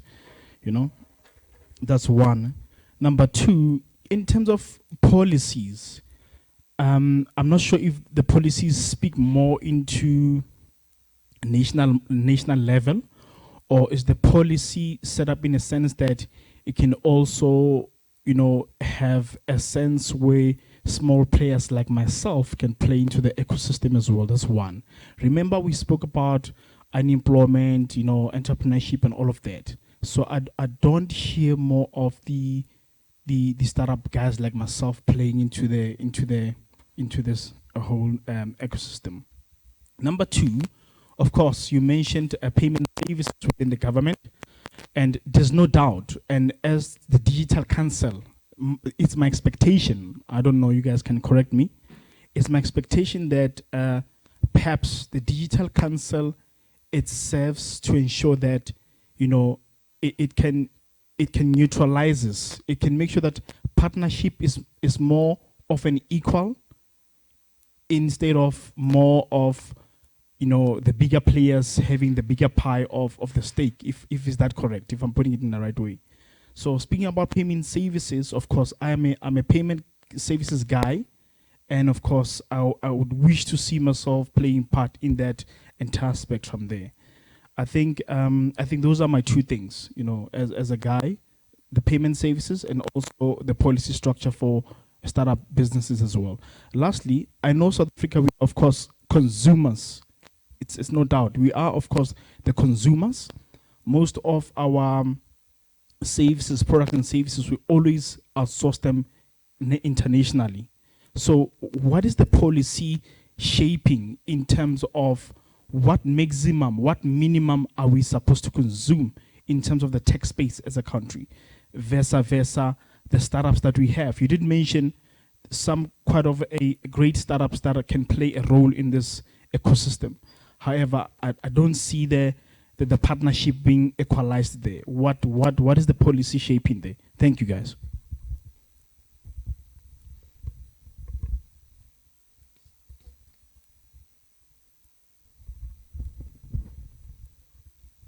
Thanks. I will be brief. If you study advanced societies like the United States and other places, there's there's a lot of innovation that gets born in the private sector and gets white labeled and purchased by the state, and they become public services, because whether it's through the military or academia or etc. Look at the problems that our state is grappling with: potholes, dysfunctional municipalities, slow economic growth, high inequality, etc.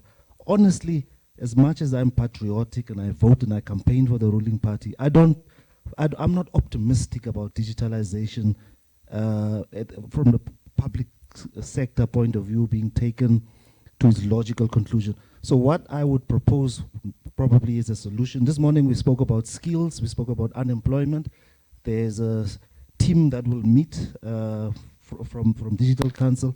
Possibly we should marry the ideas of how there's 75% of young people are unemployed, and we have all of this digitalization that needs to happen. We need to marry these ideas where maybe the IDC or somebody else, we assist entrepreneurs to come up and solve these problems for the state, and the state purchases them and integrates them over time.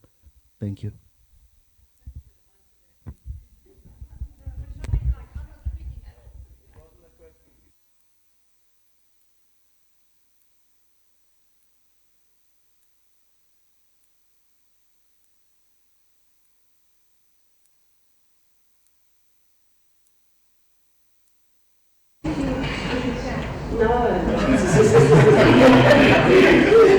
If you're not loud enough, you have to stay on the chair.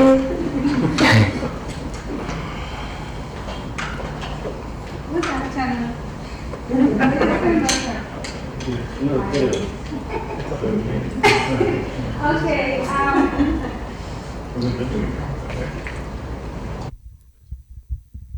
Thank you. Thank you. Thank you, Dr. Lawrence, for. I noted importantly the technical partners. We are the technical partners, right? Yes.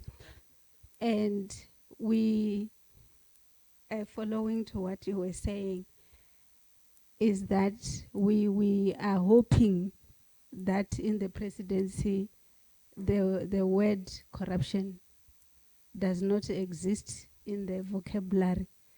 We will give you an example that it's not that we don't make ourselves available for any of these services. Like, even when the president's information was compromised, I know I personally wrote to the presidency to say this is what we can do, but you never necessarily get somewhere.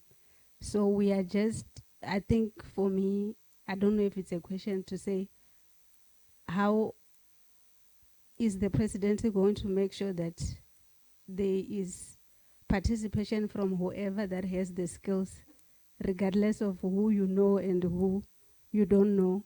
Because as an entrepreneur, when I was in the inside and the entrepreneurs will be telling us the stories, I will be like, no, it's just that you are too lazy.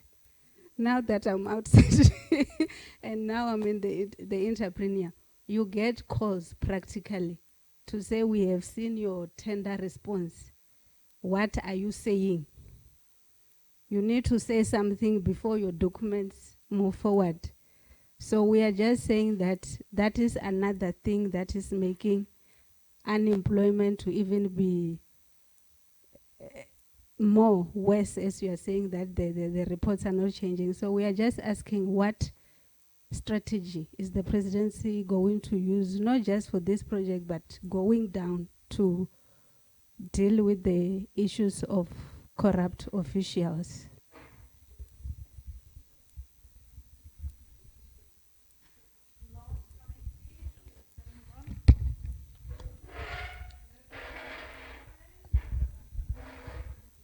Another partner. I think, Mr. Lawrence, I think you need to register that as well. So we just want to check with you. My name is Mashapa. I'm head of growth strategy and projects under Telcolink. It's a telecommunication company. So we just want to check, because we know that there is a specific department in government that deals with communication and digital technology, specific digital technologies. And they are developing policies and other things. So you are moving the digital transformation responsibility to presidency. Of course, there is a reason for that. So is that because of capacity in the department that you are missing? And another maybe point that one can make is to say that, I mean, there is Digital Council, there is a lot of telecommunication companies in South Africa, so wouldn't it, if the issue is capacity, wouldn't it be correct to say that perhaps we need to look at capacity the department with the right people? I know that someone will argue that and say maybe those people want to run businesses won't be wanting to join government. I know that is an argument, but I think you need to clarify the reasons or the motive behind it. But I remain the partner, Thank you.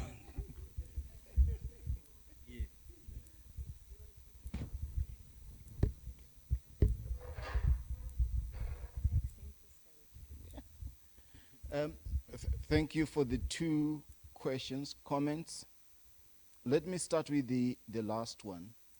So we are not taking mandate of the specific departments. Tanya did share in one of the earlier slides the various policies from 1994 now. The issue of digital transformation sometimes has moved from department to another department without much to show for in terms of results. And the main challenge has been that one of coordination and leadership. So there's so much that a particular department can't do, but we have had experience where departments have struggled to coordinate others because they are at the same level. So the presidency comes in because it's much a bit on top, and we don't have vested interests like specific mandates, sectoral mandates like these other departments do have. Hence we come in to play that role. So we are not taking any mandate from anyone. We're just trying, in fact, to help them both to do their work a little bit better and higher. Yeah. So I've been in the president's, the second question, I've been in the president's for quite some time. I started in the policy unit. I went to the private office of the deputy president, and then I'm back in the policy unit. One of my experiences in the office of the deputy president, and including in the private office of the president, is the correspondence that we receive and request every day in the region of, 50, 60 a week. Some offering brilliant ideas, we can do this, we can help you resolve this and that. It's a manual-based kind of system, and we do also have a hotline. Now, the broader part of our thinking that encapsulates all the departments is perhaps using digital transformation and the technologies have a central point, coordinated point. What Tanya said about Gov UK, a central point where these can come in and we have a better idea of what is it that is being proposed out there, and then we can sift through in a bit more systematic and comprehensive. Others are writing to the premiers, provinces, others are writing to municipalities, and these tend to get lost along the way. I think it's a question of using digital technologies, how to coordinate so that we have that broader overview, and then we can leverage on that. Yeah, but it's a plan going forward on how we go about it.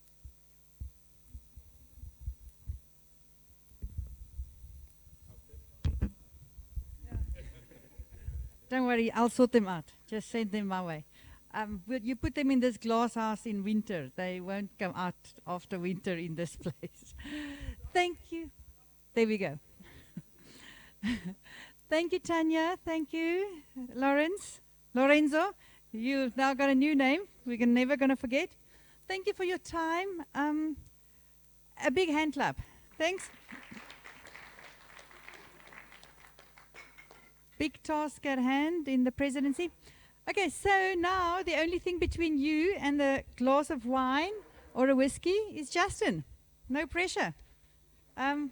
Justin, I'm going to let you introduce yourself a little bit. So Justin is a professional comedian.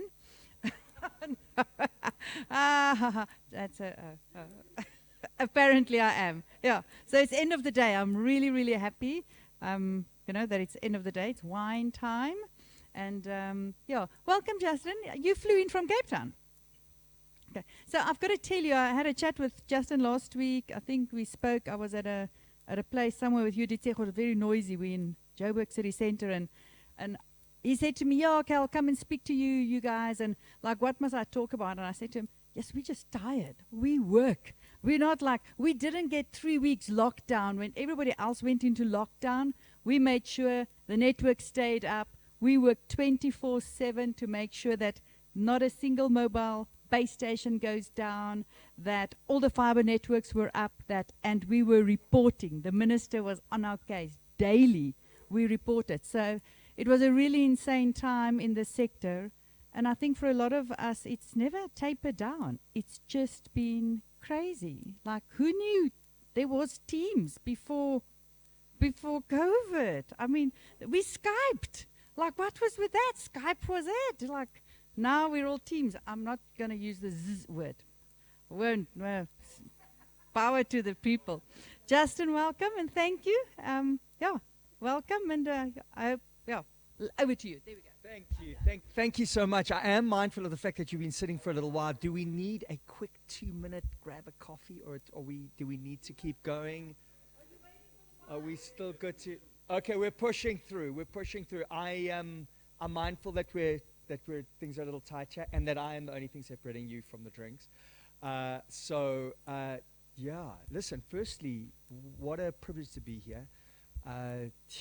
I mean, we're in a real live physical room with real people. You don't have to unmute, even if you do have to wear pants. And it has been a crazy couple of years, right? Global epidemic, economic meltdown, no more shaking hands. For some people, that had to do with the virus. For others, it was running out of toilet paper. All I knew was that having survived the 90s rave scene, I was not going to be felled by a virus named after a light beer. And like many of you in this room, I've lost loved ones to this virus. But, you know, if the best thing that ever happened to David was Goliath, and COVID was Goliath, boy, did the world become David. Yeah? Yeah? I mean, we developed a vaccine in under a year. The shortest it had ever taken was 5 years. And the tech in this vaccine is predicted to become a cure for many forms of cancer. We got to go to work, thanks to you guys, without going to work. Right? And that actually raised our productivity and our efficiency. We got to spend more time with family. You decide how you feel about that last one. And so much of this world is really due to you guys. And I just want to take a moment here because, you know, sitting in the back there and listening to, you know, what you're doing, Tanya, what you were talking about, and just the footprint, this digital footprint. And when we talk about digital transformation, I hope you know that you're really talking about human transformation, you know, on a very fundamental level. And there was an article, you might have seen it in The Economist just a couple of weeks ago on India, and how India is potentially poised to leapfrog because they've managed to digitize, you know, over 1 billion people. Well, perhaps they're not quite there yet, but in terms of what they've accomplished, how that is going to transform this country in a way that, you know, is unprecedented. So I'm delighted to be here with the people who are hopefully going to do the same for Africa.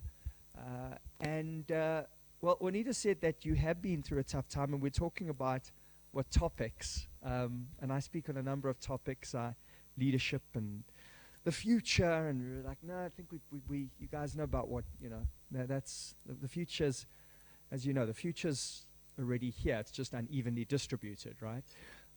But we were talking about, well, what could you, you know, what's something that you could really, you know, take home and use here? So we want to talk about happiness, yeah?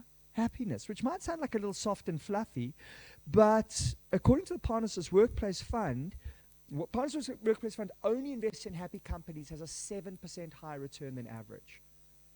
When we look at organizational cultures, and according to a Harvard study, top organizational cultures over a 10-year period increase net revenue 760% over weak cultures.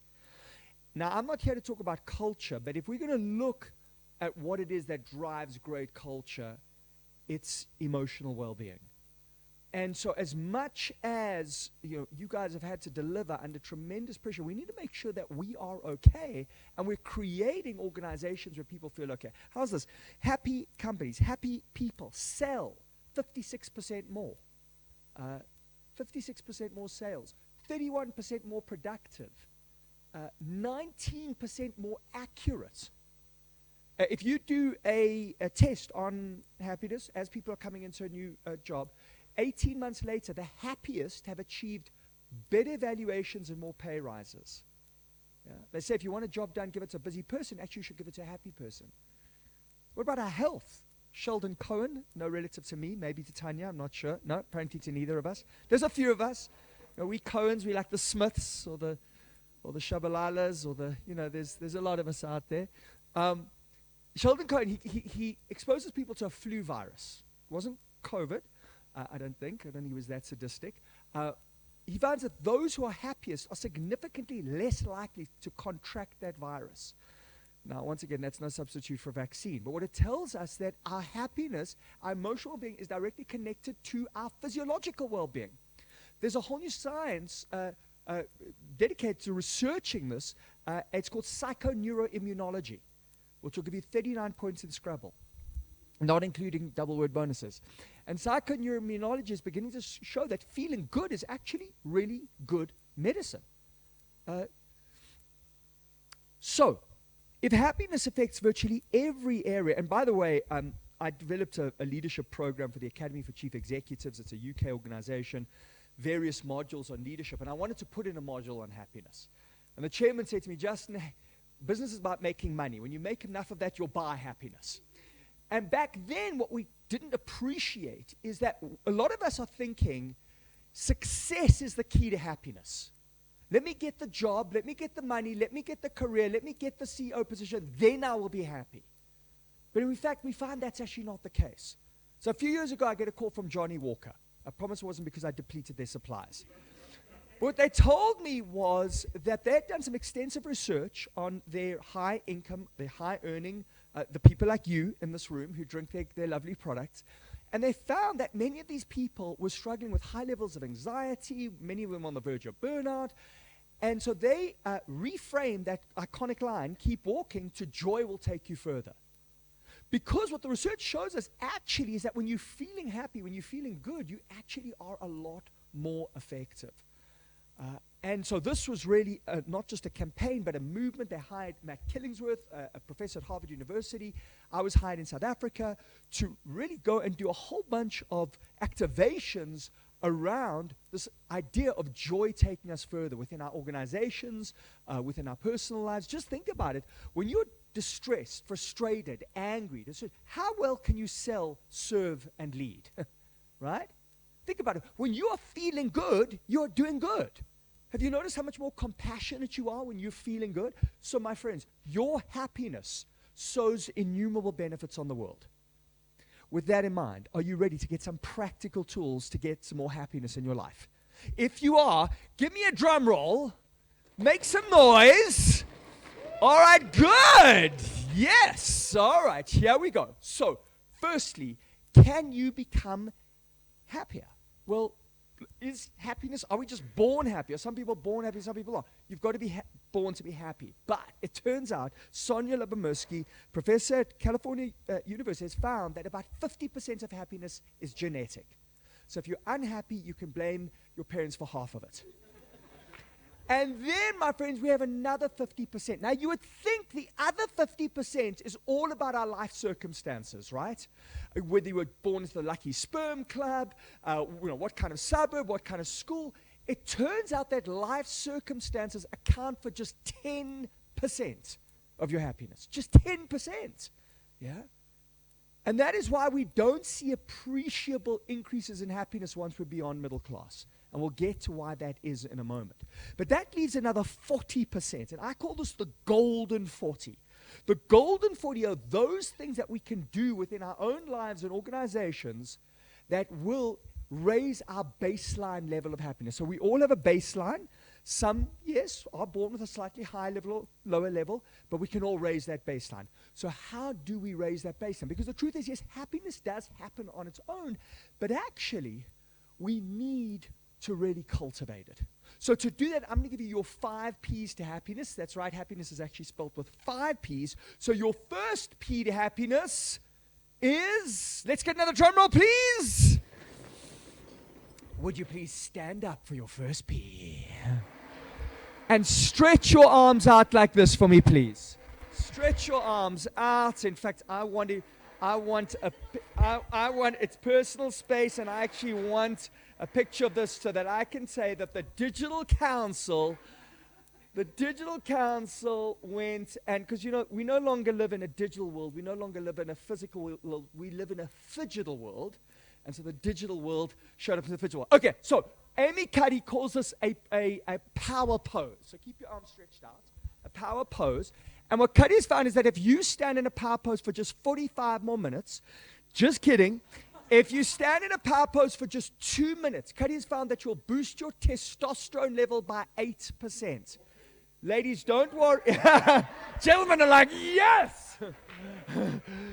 So ladies, please don't worry about the testosterone. Testosterone is actually the chemical basis of confidence and dominance. You'll also reduce your cortisol level. That's a stress hormone implicated in weight retention. So if you overdid it at lunch, this is really good too. Now, let's say you've got to go into the president's office and do a big presentation on why his data disappeared. And you're not feeling so confident, right? So what you don't want to do is walk in like this. Hello, Mr. President, right? That's a little weird, and then the security comes out, and it's problem. But if beforehand you stand in the bathroom, preferably lock the door, you then go out normally, just with your arms down, the research shows you will be perceived as significantly more confident even though they don't know you've been standing in the power pose. True story, Aristotle used to tell men going to war, if you don't feel courageous, act courageous and feeling will follow. I call it changing ourselves from the outside in. Now I want you to gently lower your arms. Folks, your first P is physiology. So when we think about emotion, we think it's all kind of in our minds. Think about how you feel. In fact, I want you to try this. I want you to slouch and frown. I'm like, you are ready to conquer the world, right? I mean, this is just so. But now I want you to go with what I call positive posture. What is positive posture? You lift your posture, lift your chin, stick out your chests. Ladies, don't hold back. And smile. Now, here's the amazing thing about a smile. There's a feedback loop in the brain. When we're happy, we smile, but when we smile, we feel happy. True story, Botox reduces depression. Not because you look in the mirror and say, I've got no wrinkles, I'm so happy, but actually because you can't frown. And you don't have the facial feedback for negative emotion. True story, right? So we want to say, how do we show up in the world? Right? If we want to be happy, we need to embody happiness, right? We all know attitude is important, right? You've heard it before. Hire for attitude, train for skills, right? Your altitude depends on your attitude. Folks, guess what the word attitude originally meant? The etymology, the origin of the word attitude was posture. You want to lift your attitude, lift your posture, and you can feel that shift, right? So your first P is physiology. One of the problems with the Teams meetings. Does anybody do anything else but Teams? No, of course. What's Z? What was the Z thing you were talking about? I don't know what that was. Anyway, in your Teams meetings, here's the problem. Yes, more efficiency, but sitting still for long periods of time all day. What does it do? Let's talk about drugs, folks. Important drugs. There's a chemical in the brain, two chemicals we need to. The one is serotonin. Serotonin is boosted by drugs, the rave drug ecstasy and the antidepressant Prozac. Popping Prozac makes you happy, popping ecstasy makes you really happy. But these drugs don't do anything that your body doesn't actually do on its own. What these drugs do is activate a neurotransmitter called serotonin. Now, what happens when you sit still for long periods of time? Serotonin is depleted. It is depleted. Rats who exercise on a treadmill for 90 minutes, don't ask me how they got them to do that. Maybe they put on a Jane Fonda video. But these rats doubled their serotonin level. If you take a depressed person, and admittedly it's not always easy for a depressed person to be motivated to exercise, but you will see almost the same shifts in emotion if they exercise versus take an antidepressant. This is the power of movement. So what we want to do is make sure we're not sitting still all day. And because you guys are the digital guys and you're often in front of those screens, stand up. I have a standing desk at home. I don't stand all day, but I stand for a little bit. And certainly if I'm presenting, I don't present sitting down, I present standing up. So just standing as we are right now, we're going to see a shift in serotonin. We could use ecstasy, but that's coming for desserts. Now you're giving the surprise away, Juanita. Later. So yes, you could just take ecstasy. But the problem with ecstasy is it actually leads to a serotonin dip the next day. And of course, I just hear this from other people. So now, serotonin. Now the other thing, so movement. When we talk about happiness, we've got to move. Folks, you do not just exercise for your body. You exercise for your mind. You exercise for your mind. You've got to move. Because there's another neurotransmitter, another chemical that we need to talk about. It's called adrenaline. Adrenaline produces our fight or flight response to danger. When you are feeling anxious, frustrated, The brain is complex. For our purposes, you've got two brains. You've got a higher brain, you've got a lower brain. Low brain, reptilian brain, higher brain, prefrontal neocortex, where you've got creativity, focus. That's where you do make all the great decisions around the digital council. It's in the higher brain. The middle brain is kind of it's a good question. This is the triune theory of the brain. The brain is actually a lot more complex than that. But can we talk about that afterwards? We'll talk about the middle brain afterwards. But the lower brain, so when you're feeling stressed, okay, I want to show you this. And I know you're still standing, and some of you, like Tanya, are sitting. And if you need to, I understand. But if you can stand for a little bit longer, I'm going to suggest you do, but you don't have to, because I'm all about the free will. Now, take a look at this. This is very important. When we talk about stress, we often think stress is the baddie. Folks, stress is not the baddie. Stress is just arousal. You've got good stress. When you're excited, when you're feeling, so you are actually in a stress state. It's called eustress. When you're feeling bad, anxious, you're in distress. So here's the amazing thing. Another Harvard study. Turns out that public speaking, I'm not quite sure why, is rated as greater than the fear of death. Which means that most people would rather be in the casket than giving the eulogy. But if any of you need to do a presentation, so this is what this research at Harvard showed. If you go into the presentation and go, oh my gosh, I'm so nervous, I'm so scared, and I'm going to screw up, you're going to feel distress. If you go and say, I'm so excited, I'm going to share this powerful message about transforming Africa digitally, I'm excited. You take that same arousal and you shift it from negative to positive. So the physiological basis of anxiety and excitement are the same thing. How do we change it? With our thoughts. Now, this is the Yerkes-Dodson stress curve. It's really famous. This is I just got to remember, that is performance, and that is arousal. Okay. So that's arousal, that's performance. We need arousal. We need stress. I'm sorry, I think I just messed that up. It's the other way around. All right, there we go. That is stress, which is arousal, and that's performance. Okay, so that's performance. More arousal, performance goes up. More creativity, more focus, right? More ability. Then, have you noticed when you start to get frazzled, and then you start to feel distressed, too much, and performance goes down. And that's when you can't think clearly. So what can you do at that point? Breathe. And you're thinking, Justin, how did I live this long without you? Specifically, slow, deep, rhythmic belly breath. 3 of these breaths, we actually see shifting glucose, blood, oxygen, and nutrients from the lower brain into the higher brain. And I want you to do this right now, and you can sit down for this. Now, there are 2 kinds of breathing. The one is stress breathing. It's in the chest. So taking a deep breath. Right now, taking a deep breath, and you'll notice sometimes you're taking a breath, your shoulders go up. That's stress response breathing. Now, that's great if you're running away from a lion, or from your boss, or from the president. Right? That's where you're in that stress response. But if we want to activate our higher brain and get into a nice, calm state, we want to do what we call diaphragmatic belly breathing. Okay, so how do you do this breathing? I want you to put your hand on your tummy. When you breathe in, tummy's going to go out. I know we do everything to keep our tummies in, which is why many of us are not breathing properly. Breathing in, tummy goes out. This gets the air into the deepest part of your lungs. Can you feel that? Breathing in and out, tummy goes in. It's like a balloon, right? So balloon expanding and balloon contracting. If you can't quite get it now, when you go to sleep tonight, this is how we naturally sleep, right? Because this is what we call the relaxation response. So we've got stress response and relaxation response. Stress response, think of it like the accelerator of a car. Relaxation is like the brake. Folks, many of us, we're over-accelerating. We need to apply the brake. So, quick way to apply the brake. Down a shot.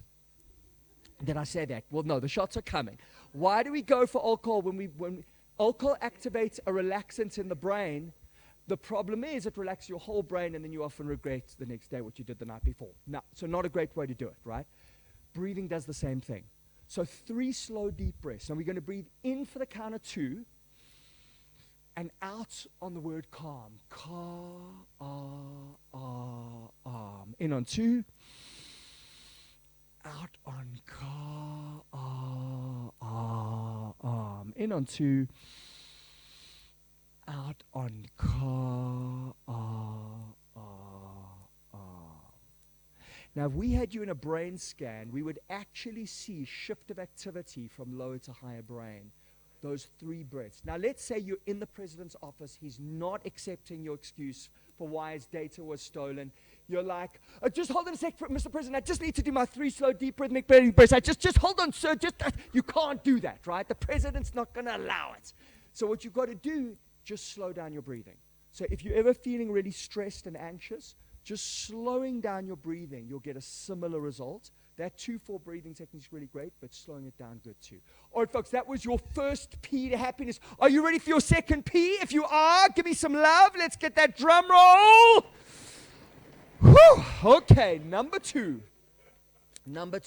So, remember as you're breathing out, I said use the word calm. You could have just breathed out, but what are we doing? We're using some self-hypnosis. Now, the truth is, every day you are hypnotizing yourself. How do you hypnotize yourself? With that voice in your head. Yes, you do not have to be psychotic to hear voices in your head. We all have a voice in our head. It's that continual train of thinking. Have you noticed that? Yeah? Now, here's the problem with that voice in our head. It is often really a little bit of a drama queen. It is negative. It is catastrophizing. It tells you how bad things are. Have you noticed it always feels like there's something wrong with your life? Like if it's not your job, it's your relationship. If it's not your relationship, it's a stain on the curtain. If it's not the there's something, right? Have you noticed that we go up to people and say what's wrong, but we don't go up to people and say what's right? Have you noticed that? Folks, your second P is positivity. Positivity. And this is the way we think. This is the voice in our heads. Our minds are a bit like the news, only the news is more uplifting. Yeah? And and by the way, you think it's just South Africa? So my uncle, many years ago, he immigrated.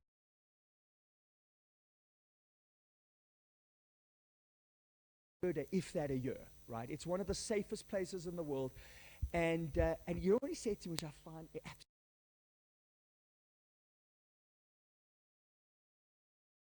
he's like, they are as negative. I said, what are they negative about? The one murder a year? He says, they'll find something. They're negative about the weather. That's true. That's true. They'll be complaining about the weather. But they also have, politically, they're like Jersey. Apparently there's this saying in Jersey, Jersey's finished because of the way that the UK government might be restructuring the relationship. So then you realize it's not about what's going on out there. It's what's going on in here. Yeah? That's the real issue. I'll tell you something else. Yeah, to throw a little controversy into the mix. Another study shows that black South Africans are significantly more optimistic than white South Africans. Isn't that interesting, given that another little controversial stat to throw out there, when we talk about but it's incredible when you look at unemployment, and I'm going to, you know, because, and this is one of those stats which is not a great stat, but it's a reality that I think needs to be confronted. White unemployment, the last time I saw, was 7 or 8%. You know, isn't it interesting that black South Africans are more optimistic than white South Africans, and white unemployment is, what does that tell you? What it tells you is it's not what's going on out there, it's what's going on in here. So how do we take charge of what's going on in here? And we do that through asking ourselves a question. It's a question that we need to ask ourselves.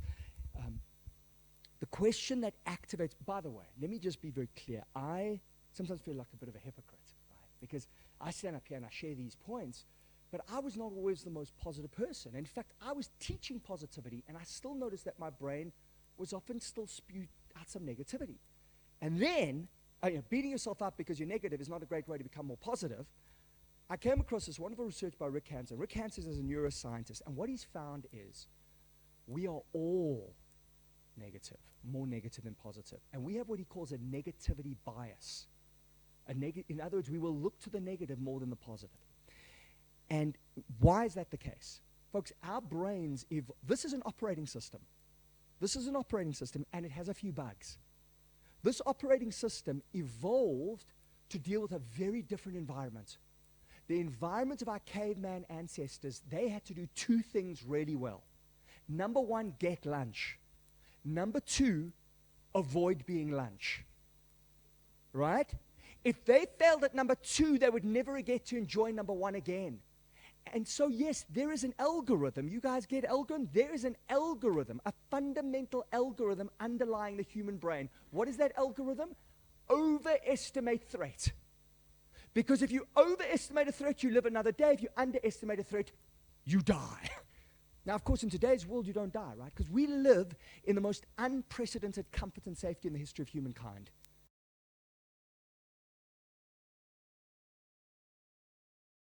But on every measure, right? Yes, we've had COVID. Yes, there's a war right now in Europe. But overall, we just see reductions in poverty, increases to access to water, reductions in childhood mortality, but it doesn't feel that way. In fact, anxiety and depression is actually going up. And once again, that tells you it's not what's going on out there, it's what's going on in here, right? And so, if this is the algorithm that we're born, by the way, there are twice as many words in English language to describe negative emotions as positive emotions. What is going on in social media right now? Why is there a proliferation of junk news and disinformation? Because disinformation, negative news, activates far more of the brain than positive news. So there's an expression in the news, if it bleeds, it leads. And that's why you want to watch what you allow into the garden of your mind. What is your default here? Let's talk digital for a moment. What is your default? What is the app that you go to first? Because if, like me, you were going to news, CNN, or News 24, then you're on a drug. And it's a pretty shitty drug. Because it is a drug, you kind of want to know, but generally what you're knowing is how bad things are. And the fact is, there are a lot of good things going on as well. But they don't put that there because that doesn't sell advertising. And so this, my friends, and I love this digital world, don't get me wrong, but those apps, those people, my friends, are digital drug dealers. They are digital drug dealers, and we got to decide, do I want that drug or not? And so I hid the CNN one, because that was my drug, right? For some people, it's Facebook. For others, it's Instasham.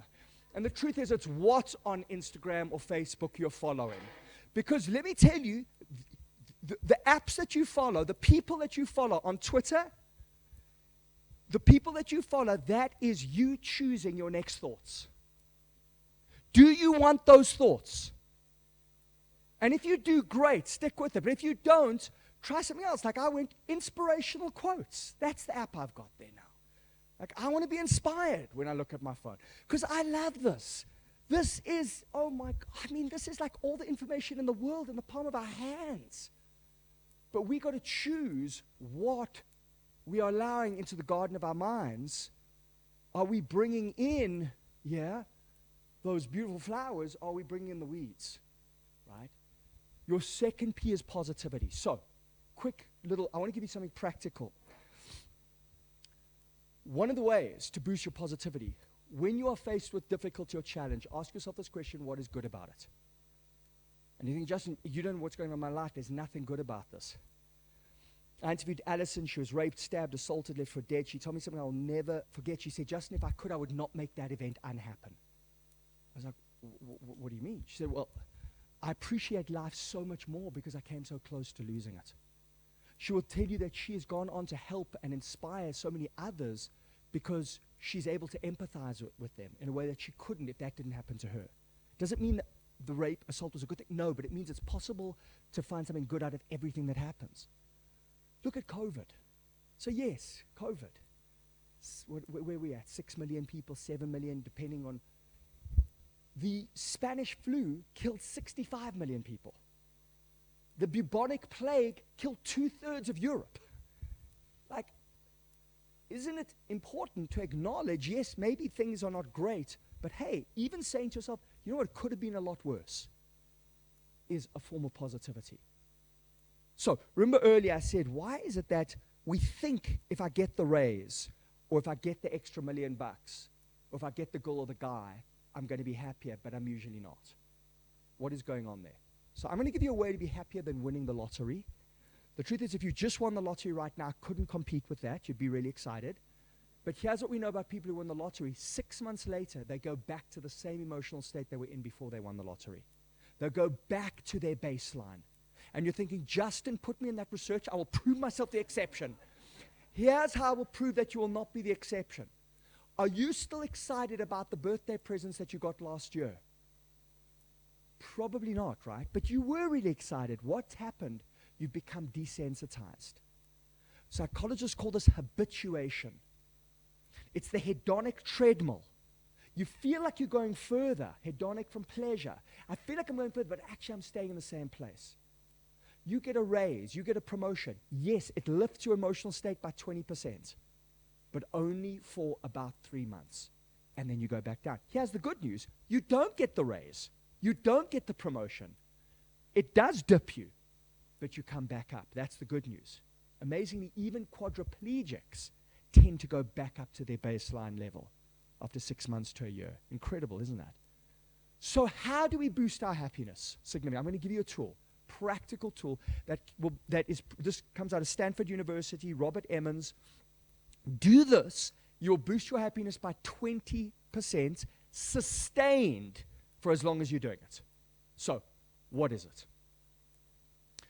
I know it's going to sound like an episode of Oprah.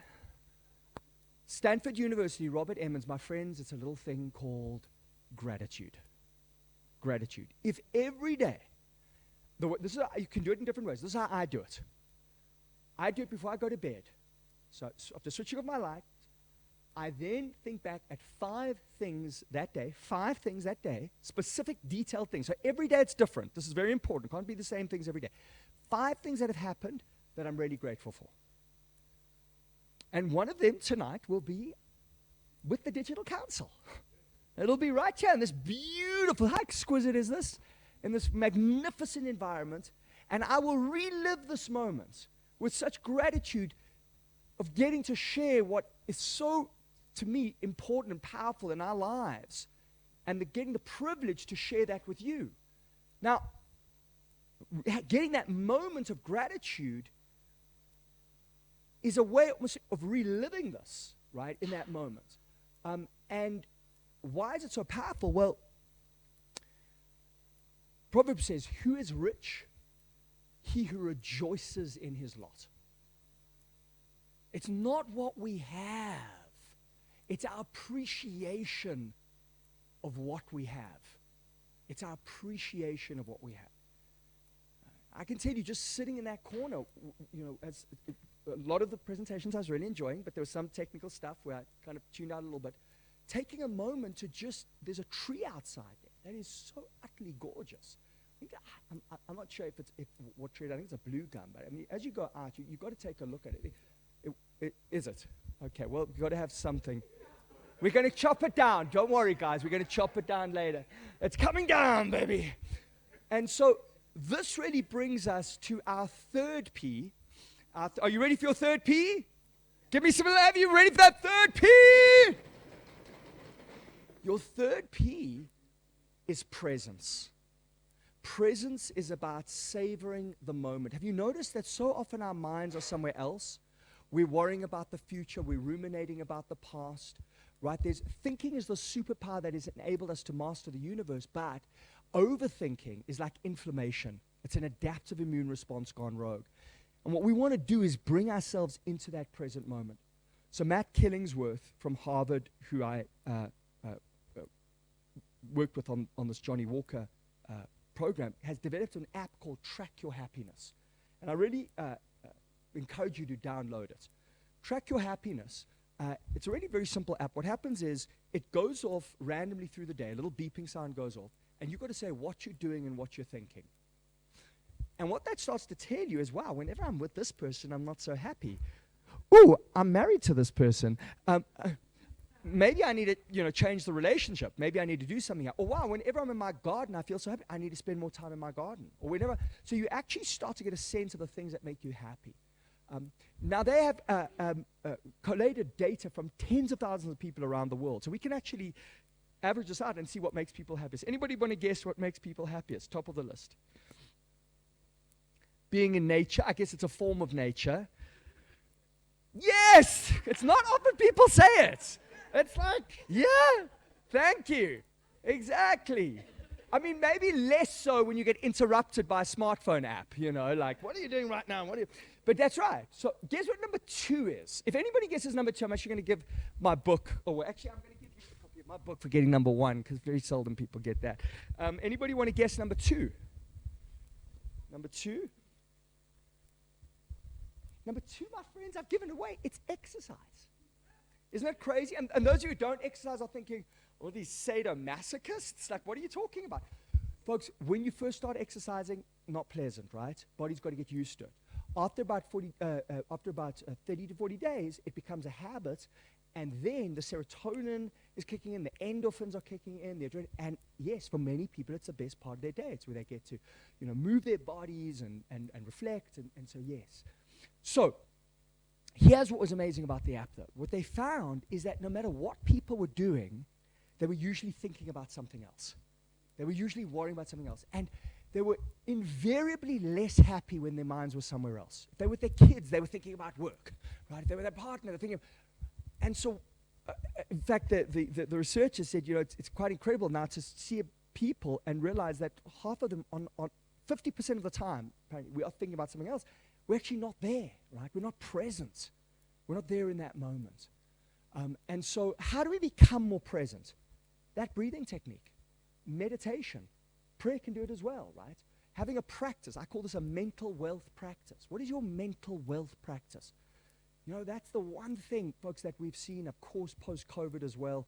I've started doing a lot of work in India, of all places. I started this during COVID, obviously all online, but with the emotional trauma, you know, that has come out of COVID. And what is so critical, and the research is clear about this, in the same ways we know we need to exercise our bodies, we need to exercise our minds. And stake out 10, 15 minutes where you're doing your meditation, whatever that practice is for you. Gratitude, that's part of mine, right? So it'd be gratitude. Mine's a very simple practice. You've already got part of it. I do some deep breathing, I do some gratitude, and then I do some meditation. And that's it. And that has a really powerful effect. Take care of yourself, because that's the only way you can take care of your families, of your communities, and that's the only way you can fulfill this purpose of yours, which brings us to our 4th P. Is it 4th? 4th P. Thank you very much. Thank you. And your 4th P is yes, purpose. Yes, you do. Yes, you do. Yes, you do. I'm going to get you into. So this is really important. And I've got to tell you, I love it when I come to an organization that has such a clear purpose, because you all know exactly what your purpose is. Your purpose is... Well, that's inspiring. That's lovely. Data.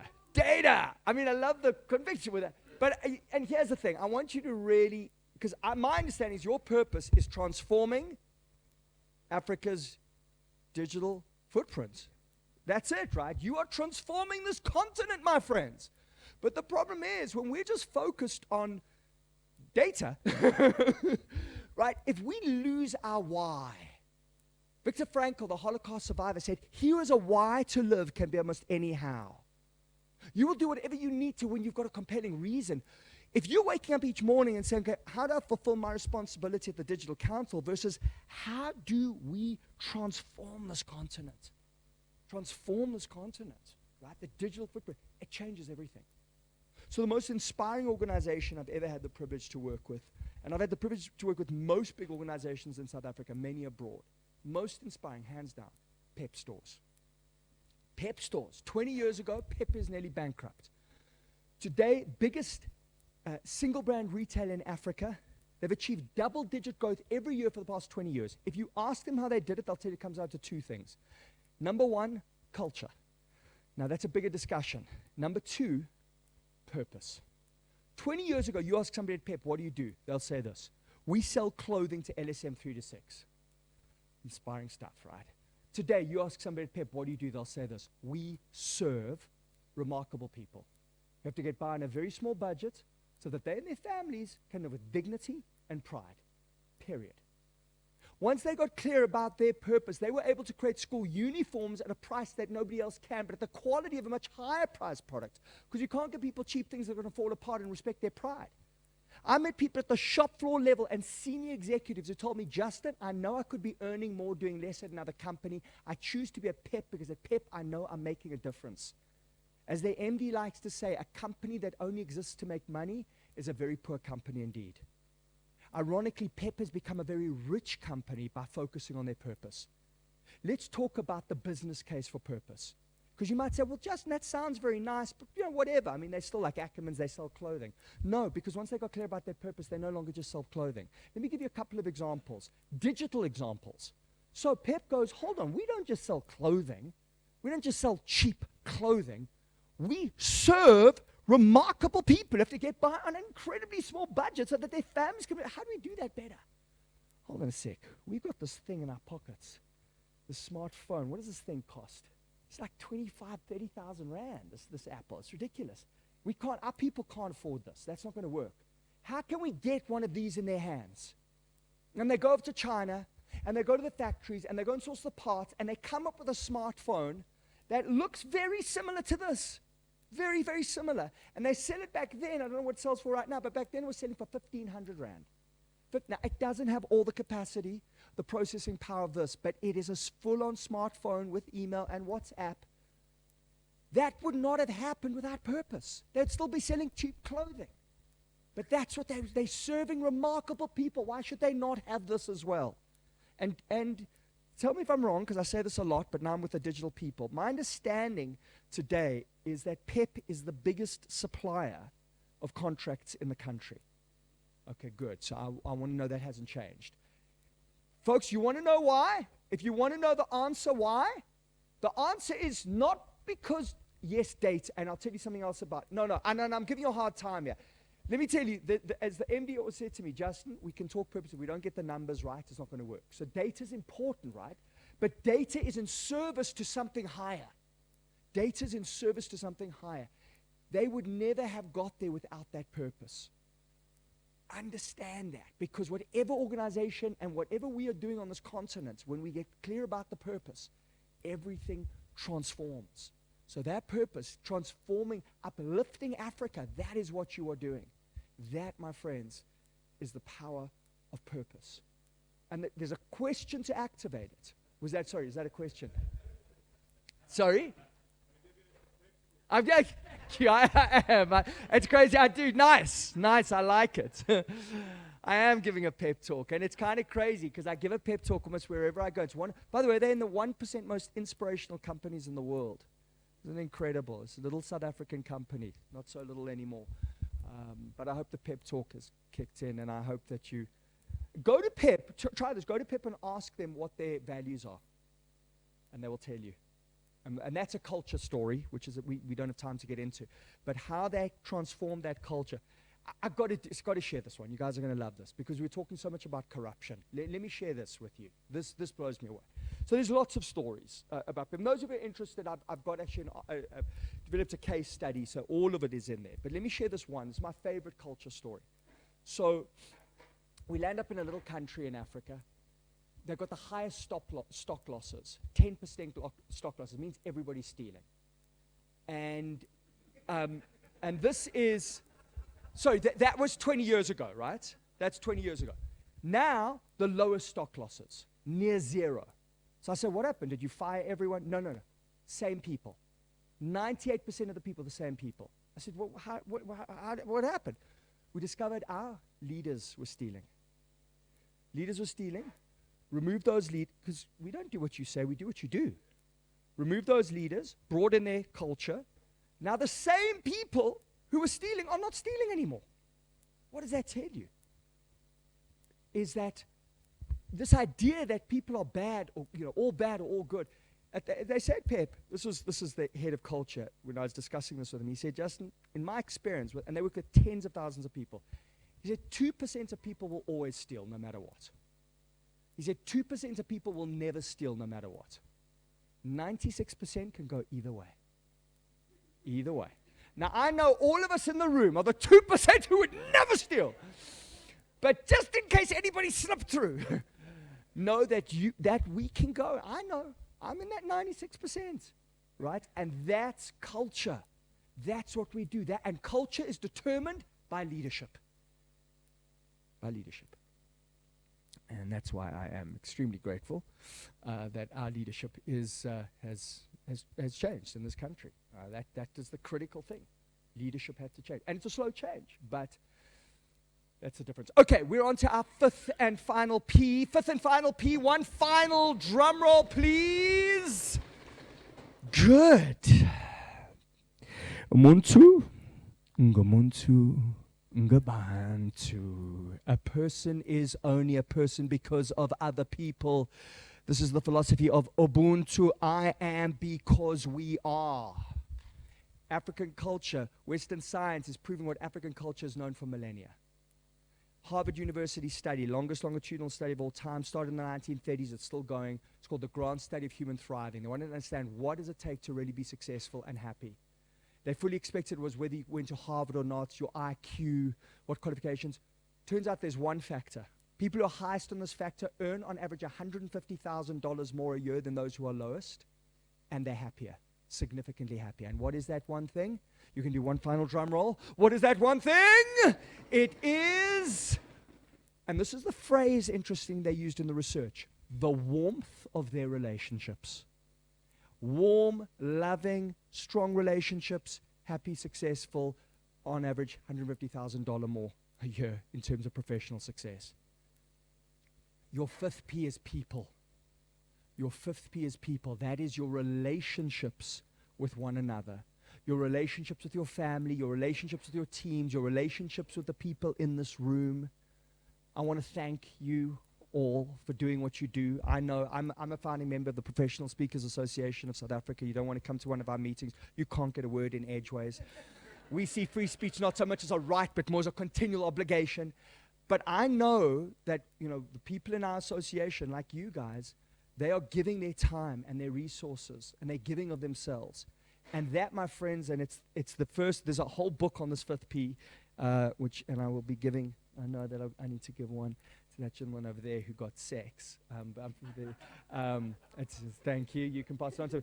That is what it is. It's winning with relationships, right? It's all, and there's 21 laws of influence. And of course, I really am the only thing separating you from the whiskey. So I'm not going to tell you the 21 laws, but I will tell you the first law, because it really sums it up, and I know it's many of you who are in this room right here now, you are living it. Give to get. You want to get more, give more. You want to get more, give more. And it's one of the beautiful laws of the universe. One of the beautiful laws of the universe is that the more you give, the more you get. So just in case some of this sounds a little fluffy and soft, and let's all sing Kumbaya, which we could do anyway, why not? Wharton Business School, Professor Adam Grant, he says you pretty much found you can divide people into one of three: givers, takers, or matchers. Givers are people who say, sow and you shall reap. Maybe not immediately, but it comes back at you. Takers are people who say, it's a dog-eat-dog's world, so you better take before somebody else does. What those people don't realize is that they're the dog. Matchers are people who say, if you sow, then I will sow. You don't want to be a team full of matchers because everybody starves. So who's more successful, givers or takers or matchers? Givers, right? So clearly Donald Trump, Jacob Zuma, great givers. Clearly you can be a taker and land up in pretty high positions. But how successful will you go down in history? How successful you go down in... You know, they just found Donald Trump was charging the Secret Service to stay in his hotels to protect him. Isn't that incredible? He was every time they were there, he would charge them full room rate to protect him. Talk about a taker, right? Now, here's the thing. Who do you want on your team? Who do you want to promote, a give or take or a matcher? Who do you want to marry, a give or take or a matcher? Right? It's the givers, right? And here's the beautiful thing, is that let's say you made an unexpected cup of tea for your partner or a team member. It would boost their happiness. The research shows it would boost your happiness 50% more than theirs. And that's because of another neurotransmitter in the brain called oxytocin. Oxytocin is emitted in mother's milk. It creates that lovely warm bond between mother and baby. So, oxytocin is also a natural anti-inflammatory that protects the heart against stress-related damage. First, the bad news: if you've had a major crisis in your life, bankruptcy, divorce, you've got a 30% increased chance of dying over the next year. Here's the good news. If you're somebody who regularly helps others, your increased chances of dying are 0. And scientists think it's because of oxytocin. Because when you help others, how do you get the oxytocin flowing? You do not need to look for a breastfeeding mother. All you need to do is help, serve, connect, reach out, empathize, and you will get the oxytocin flowing. And that, my friends, is your 5th P. There is one more P. It's a 6th P. It's the one that you can go and make now that you've heard all the other 5 Ps. Folks, it's been lots of fun being with you. So if you would like to stay connected to me, my handle is Justin Presents. Now that I've been dissing Instagram and Facebook and LinkedIn, but Justin Presents, I put out inspirational content on a regular basis. My website is justinpresents.com. Lots of free resources there. There's even the culture case study of PEP on the website, justinpresents.com. If you find that you're struggling to find it, just drop me an email and I'll send you a link to it if you're interested in that study that we did. And listen, may you go out there and take these 5 Ps. Think of these 5 Ps as a vaccine. It's an emotional vaccine to vaccinate us against, the inevitable struggles that we face, right? So that we can all get out there and be happier and create happier communities. Thank you very much.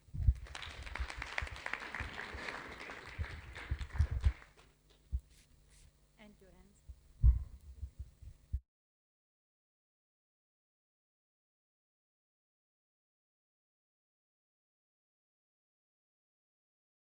Not going to try, but that would be good advice if we could bottle that stuff.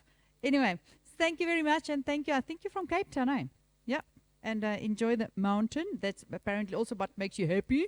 But it's been a real pleasure. Thank you for coming. Microsoft, thank you. I know you're going to stand up, Stoff, and you're going to give us a word. Thank you very much for sponsoring this day and for bringing us together. We really look forward to a lot more repeats of this. Isn't it amazing to just see people for a change? You know, when I went to Ethiopia a couple of weeks ago and I came home, my husband actually said to me, "You're like a different person." He said, "You like the person I remember," because I felt energized and ready to go out there and change the world and do some good things. You know, but yeah, I just want to, Rosanna, I just want to see your phone. What color is that? I think you're just sending a message. You just Rosanna works for MTN. I'm just saying. I thought the phone was funny. Anyway, thanks, guys. So there's 2 things that's really important. In reception, there are heaters. So that's really important. And then there's a glass of wine for those who want to stay with us, or something else, or a coolie, or a coffee, or a juice. But yeah, thanks for your time. Stoff, over to you for the absolute final word. Thanks, Juanita. So Justin, and please do correct me, man. I like you spoke about an algorithm to happiness, and please do correct me. So I heard you speak about testosterone. I heard you further speak about arousal. I further heard you speak about rhythmic breathing. I heard you speak about performance. I heard you then speak about relaxation after that. So that algorithm, my friend, I took it to heart. Very provocative, my friend, very provocative. I like it. So if that doesn't work, and I think this is what's going to happen after this, if that doesn't work, then here's another algorithm. Is first you must take antifreeze, which is wine. And then after the antifreeze, there will be internal combustion, meaning you're going to be warm. And then after that, there will be ecstasy, because you spoke about ecstasy as the drug. So if the first one doesn't work, then the second one is going to work. Ladies and gentlemen, thank you very, very much for I think, very engaging day. And, you guys were extremely, extremely engaging. I mean, I was saying to Juanita earlier on that before lunch, I actually didn't even want to take a lunch break, purely because of just the level of conversation, just based on the content that was that was presented. So for me, I think that was that was great. And just I was asked just to do a vote of thanks. I think we need to start with previous Minister of Health, Dr. Zwelini Mkhize spoke about the vulnerable groups, the senior citizens. So, the senior citizens, we must thank them because surely they needed to take a medication for a high blood, but they chose to be here. So big up to them. Also, I spoke about, the content and the presenters and, really, really thank you to all the presenters. Let me also thank all of you, because you spoke about presence, Justin. This was probably the most present crowd I've actually been around. And so, very engaging, very present, which was fantastic. And then last but certainly not least is Juanita and your team. For you guys to be able to put something like this together and an agenda that we had today to make sure that we are still here, I think it's a fantastic job, and I think they deserve a round of applause. And certainly from a Microsoft point of view, we definitely are going to support a lot of the things that you do. I think, for me, if you just ask why are we, part of this, this engagement of the program, we need to be part of the solution, not the problem. The reality is that we spoke about problems. There's enough problems that we have, right? So how are we then part of the solution and making sure that the national discourse, we're part of the national discourse. We're not isolated because we're an American company. We have to be part of the national discourse. In fact, I joined Microsoft in 2019, and they asked me, listen, in terms of your strategy, this was probably about a month, and I had to present at an internal conference. What is your strategy as government affairs? And I said very cheekishly, whatever that word is, and I still maintain even today, is Microsoft has to be a national key point.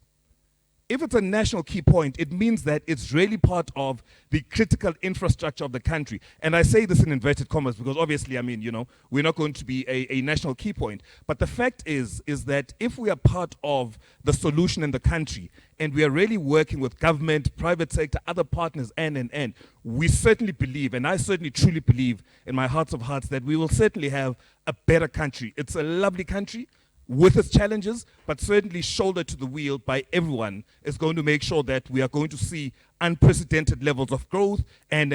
So ladies and gentlemen, thank you very much. I'll see you for the antifreeze up there.